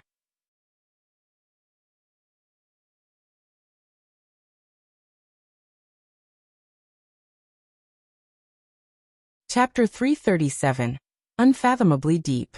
Listening to Shifeng's anxious tone, everyone from Zero Wing knew that the situation was not as simple as it appeared. Since Shifeng had issued his command, none of them would tarry. One after another, they quickly ran for the entrance of the Blood Hand Association's stronghold. The Mechanical Slayer's strength was simply too terrifying. Not only did it possess region-scale destruction skills, but it could also kill level 50 Tier 1 NPCs with a single hit. If it had only been a region-scale destruction skill, they could have dealt with it. The key thing was that even the Mechanical Slayer's basic attacks could instantly kill an NPC guard with over 100,000 HP. At this stage of the game, players had no hope of defeating the Mechanical Slayer. Guild leader, be careful. Fire Dance could not help but tighten her fists, reluctance filling her heart. Yeah, Shifeng gave a simple reply. At the moment, he could not relax as he had before. His current enemies were not limited to just the Mechanical Slayer. They also included the 8 other Mechanical Watchers. Previously, these Mechanical Watches had run out of the hidden warehouse in pursuit of the other members of Zero Wing. However, after everyone escaped from the hidden warehouse, these Mechanical Watchers rushed back to deal with Shifeng. It was extremely challenging for Shifeng to slow the Mechanical Slayer's movements, while simultaneously dodging the attacks of the 8 Mechanical Watchers. When all was said and done, Shifeng was only a level 24 Tier 0 swordsman. Only by activating all the life-saving skills he possessed could he barely avoid death. However, he was about to run out of gas. Damn you fools.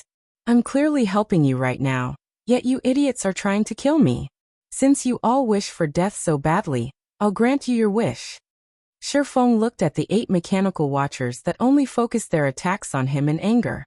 Then, instead of throwing the intermediate frost grenade in his hand at the Mechanical Slayer, Shifeng aimed it at the Mechanical Watchers charging at him. Have fun with each other. Damn you bastards.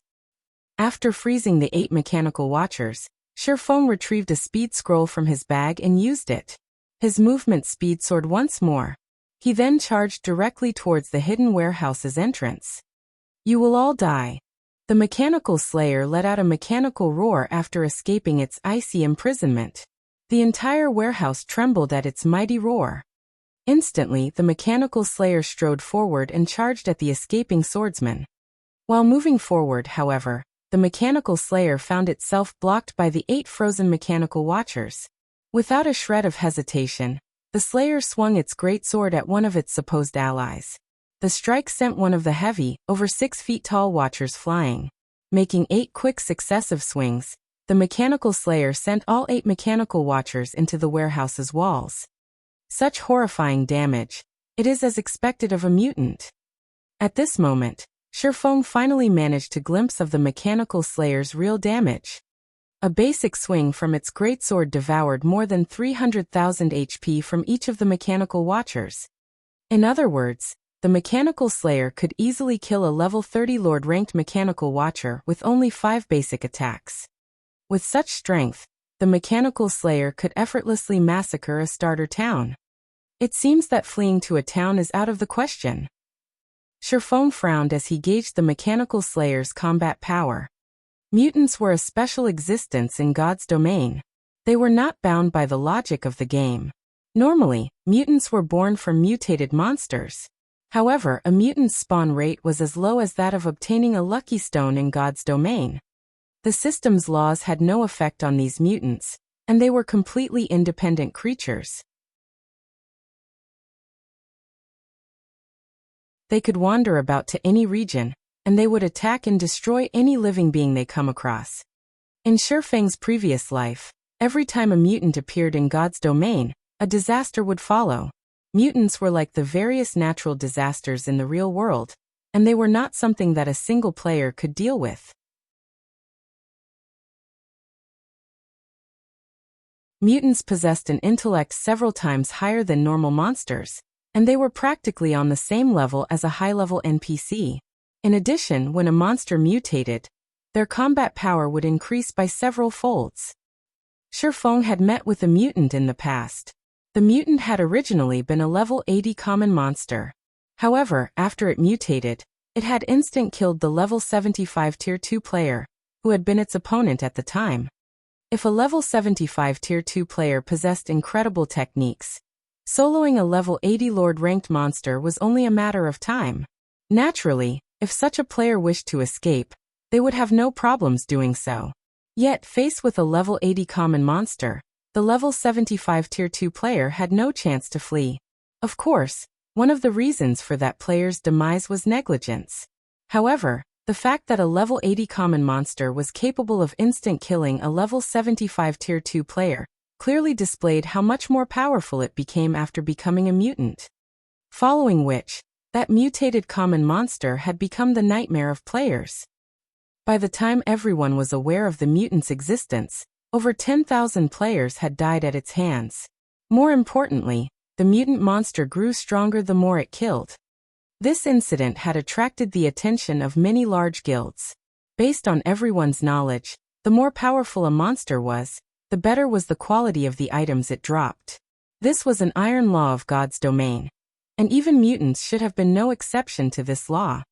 Since this mutated monster was so powerful, being even stronger than a high lord of the same level, its loot would be magnificent. Hence, the various guilds at the time had sent their own armies to hunt this mutant. At that time, over 100,000 players had been dispatched, and all of them were above level 70. There were even Tier 2 professional experts among them. The battle between the mutant and the player army had shaken the heaven and earth. A starter town had even been decimated as a result of that war. Although the player army had successfully killed the mutant in the end, the losses they suffered were tremendous. Out of the 100,000 players sent out, less than 3,000 survived. Meanwhile, the mutant before Sherfong right now had mutated from a High Lord monster. Currently, the Mechanical Slayer was just a newborn. Its strength was at its weakest right now. Sherfong did not dare imagine how powerful it would become once it matured. In the past, a level 80 common mutant had grown to be able to wipe out over 90,000 players from a 100,000 strong army. Moreover, some of those players had been Tier 2 experts, and everyone's levels at that time were not much different than the mutants. Meanwhile, although the Mechanical Slayer before Sherfong was only level 50, not a single player had reached level 40 yet. To put it simply, the Mechanical Slayer was invincible against players. During the time Sherfong took to escape the hidden warehouse, the Mechanical Slayer had taken care of all 8 Mechanical Watchers. Finished with the nuisances, the Mechanical Slayer renewed its charge at Sherfong. So fast, Sherfong hurriedly threw a frost grenade at it. This time, however, the Mechanical Slayer had not fallen for the same trick. With nimble steps, it easily avoided the intermediate frost grenade Sherfong had thrown. Damn. It's those Mechanical Watchers' fault. Sherfeng's anger grew. In the beginning, when the Mechanical Slayer had just awoken, its intellect had still been considerably low. Hence, it failed to dodge the first frost grenade. Moreover, as long as Sherfeng's stock of intermediate frost grenades did not run out, he could freeze the Mechanical Slayer for an indefinite amount of time. Now, however, this strategy was no longer viable. Almost immediately, the Mechanical Slayer caught up to Sherfong, its serrated greatsword coursing its way towards him. Currently, the hallway Sherfong was in only had one path. There was nowhere to dodge, and death was all but inevitable. Sherfong had no choice but to bet everything he had, pointing the abyssal blade at the Mechanical Slayer. Abyssal bind. 9 pitch-black chains suddenly sprouted from the ground, binding the Mechanical Slayer. Elo. The Mechanical Slayer struggled madly, and in the blink of an eye, it shattered one of the chains. Soon the second and third chain broke apart as well.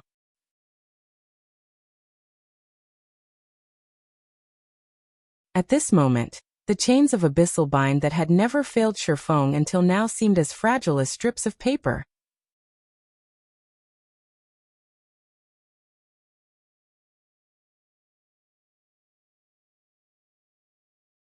Chapter 338, Hunted. After easily snapping the chains that bound it, the Mechanical Slayer swung down its serrated greatsword. Unlike the downward slash it had used at the very beginning of the raid, this swing had sliced apart the air, the greatsword meeting no resistance whatsoever. The air blades that the slash produced had also become much finer, sharper and quicker. Its improvement rate is too fast. Shifeng had not imagined that the abyssal bind, which could restrain even the High Lord-ranked Nebula Tiger, would not affect the Mechanical Slayer. However, the Mechanical Slayer's improvement was far more frightening. It seems that I can only fool around here. Shifeng watched the air blades that filled the hall. There was simply nowhere to take cover. He had also used up all of his life-saving skills to deal with the 8 mechanical watchers. However, even if he had his life-saving skills, he still couldn't defend against the Mechanical Slayer's attack. Not delaying any further, Shifeng switched out the 7 luminaries' rings aura of wind to the aura of space. Suddenly, a spatial crack formed in front of Shifeng. Through this crack, one could see a completely different view from that of the Blood Hand Association's stronghold. In the blink of an eye, the spatial crack widened large enough to allow a single person to pass through. Shifeng jumped through the spatial crack without hesitation. Soon after, the air blades entered the spatial crack as well, following their target. However, the moment these blades of air entered the spatial crack, they immediately disappeared without a trace, like a rock sinking into a bottomless ocean. This spatial crack was formed by none other than the aura of space's activatable skill, space movement. Although the skill was not as convenient as an elementalist's instantaneous movement, the distance one could cross using space movement far surpassed that of instantaneous movement. Mutants were different from other monsters. If a monster or NPC killed a player, they would only suffer the standard system penalty. However, if a mutant killed a player, not only would the penalty for death double, but players would also need to wait 1 natural day before they could revive in the game. Healers' resurrection skills would also not work on players mutants had killed. Hence, players were required to wait 1 natural day before they could resume playing God's Domain. Moreover, after reviving, players would enter a weakened state, having all their attributes reduced by 30% and EXP received by 50% for 2 natural days. In God's Domain, time was money. A guild would suffer tremendous losses if its members became useless for 3 days. Even first-rate guilds could not afford to suffer such a loss. When the Mechanical Slayer saw Shifeng disappear into the spatial crack, a hint of suspicion appeared on its icy face.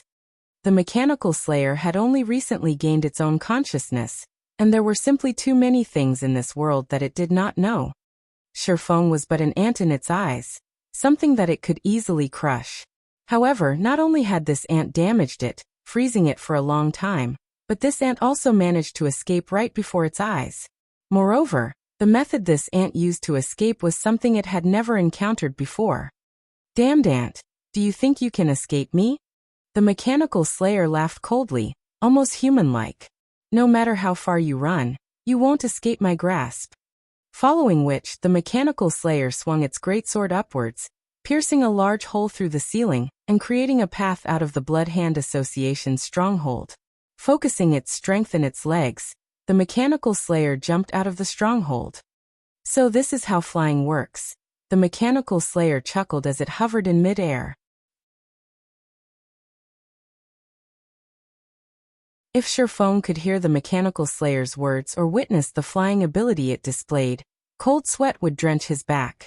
Not only did the intelligence of this Mechanical Slayer undergo a tremendous transformation, but its learning capability also reached frightening levels. The Mechanical Slayer had only seen Shifeng use Wind Rider once, yet it actually learned the skill so quickly. I see that you've managed to run quite far away.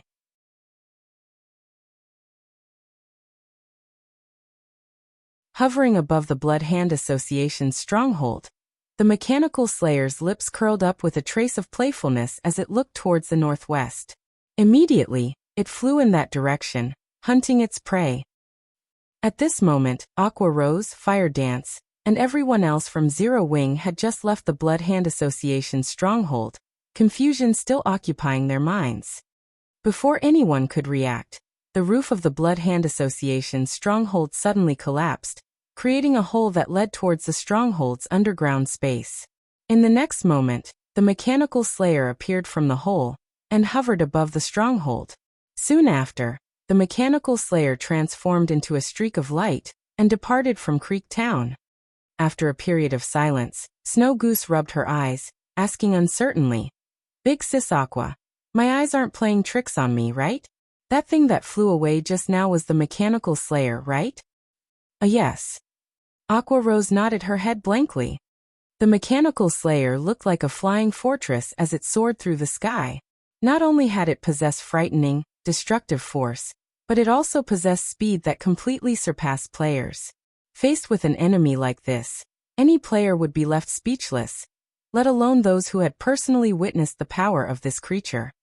Although the mechanical slayer had already departed from Creek Town, fear lingered in everyone's hearts. Was it really possible for players to contend with such a monster? This question echoed in everyone's minds. Crap.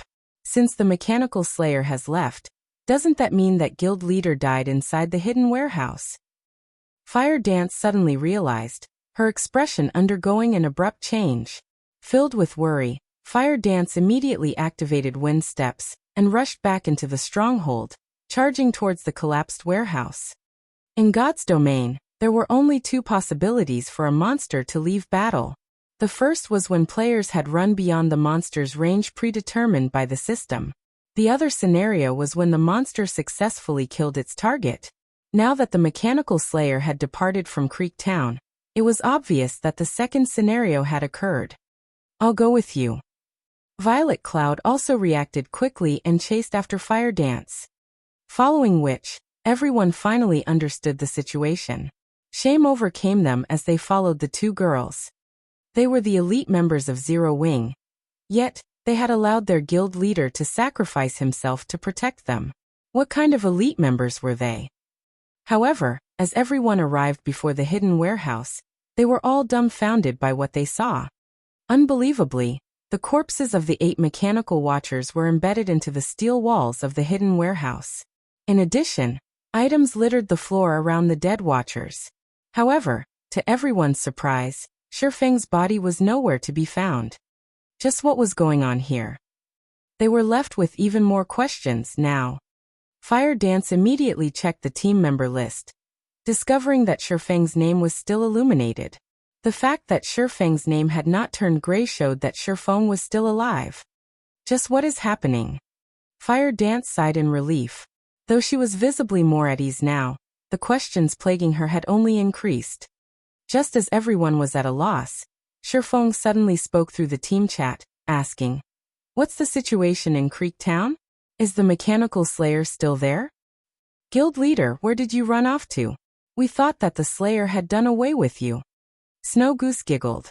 She then added, "Big Sis Fire Dance even went into a flurry and wanted to take revenge. We couldn't stop her, even working together." Hearing these words, Fire Dance shot Snow Goose a glare, a faint blush appearing on her delicate white cheeks. Snow Goose stuck her little tongue out playfully at Fire Dance. She then hid behind Aqua Rose, only revealing her head to glance at Fire Dance with her hands on her hips. "Snow Goose, stop being naughty. We need to get down to business." Aqua Rose flicked a finger at Snow Goose's forehead, pretending to be angry. "Big Sis Aqua, I was wrong. However, you shouldn't always flick my forehead. I'll get brain damage at this rate." Snow Goose clutched her forehead, her eyes tearing.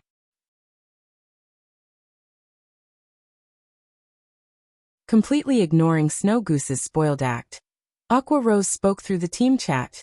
"Guild leader, the Blood Hand Association's stronghold has been destroyed. Moreover, the mechanical slayer departed from Creek Town and flew towards the northwest.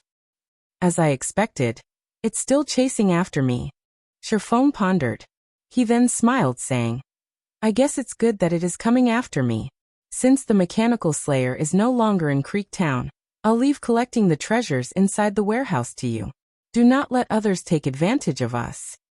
To undo the magic barrier protecting the treasures, they needed to get rid of the 8 mechanical watchers and the mechanical slayer. Now that all 8 mechanical watchers were dead, only the mechanical slayer remained. As long as the mechanical slayer died, the magic barrier would vanish. Meanwhile, now that the Blood Hand Association's stronghold had been destroyed, the treasures had also been revealed. Sooner or later, the red names that had just revived or escaped previously would discover the treasure. As long as the magic barrier vanished, those bandits would not sit quietly and watch as their team looted the stronghold. They would take the opportunity to snatch some for themselves. Guild leader, please rest assured. How could anything belonging to our Zero Wing be that easy to steal? Aqua Rose said, a chilling glow flashing in her eyes. Following which, Sherfone began to flee once more. Space movement had a maximum range of 300,000 yards, which was only around 1 or 2 leveling zones. However, Creek Town was located at the borders of the White River City region. There were no other towns in its vicinity. Even if there were, though, the forces there would not be enough to stop the Mechanical Slayer. Right now, White River City was the only location that could fend off the Mechanical Slayer. Thus, Sherfone used space movement to arrive at the closest teleportation point, teleporting to White River City.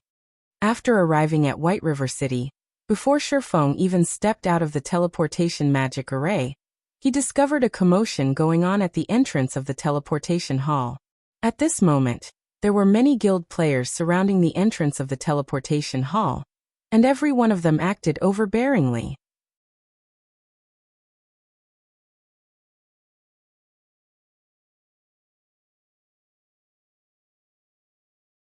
Chapter 339, Making an Enemy Out of Everyone.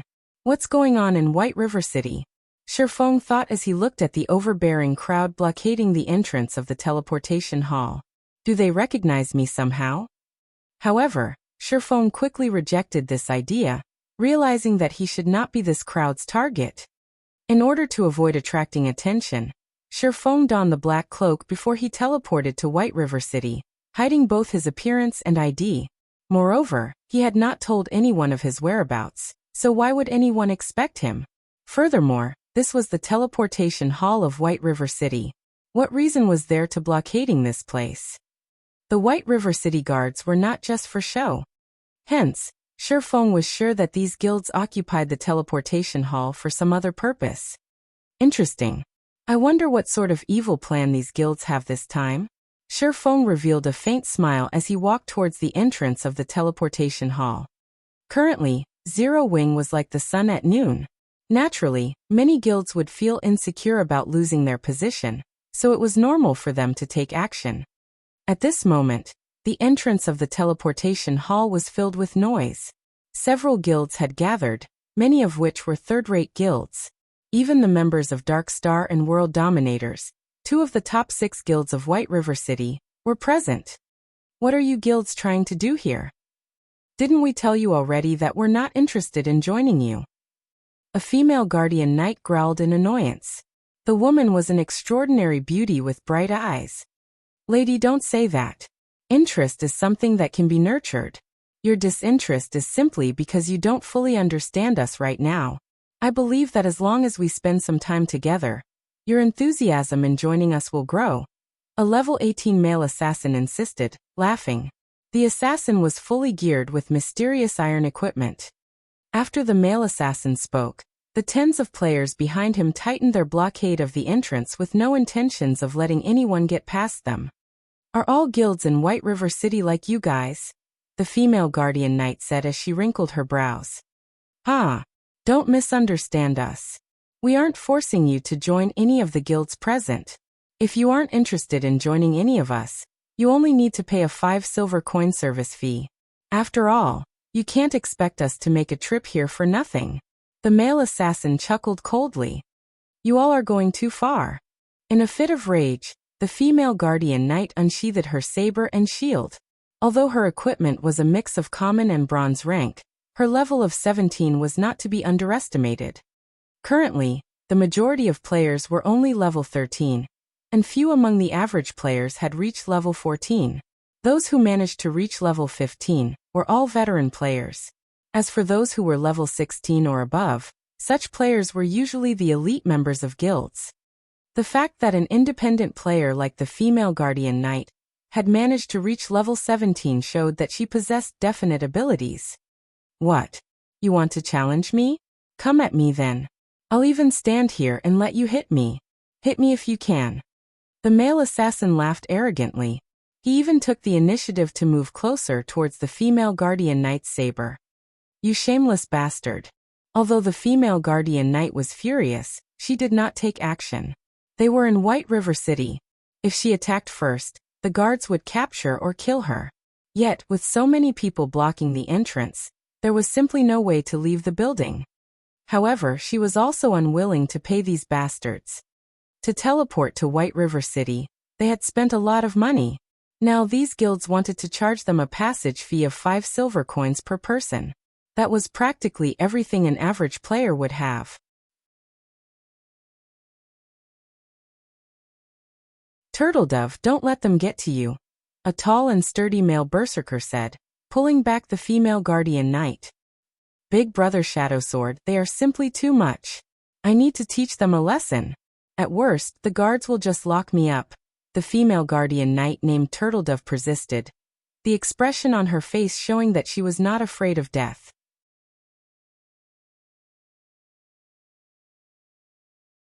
"Even if you take action, you might not necessarily be able to deal with the problem at hand.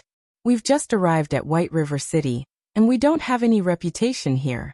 However, they are different. They have already accumulated a certain amount of reputation in White River City. Even if they aren't nobles, they will still be citizens of White River City. If we attack them, they can retaliate without suffering any consequences," the berserker named Shadowsword warned. "Oh, it seems that you still possess some insight," the male assassin sneered. "That's right. We have earned enough reputation to become White River City citizens. Some of us here are even first-class citizens, which is only a rank behind nobles. I believe you should know what a first-class citizen signifies, right? In God's domain, citizens of any particular city would receive a special treatment.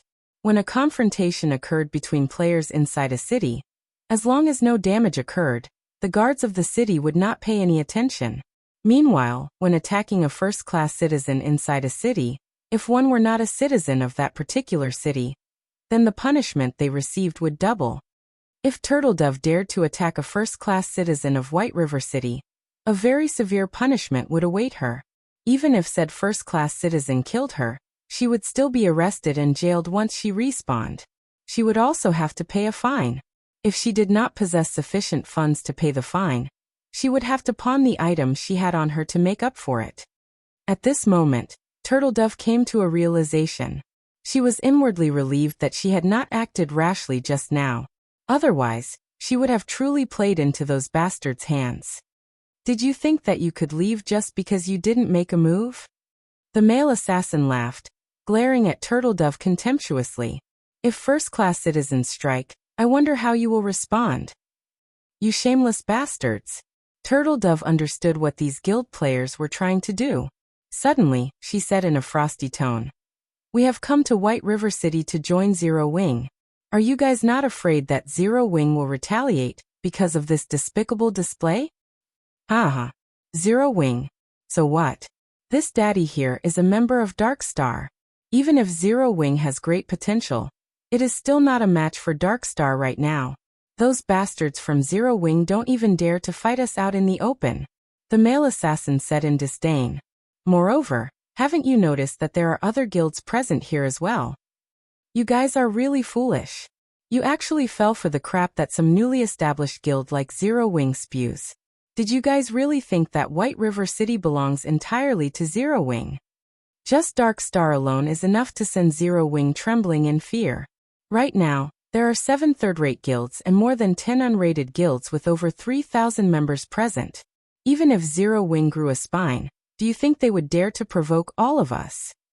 Do you really think Zero Wing is willing to make an enemy out of everyone present?" Turtledove's composure wavered at the male assassin's words. Zero Wing was indeed a newly established guild. Moreover, although there were over 1 million guild players in White River City, only a fraction belonged to the top 6 guilds of White River City, whereas the majority belonged to normal unrated guilds. Although these unrated guilds only possessed 3,000 to 5,000 members on average, there was a large number of unrated guilds in White River City. If their numbers combined, the total members that these unrated guilds possess far surpassed the top 6 guilds of White River City.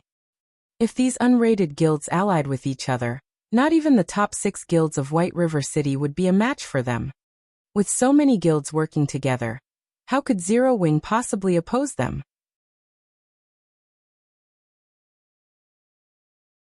Thinking up to this point, Turtledove started growing anxious. Turtledove, my inconsideration has implicated you in this matter. In a moment, I'll hold them off while you take the chance to escape. As long as you leave the teleportation hall, none of these guilds can do anything to you. Shadow Sword whispered to Turtledove. No. At worst, we'll die together. Isn't it just losing some levels and equipment? It's not my first time suffering such a setback. Turtledove shook her head, tightening her grip on her saber.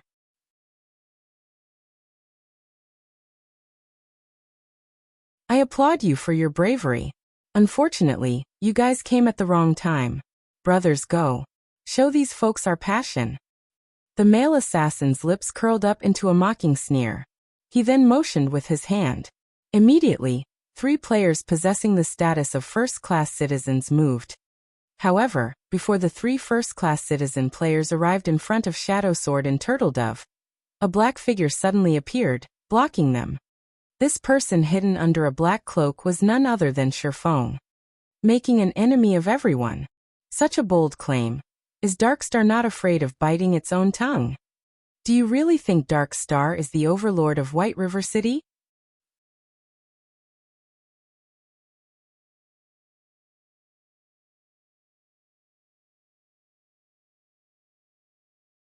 Chapter 340, Major Noble. Shifeng's appearance stunned the guild players blocking the entrance. To think there was actually someone so foolish.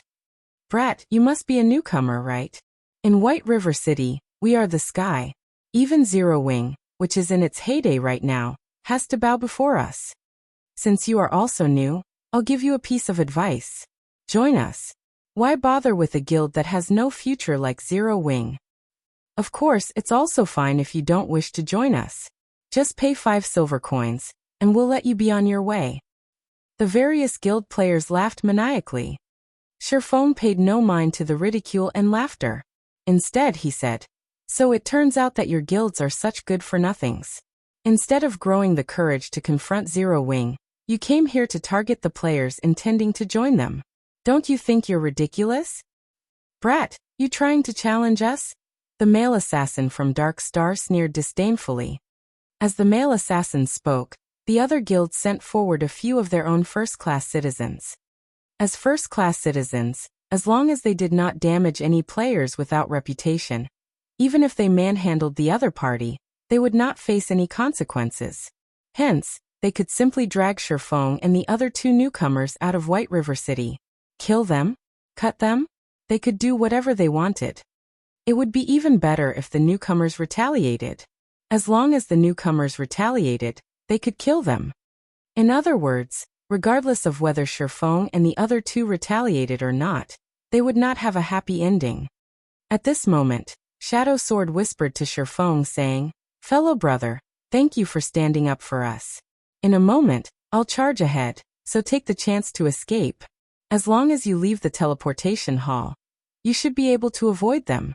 If you hide in the high-class area of the city, they can't use force against you. There were differences between the areas in a city. In the common areas of the city, as long as no actual damage occurred, the NPC guards would not pay any attention to the friction between players. However, it was a different story if such a situation occurred in the high-class areas or trade area. The same applied to the restaurants and shops inside the city. Even first-class citizens would be arrested and jailed if they tried to create trouble in these areas. Shifeng smiled in reply to Shadow Sword's words. However, he did not take them to heart as he continued advancing, walking step by step towards Drunken Maniac, the male assassin from Darkstar. What's wrong with this person? Originally, Turtledove had some goodwill towards Shifeng. However, seeing that Shifeng ignored Shadow Sword's words, her impression of him worsened slightly. Turtledove. Shadow Sword chided in a low tone. Humph. I want to see what he's going to do next. Turtledove snorted as she frowned Shifeng's frail back. Shadow Sword remained silent, quietly watching Shifeng. Shadow Sword felt that Shifeng was not as simple as he appeared. Although the black cloak that Shifeng wore hid his appearance, level, and name, it could not hide the air of an expert his body exuded. Moreover, looking at Shifeng's unperturbed appearance, Shadow Sword's certainty that Shifeng was a powerful expert grew. Hence, he hindered Turtledove's actions. However, Shadow Sword had not expected anything to actually happen. After all, they were still within White River City. Even experts were not allowed to take action here. Oh, since you want to die, we'll play with you. 6 players with statuses of first-class citizens immediately surrounded and grabbed at Shifeng, intending to drag him away and out of the city. Huh? What's going on? One of the 6 first-class citizen players asked, astonished.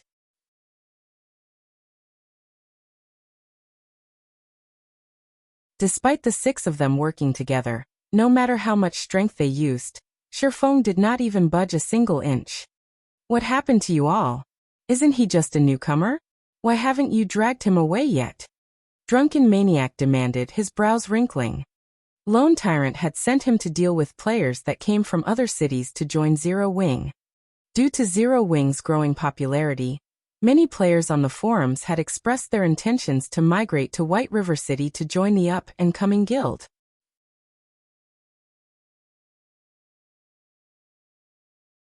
Faced with such a situation, the various guilds in White River City were unable to sit still. It was especially true for Dark Star and World Dominators. Currently, Zero Wing was a huge headache for them. If they allowed experts from other cities to bolster Zero Wing's ranks, the guild would soon grow to become an unstoppable force in White River City. Hence, many guilds decided to cooperate with each other, and sent a few of their members with high reputation to occupy the teleportation hall. With so many guilds working together, even Zero Wing would not dare create conflict casually. By doing so, not only could they reduce the numbers joining Zero Wing, but they could also reduce some of Zero Wing's prestige, killing 2 birds with 1 stone. However, the only reply Drunken Maniac received was the flash of a sword. Earth Splitter. The players surrounding Shifeng were only level 16. Their HP was only slightly over 2,000. They could not endure Shifeng's sword at all. With a single attack, all 6 players surrounding Shifeng fell like puppets who had their strings cut. You actually attacked us. Drunken Maniac gaped Shifeng in disbelief. He could not understand why Shifeng dared to attack them. They were still inside White River City. They also had so many players on their side. So shouldn't Shifeng be on his knees, begging for mercy and allowing them to trample him? Meanwhile, Turtledove, who stood behind Shifeng, had her mouth open wide in shock. With her eyes fixed on Shifeng's back, she couldn't help but mutter in a low tone, "Who? Just who is he?" At this moment, Shadow Sword's expression turned solemn. He was not surprised by the fact that Shifeng had made a move. However, being able to kill 6 elite guild members with a single hit was simply unbelievable. Shifeng's attack power was practically on the same level as a boss monster. After killing the 6 players who had surrounded him, Shifeng turned to Drunken Maniac. With a faint smile he asked, "So what if I attacked you?" Shifeng was a Viscount of White River City. He was a bona fide major noble. Yet, these players had dared to flaunt their slight skill before him. These players simply did not know their own place. First-class citizen was just a nice-sounding title. In reality, they were commoners in White River City. Meanwhile, a commoner that dared to make a move against a major noble was a commoner that did not know the meaning of the word death. Drunken Maniac felt a chill crawl down his body when Shifeng had glanced at him. It was as if Shifeng were a towering giant that could easily stomp him to death. Involuntarily, Drunken Maniac retreated a few steps. However, when he thought of the many allies behind him, courage filled his heart. He then pointed at Shifeng with unflattering rage. "Brat, you're courting death. Since you dared to kill us within White River City, nobody in the entire city can save you now. It would be the same even if Black Flame were here right now.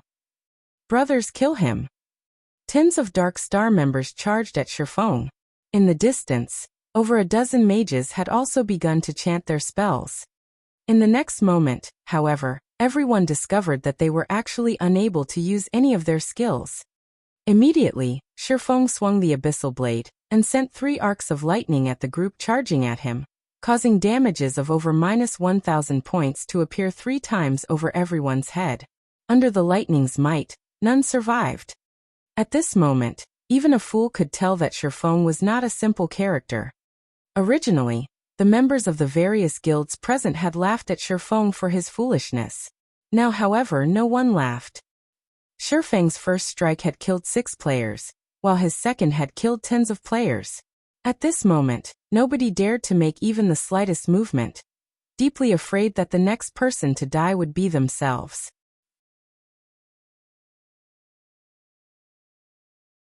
The only thing they could do right now was to wait for the arrival of the city guards. Only the city guards could deal with a monster like Shifeng. You. Just who are you? Drunken Maniac retreated, his body trembling uncontrollably. Shifeng was simply too powerful. This was the first time Drunken Maniac had felt such an invisible power. Although there was nothing surrounding his body, Drunken Maniac felt as if his body were made of lead. Even his breath became extremely heavy.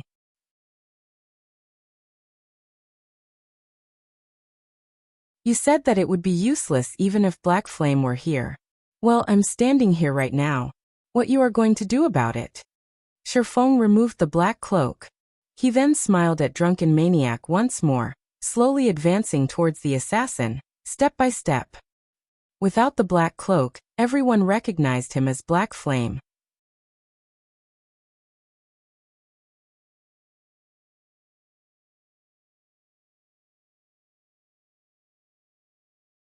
Chapter 341. It has come. As long as one was from White River City, they would definitely recognize Black Flame. It's Zero Wing's guild leader Black Flame. Why is he here? No wonder he's so strong. The various guild players present started panicking. If Shifeng were simply an expert from another city, at most, they would feel a little nervous. After all, no matter how powerful Shifeng was, he could not contend with the entire city. However, Black Flame was different. Not only did the man possess astonishing strength, but he also had a powerful guild backing him up. You.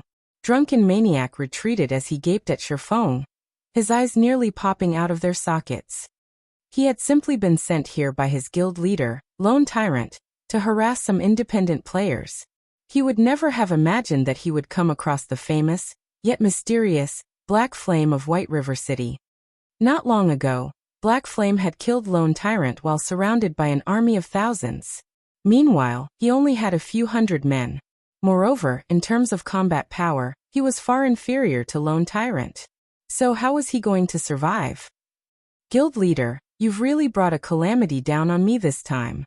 Drunken Maniac laughed bitterly in his heart. As for escape, although Drunken Maniac was arrogant, he was not a fool.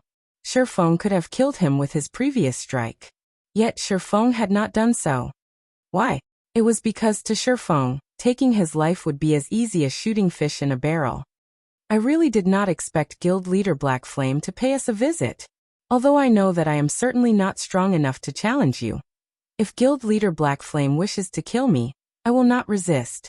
However, I stand here today as not just the representative of Dark Star, but also the many guilds in White River City.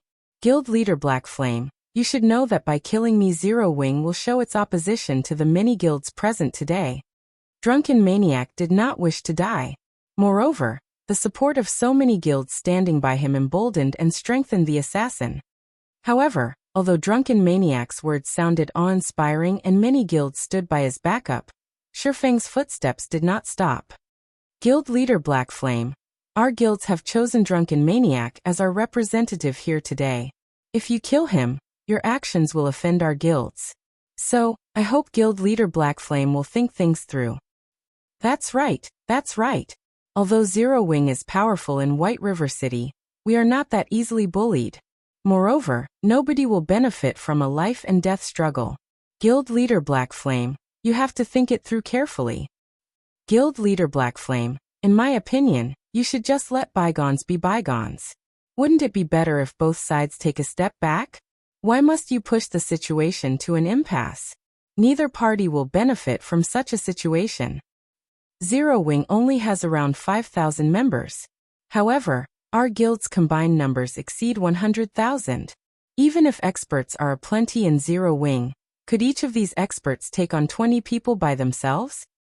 After one person stood up Shifeng, the other guilds also started to voice their opinions. Although these guild players' persuasion attempts seemed gentle, in reality, they were using another method to strike at Zero Wing. If Shifeng did not retaliate today, it would mean that Zero Wing's invincible momentum had finally broken. To outsiders, it would look as if Black Flame had admitted defeat. At that time, even without their guilds hindering players from other cities from joining Zero Wing, those players might give up on Zero Wing due to their disappointment in the guild. At this moment, Turtle Dove and Shadow Sword, who stood behind Shifeng, still wore shocked expressions.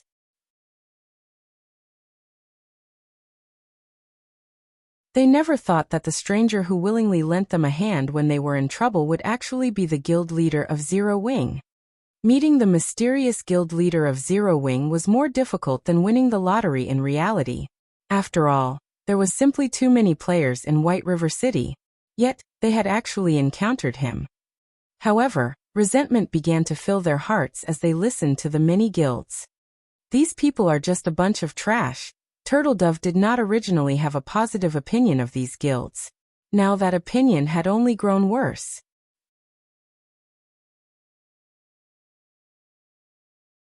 Shadow Sword nodded his head in agreement. This was why he did not wish to join these guilds. These guilds only knew how to use underhanded tactics to reap the greatest benefits. To these guilds, today's enemies may be tomorrow's friends. In Shadow Sword's eyes, these guilds were simply despicable. Although they were outsiders, they could easily tell what these guilds were trying to do. These guilds were clearly in the wrong. Hindering players from joining Zero Wing was already an affront to Zero Wing's reputation.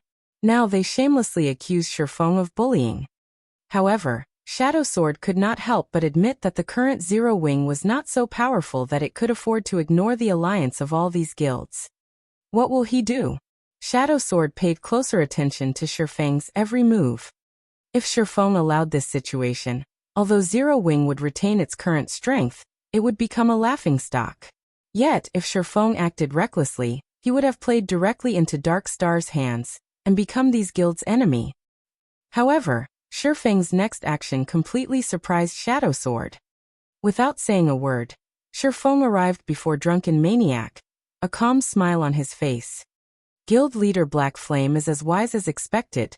Drunken Maniac sighed in relief when he saw Shifeng's smile. At least he would not die today. In the next second, however, Drunken Maniac saw a silver shimmer flash before his eyes. Suddenly, Drunken Maniac's vision turned gray, his legs turning limp and his body falling to the ground. Why? Drunken Maniac failed to understand. Everyone else was similarly puzzled. Why had Shifeng dared to take action? Did he not understand how serious the consequences were? It seems that you still don't understand Zero Wing, Shifeng chuckled. Although our guild isn't very impressive, it also isn't a guild that stands by in silence while others are bullied. An eye for an eye, a tooth for a tooth. Since you struck first, what's there to fuss about now that I'm striking back? Did you really think I would be so naive as to let you off? Although Shifeng's voice was soft, everyone present could hear his words as clear as day. Every word was like a sledgehammer banging at their hearts. Wow. Turtle Dove was momentarily overwhelmed by the man before her. This was her ideal guild. A guild that would not falter even when surrounded by enemies. My trip was not wasted. Now that I see him in person, I am even more certain that I must join Zero Wing. Shadow Sword struggled to contain his excitement.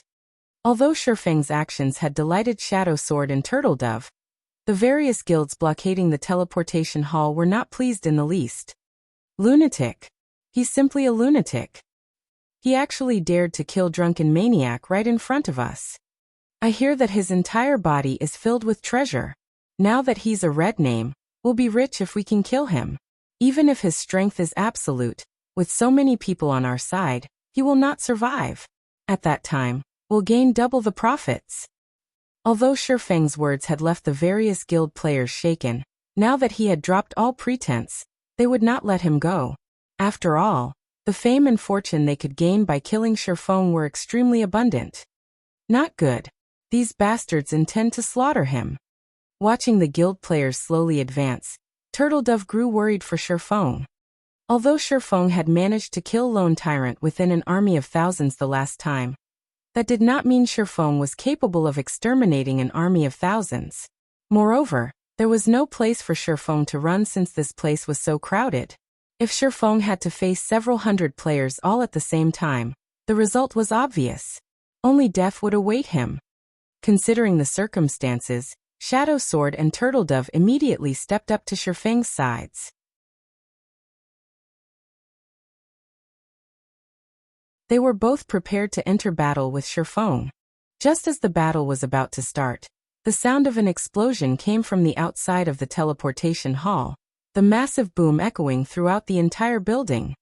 Before anybody realized what had happened, another series of explosions resounded. Moreover, the sounds were getting louder and louder, so much so that everyone in the teleportation hall could feel the ground tremble. It certainly arrived quickly.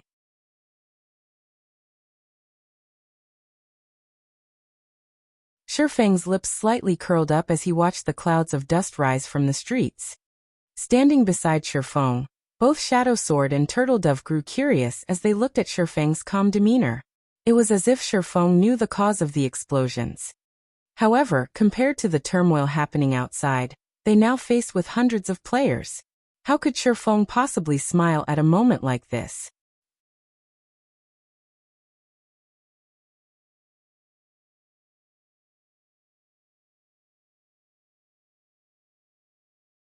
Chapter 342, Monster Attacking the City.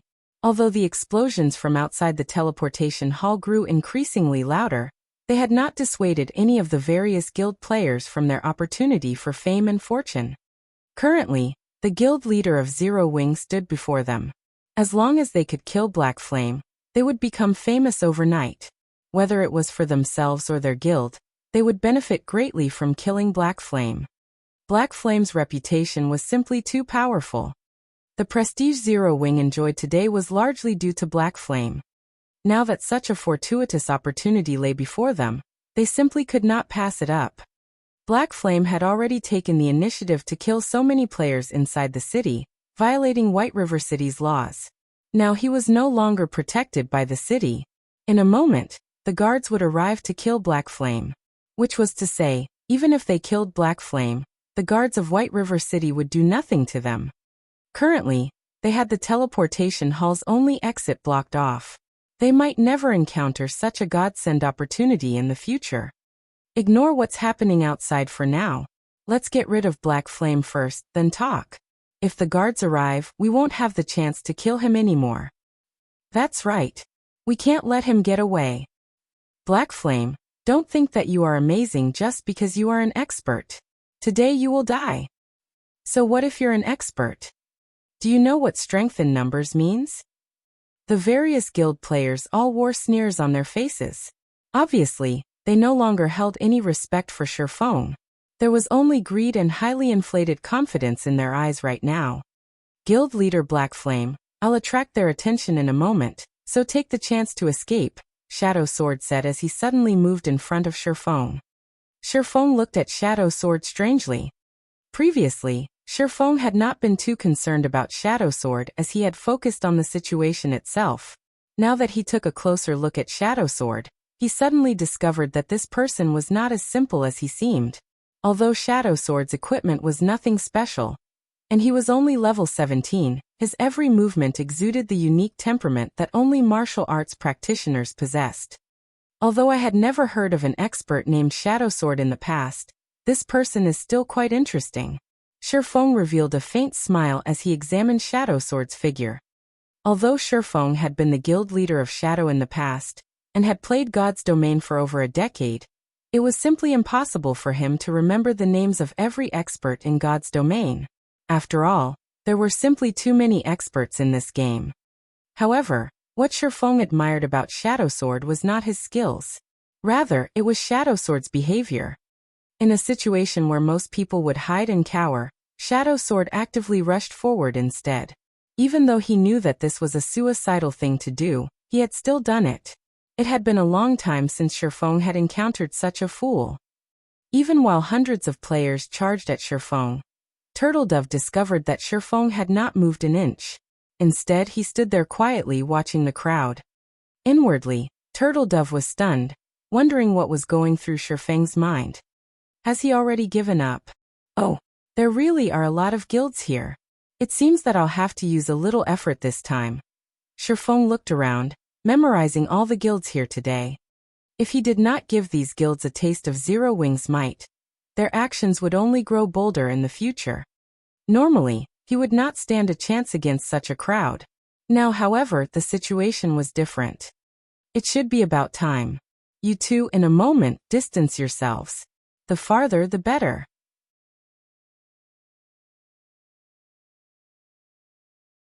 It would be unfortunate if I mistakenly injured you.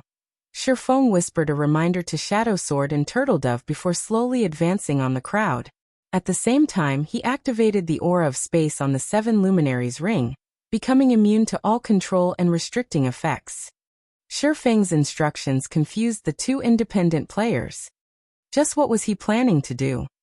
Did he really intend to engage in a deathmatch with these hundreds of players? Presumptuous. Ding.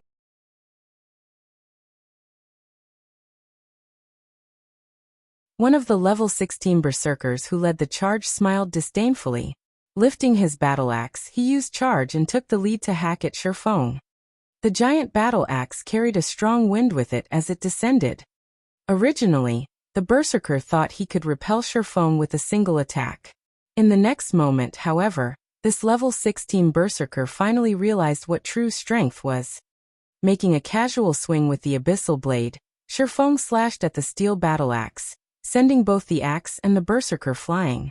Following which, Shifeng charged towards his incoming opponents like a bullet, crashing into and dispersing the crowd. Is he a monster? Turtledove was dumbfounded. The players from the various large guilds were also momentarily stunned. However, they quickly recovered their wits. Mages kill him. Although the melee players who had charged at Shifeng had scattered, the mages standing in the back had not stopped their chanting. Soon, spells flew at Shifeng, one after another. Not daring to take all of those spells head-on, Shifeng quickly carried out complex footwork, his dance becoming ethereal. Dodging one spell after another, Shifeng charged towards the crowd. Not good. He's going for the healers. All melees, block him. A group of melee players immediately charged forward and blocked Shifeng's path. However, their attempt was futile. Shifeng was currently level 24, and most of the equipment he wore was fine gold rank or above. All of his attributes far surpassed these level 16 and level 17 melee players. With ease, Shifeng plowed through all obstacles before him. Sword flashes enveloped these players. Even though these players had skills that could block attacks, their bodies could not keep up and react appropriately. Hence, Shifeng eliminated them easily. Moreover, as Shifeng weaved his way through the crowd, the ranged mages were unable to hit the swordsman. There was always someone Shifeng could use as a shield, taking the hits for him. Even if some players used targeted control skills on him, Shifeng possessed the aura of space's effect that made him immune to all control effects. You melees are too stupid. Don't you know how to get out of the way? Crap, you mages are the idiots. Why can't you aim properly? Fresh blood splashed through the air. After the death of over a dozen people, the various guild players grew fretful, and they began to bicker amongst themselves. Why are you so anxious? Can't you all see that Black Flame's HP has fallen by quite a bit? He doesn't have a healer. He won't last long. At this time, a sturdy and robust-looking guardian knight stepped out from within the teleportation hall. Several hundred guild players followed him as well. Guild leader Lone Tyrant, why are you here? Everyone present immediately recognized the guardian knight. At this moment, Lone Tyrant no longer possessed his previous calm. Now, as if possessed by a devil, both of his eyes glowed with a crimson light. When Lone Tyrant discovered Shifeng's appearance in the teleportation hall, he immediately used a return scroll and rushed back to White River City. His previous death at Shifeng's hands had been an utter disgrace. Afterward, he had been forced out of the ranking list. At this moment, Lone Tyrant's hatred for Shifeng was deeper than an ocean. Black Flame, today you will die. Everyone charge. Lone Tyrant laughed madly as he watched Shifeng fight. Kill. Suddenly, several hundred Dark Star elite members charged at Shifeng. This Lone Tyrant sure has good timing. Shifeng could not help but wrinkle his brows.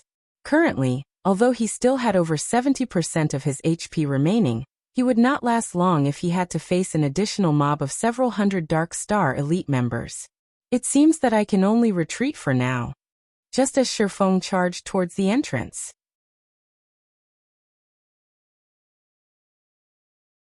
A huge explosion occurred in front of the teleportation hall. The hundreds of players blocking the entrance were instantly obliterated, and not even their corpses remained. Only the items these players had dropped were left behind. Shocked, everyone turned to look at the source of the explosion. What is that? Turtledove's eyes widened, a look of disbelief plastered on her face. A steel giant had appeared at the entrance of the teleportation hall.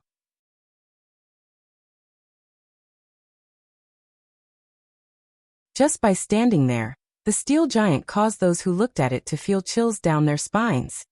Simultaneously, all players in White River City received a notification. White River City system announcement.